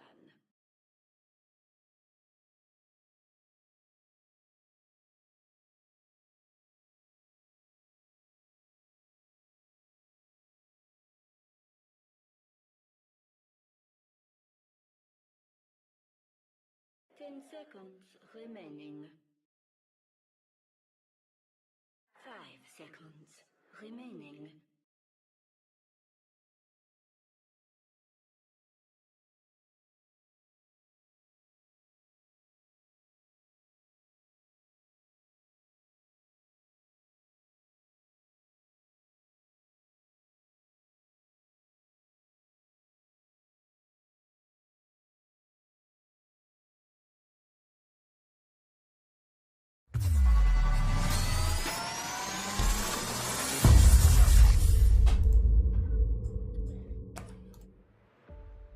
Ladies, gentlemen, and my NB comrades, welcome to the finale of what should probably be BIG 2-1ing, but somebody check the odds, let's just say that.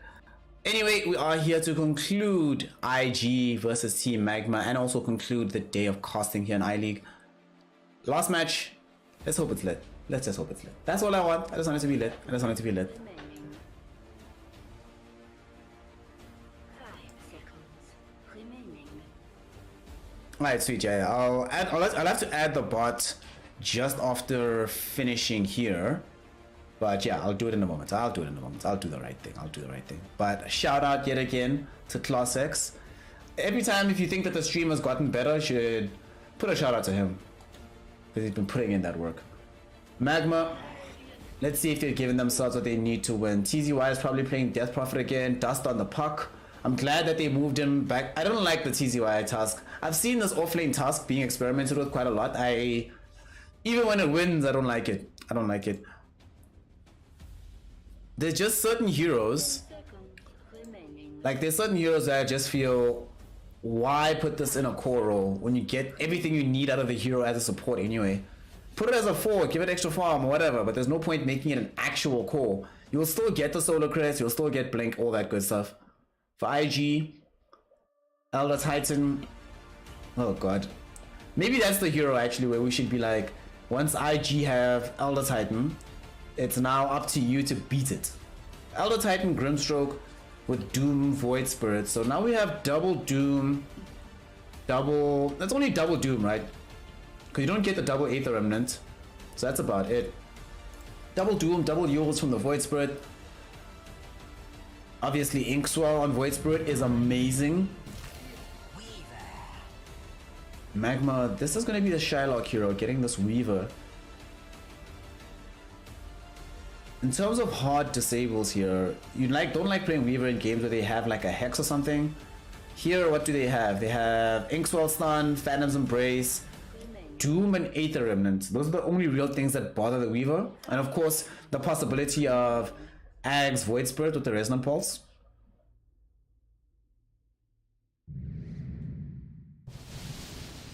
Choose your hero. Fly, last pick Morphling. Fly, last pick on the Morph.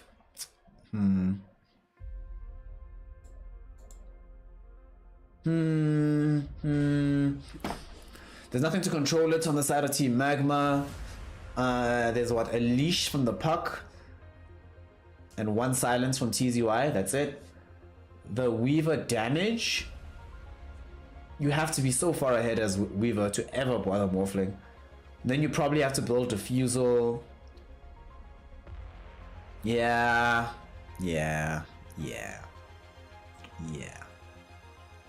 Let's just say this game does look like it's going to be going in the direction 10 seconds remaining. of IG. Also JT Doom. We saw this in game 1 against Elephant and it looked amazing for the side of IG. And this game, he has wonderful targets. You love this game as Doom, where there's 2 clear targets. I know, not even 2, there's 1. Doom Puck. The fight starts, Doom Puck. That's it. That's all you gotta do. Doom Puck, and you're fine. Sure, this Weaver's gonna run around on the backside of the fight and kill Grimstroke. Sure, we're gonna have TZY silencing. Just Doom Puck every fight, and you're okay. Every now and then you might decide to Doom the Death Prophet to prevent her using Exorcism. But for the most part, Puck is gonna have to get Lincoln Sphere. Weaver needs to get Lincoln Sphere. A lot of gold that Magma needs to invest defensively just to be able to deal with this Doombringer of JT. Sure, you have a bat in there who's going to be able to largely ensure that you don't die underneath the influence of the Doom. Oh boy, it's still so rough. Team fight wise, who has the advantage here? I mean, Magma have Exorcism, they've got the Dream Coil. Nothing really from Weaver, from Tusk and them. They've got Eye Shot is decent as well. IG has ET Splitter, Doom, Soulbind, Void Spirit spells. Yeah. The carry needs to go and eat. Alright, I understand. Do the right thing, class. Do the right thing, comrade. Do the right thing. So game is now underway with Team Magma definitely being the side that feel just happy to be in game 3. They're like, oh, sweet, we got here. Yo, snap. You know, as much as we were talking about, you know, did IG sandbag in game 1 because of the betting odds? Yo, if there is a regular, you know, there's a fan out here, right? There's some poor Magma fan who makes a lot of money on other bets, but insists on betting on Magma every single time. Can you imagine how good that person is feeling this time? Oh, they're ecstatic at the moment.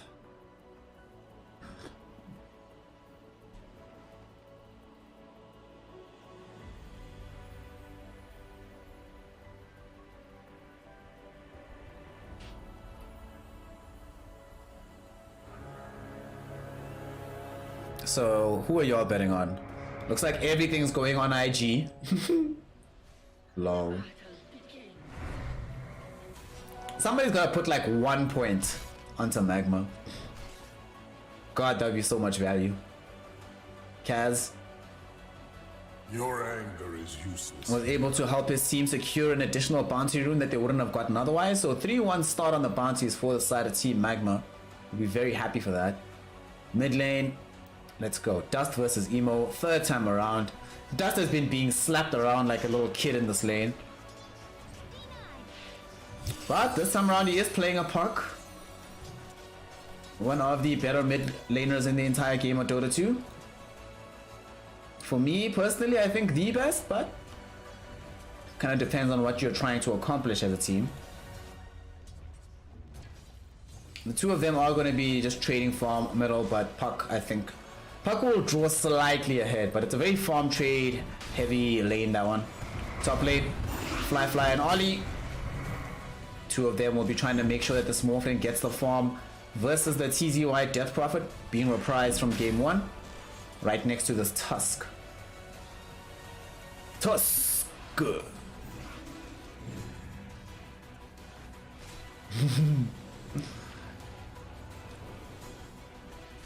I mean, you still have time to make the perfect prediction, you know. I close predictions at 10 minutes, so take your time.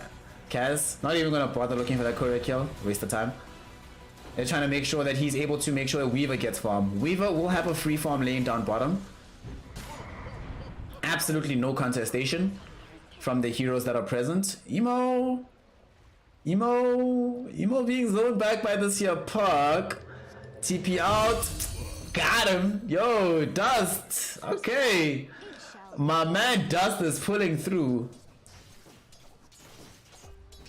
You know what I would love, right? I would actually love it if Magma end up winning this game and then they go over clean.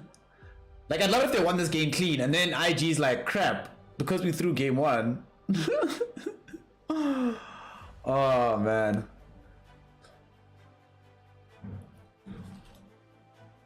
Wayne, you're betting 10 on IG. You know what? I'll be kind. Let's give out points to everybody. Let's give everybody like 100 points extra from what they have. Where is that thing? There we go. It's looking spicy. We're adding 100 to everybody, so bet it up. Go ballin'.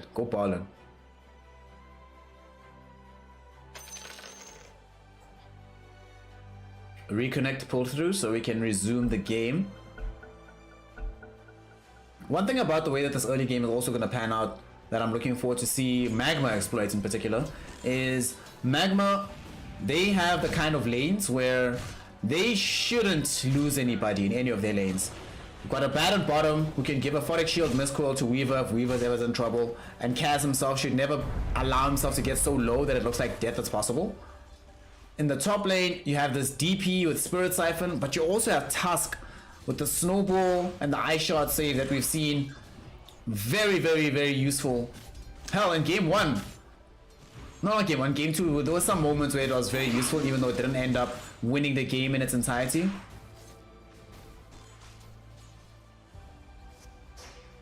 And of course, this mid lane, Puck versus Void Spirit. No way Void Spirit kills Puck. So that does mean that if there was ever going to be a game that was going to give you a very good start in the series, it was going to be this one. Thus far, we see that reflected in the overall CS. Looks quite decent for Team Magma. They actually might try to go for an early kill. Grimstroke Not going to be the target. They'd rather opt to go for the Doom. He's already laid out the Ink Swirl. It's going to stun onto several, but unfortunately the damage is still going to follow JT. Shylock can't close the gap. Kaka with the Strode of Fate. Oof. Directly onto both Mian Mian and Kaz at the same time to disallow them to chase further. Yo, that was hella sick actually. Kaka keeps that bottom lane alive.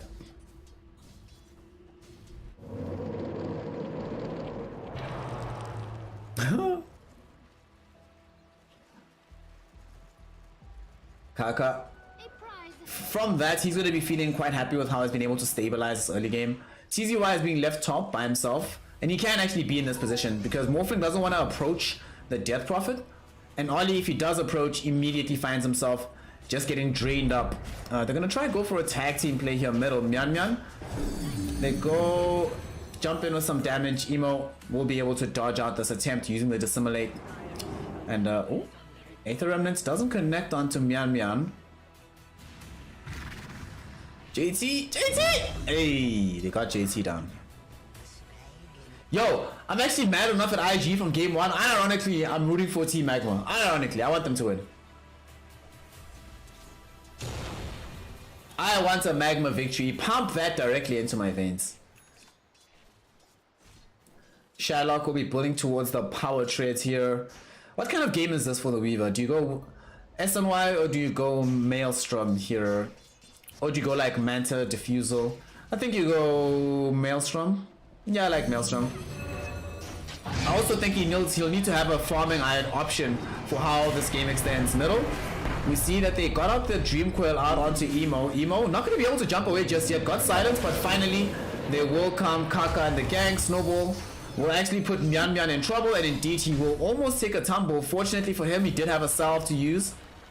Pops it on the way out and will be able to keep himself topped up. Unfortunate that they couldn't get the kill onto Emo, however.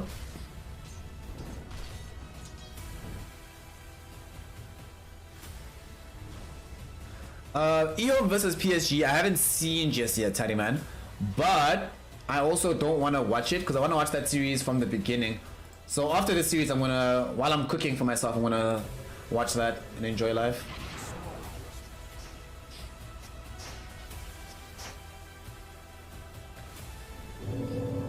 Kaka looking for TZY here. Ooh, they didn't get the stun out. They closed down the gap. Fly. A lot of damage. There is going to be a couple more right clicks. All they need. TZY is still alive. Snowball coming through. Ollie does find the kill, and now Mian Mian has put himself in a rough position. You might have gone too far forward. Emo trying to close the gap. Roche, will he cooperate? No, he will not, because Ollie makes sure that everybody's asleep, enabling Emo to use the Resonant Pulse to grab that kill. Hey, Monsieur Googly. Hey, G, what's good, fam? What's good? How you doing?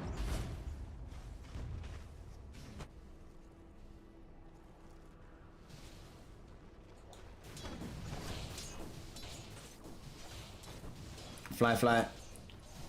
He'll just continue to do his thing here in the top lane, getting close towards having at least. Oh, he actually just bought it. Okay, he didn't go for the power trades first. Wait for the Morbid Mask. I much prefer that. Indeed, I did see that Nigma Brave matchup. Nigma's actually been annoying me a lot this season. Shylock. We're gonna talk about it in a second, as they want to go onto JT and they should be able to find him. Easy kill. Not enough heal for him. Definitely goes down. Honestly, Nigma, I feel that team somewhat reminds me of Elephant in a way, in the sense that there's times where you sense that the team is playing in their head more than they're playing on the map. Whenever they play on the map, hold that thought. Mid, Emo, can they kill Dust? Oh my god, Dust almost lived, but he does manage to fall eventually. Shylock will look for revenge. Kaka will be the first victim here. He's actually got a lot of HP. Ollie might be next. This is going to be a double kill, and they've got Swarm Bugs as well. Double kill, not necessary, because Magma threw in Mian Mian to help out, and Emo will try to simulate away, but Shylock is still in the vicinity, and they've used the time lock. So this is just going to be Shylock just getting this kill. He already used the Astral Step forward. Very dangerous situation. Emo ends up going down there. So how I feel about Nigma right now, right? I kind of feel like that team is when they're playing at their best, right? And for me, their best sort of represents the games that they were playing against Secret towards the beginning of the season. Despite Secret's performance, I think Nigma themselves looked amazing. Doom bottom, Ollie. I know it's fine, dude. Where's TZ? No, wrong hero. Where's Tusk? Where's Tusk? Oh god. If Tusk had been the one to, oh, he doesn't have TP. Okay, I understand. If Tusk had been the one to show up here, they actually probably get this kill. They save Dust. They'll at least get JT's and bring him down. He already uses the Doom, so he doesn't care that much. But I feel like, yeah, if they had the TP, it's unfortunate that they didn't. What about Abaddon? Abaddon mates? What about you? Mistcoil, Aphotic Shield, useful spells. Anyway, I think Nigma, in my opinion, when they're playing at their best, is one of the best teams on the planet. But they play too much in their head, so they're not actually playing as the best team in the planet. A good example of this is that series against Alliance, where there were so many times where you're like, what are you doing? Why are you overthinking this? Just play Dota. Just pick normal heroes and play your normal Dota and you're probably going to win the game. Oh, Dust! Dust gets top in time to interrupt the TP attempt away from Fly. Yo, Dust has been on point in this particular game right here. Both of the kills that he's gotten have been on some very important targets. He solo killed Emo at some point. Now his TP top helps him to bring down Fly.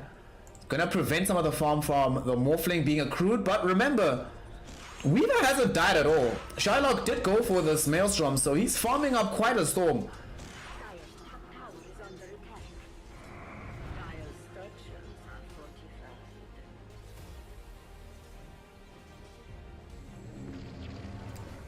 When isn't Bald ITB tomorrow?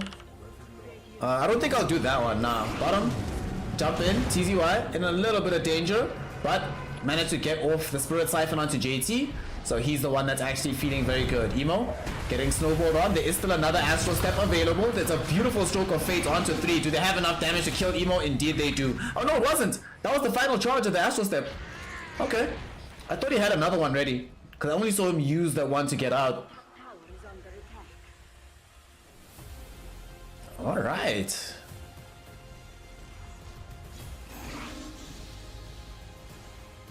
That is huge, honestly. Pretty big deal what we just saw happening here. Then being able to kill Void Spirit, keep the tower alive. More time on the map being spent farming by Shylock. It's all good, man. And Dust just picks up a tier 1 tower in the top lane. Dreamcoil thrown back out onto this Void Spirit. Not gonna allow Emo to be able to chase him.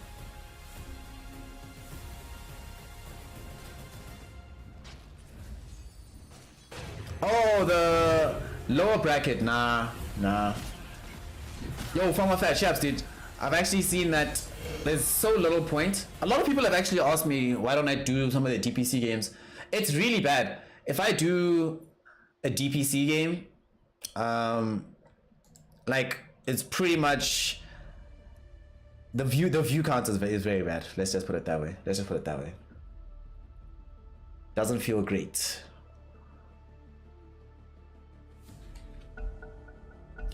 DPC sucking up all the views. What can we do? Mid lane.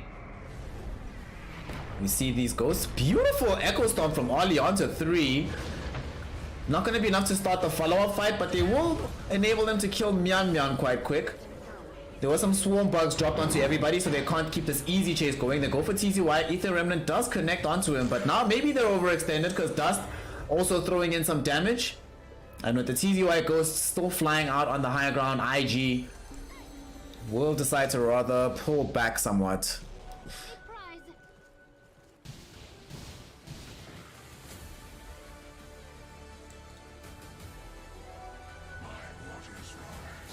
Fly gets Manta. He needs some way to be able to deal with the double silence. He'll probably need BKB at some point in the game as well. Kaka just gonna end up rested middle. Jeez. Yo, Magma is not letting up in this game. Magma is go, go, go, go, go, go, go. Yes! That's why I want Magma to win. I want Magma to win because IG gave them game one. They gave them game one, so they must pay for it. Must be punished. And now Emo's gonna get punished. He gets caught out in the trees. He doesn't have Astral Step. He's actually gonna die. Uh-oh.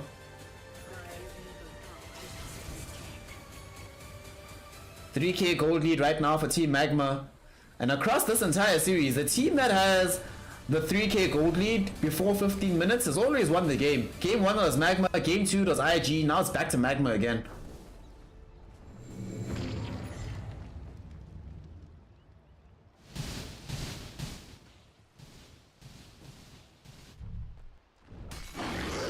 JT and the gang positioned down bottom to try and apply pressure to the tower. We see that they also end up rotating down the Void Spirit, so they definitely have to take this.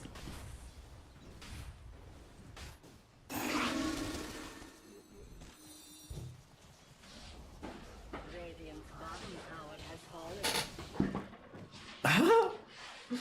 This is the sneaky throw, lol. Before it was the blatant one, but this time around they're doing it a bit more subliminally. Dire's top tower is under attack. Haste Rune picked up by Dust. Very scary on this hero at this stage of the game. He's gonna trigger it right now. Oh, Fly. Fly doesn't have allies nearby. Fly is gonna die here. Mass CPs come in, but they're too late. And you know how we know that that kill is legit, right? Because Fly, when he's playing Morphling and playing very well, that would never happen. But we've all seen Fly have even more ridiculous death than that on the Morphling. Gets caught silenced with high edgy, insta kill. Now suddenly here they are inside the Roshan pit. IG. Their fight around the pit pretty much resolves down to Elder Titan. So while Ghosts are going, doesn't make sense to dive in here and they will end up losing this.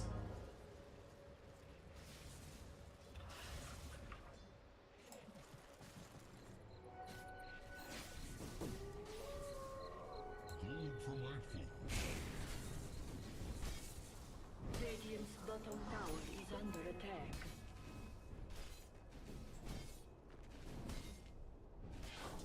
IG.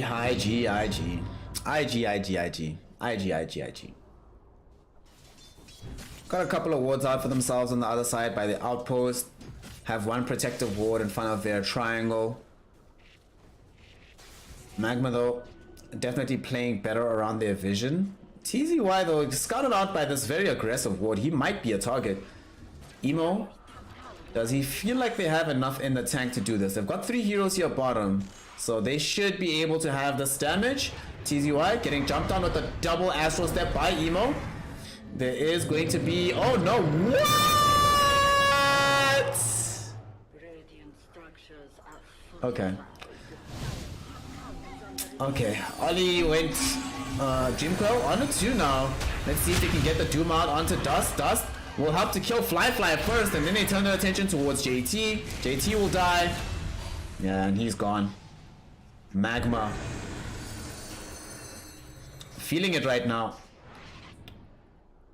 They've killed the Fly morph, they've killed the Doom. Emo was prevented from getting a kill down bottom. Magma. Look, I feel that this, look, I am personally going to say game 1 was a throw. I don't think this is a throw. I think Magma's actually just beating them. Right now they're all going to lose TZY. Ironically enough, dies in the same place he avoided death last time.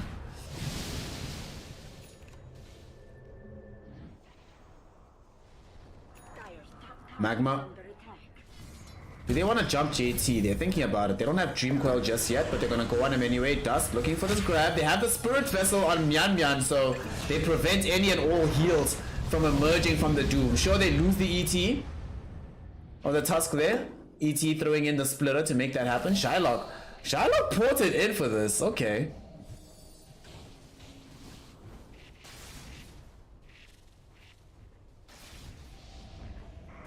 Ollie won't be able to get off the Echo Stomp, and he might get ran back. Dust here actually did get the kill. Yeah, I'm actually fairly certain this is not. This could be part throwy, but I think this is just IG playing badly. We've seen them play worse against. We've seen them play worse than this in DPC games, is what I'm trying to say, right?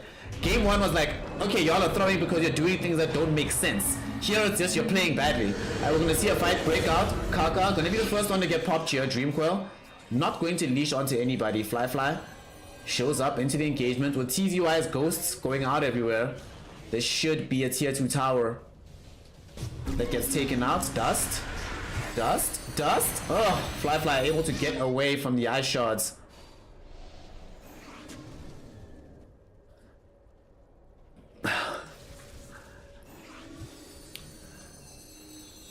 Oof.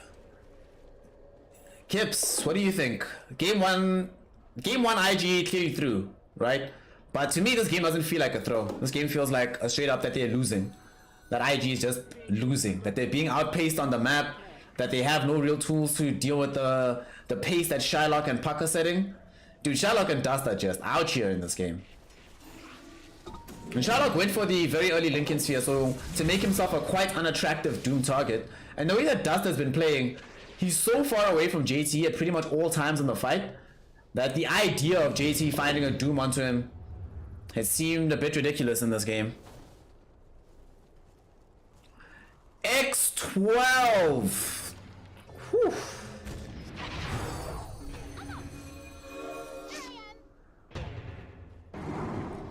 Dust, nice escape. Drawing the opponents towards him though. Emo, can he TP out? No, he cannot. Gets Dreamcoil. Dust, what a time to be alive. Shylock now has come in. They've got the damage. Easy kill. Bringing down the Emo Void Spirit. The second time this game that Dust able to cancel out a TP at literally the last moment on a key hero. Gosh.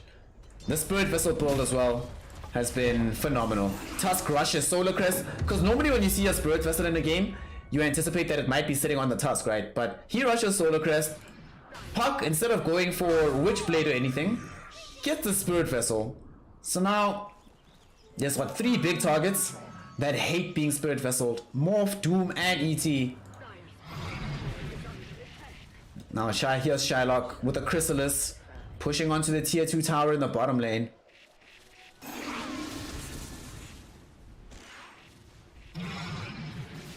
Yeah, I feel the same way, Kips, that it does feel like IG is very surprised that this is how the game is going.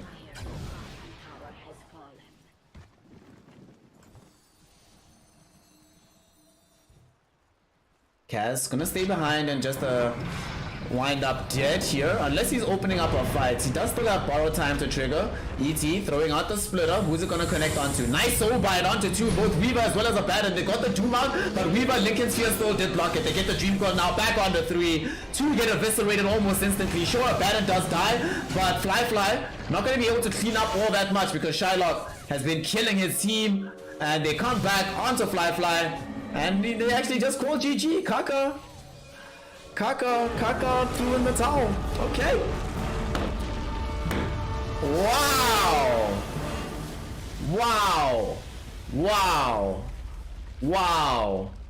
Magma. Burning hot.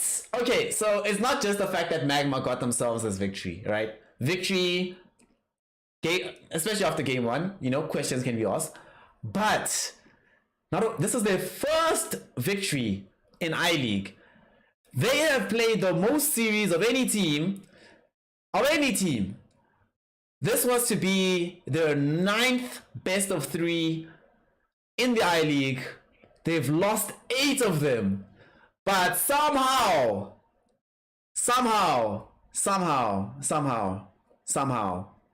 they pull through and they find a W here against IG. To be fair, IG did make it a bit easy for them by sort of gifting them game 1, but they took game 3. I don't care what any of y'all say, right? IG did not throw this one. IG got beat. And they got beat. Part of it is cockiness. Part of it is that arrogance. You're playing a little bit lighter than you would otherwise, but you still got beat. You still got dismantled in some regard.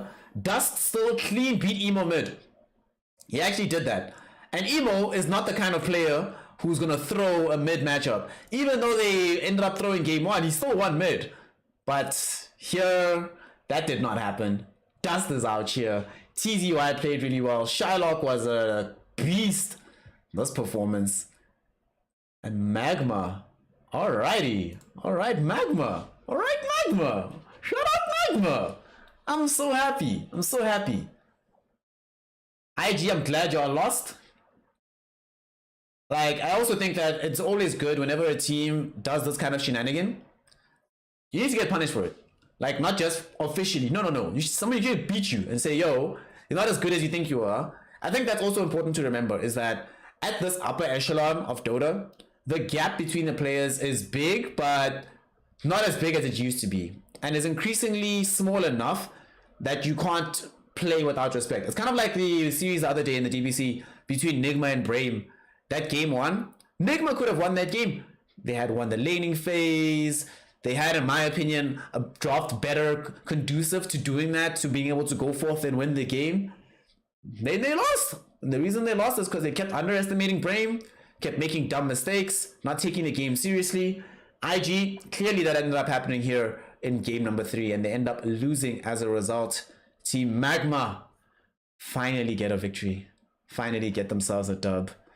You bet 100 on Magma. Look at you pulling through the value bet. That's a value bet right there. That's a value bet right there. Oof. Alrighty, congratulations, Team Magma. Wow, I'm quite impressed. I'm quite impressed with it. So, wow. Unfortunately, IG, it is a loss for them. It now means that they are playing. Okay. For some reason, I'm not able to give y'all your points for the other bet. That's very weird. It's very bizarre. There we go. There we go. No! Oh, fuck, I clicked on the wrong button. It's fine. Nobody bet on Magma anyway, so it's cool. I kind of think that today's Dota gave us a very good indication of the games we saw, right? Give us a good indication of what to keep in mind when we are assessing teams, when we're watching Dota 2. For me, the important thing that I took from this a series like this. Series like this, never underestimate your opponent. No matter where they might be ranked, no matter how many times you've beaten them, you can never underestimate your opponent. You have to play them as they are. And then another thing is never, ever to count a team out until it's over, until it's done. Also, we saw this also in the Elephant series where cockiness is bad for Dota. My god. That is actually the catch-all line for today. Don't be cocky. Really don't be cocky. The only time you can be cocky is if you're emo and you just won the major. Then you can throw out question marks and stuff. But yo, they got cocky. Like both times. Like Elephant got cocky earlier today and ended up losing to IG because of it. And now Magma found themselves the beneficiaries of IG's cockiness and wind up going over because of it. So shout out Magma, shout out y'all for being with me the whole day, because that's it. We're done now. I have to go cook. You know, there's some pieces that I have to write, but Dota 2 has concluded for the day, regrettably. Thanks so much everybody for pulling through. Shout out once more, especially to River God Sobek and Farmer Fat. Y'all, the kings of the day. You know what? Here we go. That's what y'all are. I don't even like the idea of monarchy, but even I can recognize these kings. Thank you so much. Thanks so much. And everybody else, this is for y'all. So the kings have already gotten their young emote. Everyone else, really, sincerely, shout out for spending so much time with me. Shout out for being here, for pulling through with the homie, hanging out with me, keeping me company while we watch these Chinese games. And I'll be back tomorrow, of course. Oh, and finally, to the boy Class X Jaeger, he gets the putting in work for the day. He put in a lot of work. Y'all don't see it, but man's just putting in a lot of work. Really, sincerely, thank you all for the follows. Thank you for the chats. Thank you for the subscriptions. Thank you for being patrons. Thank you for donations. Thank you for everything. I really do appreciate it. And I'll see y'all tomorrow. Some more dotes. So keep it locked. Make sure you have notifications on. And the Dota will continue. I love y'all. See you tomorrow.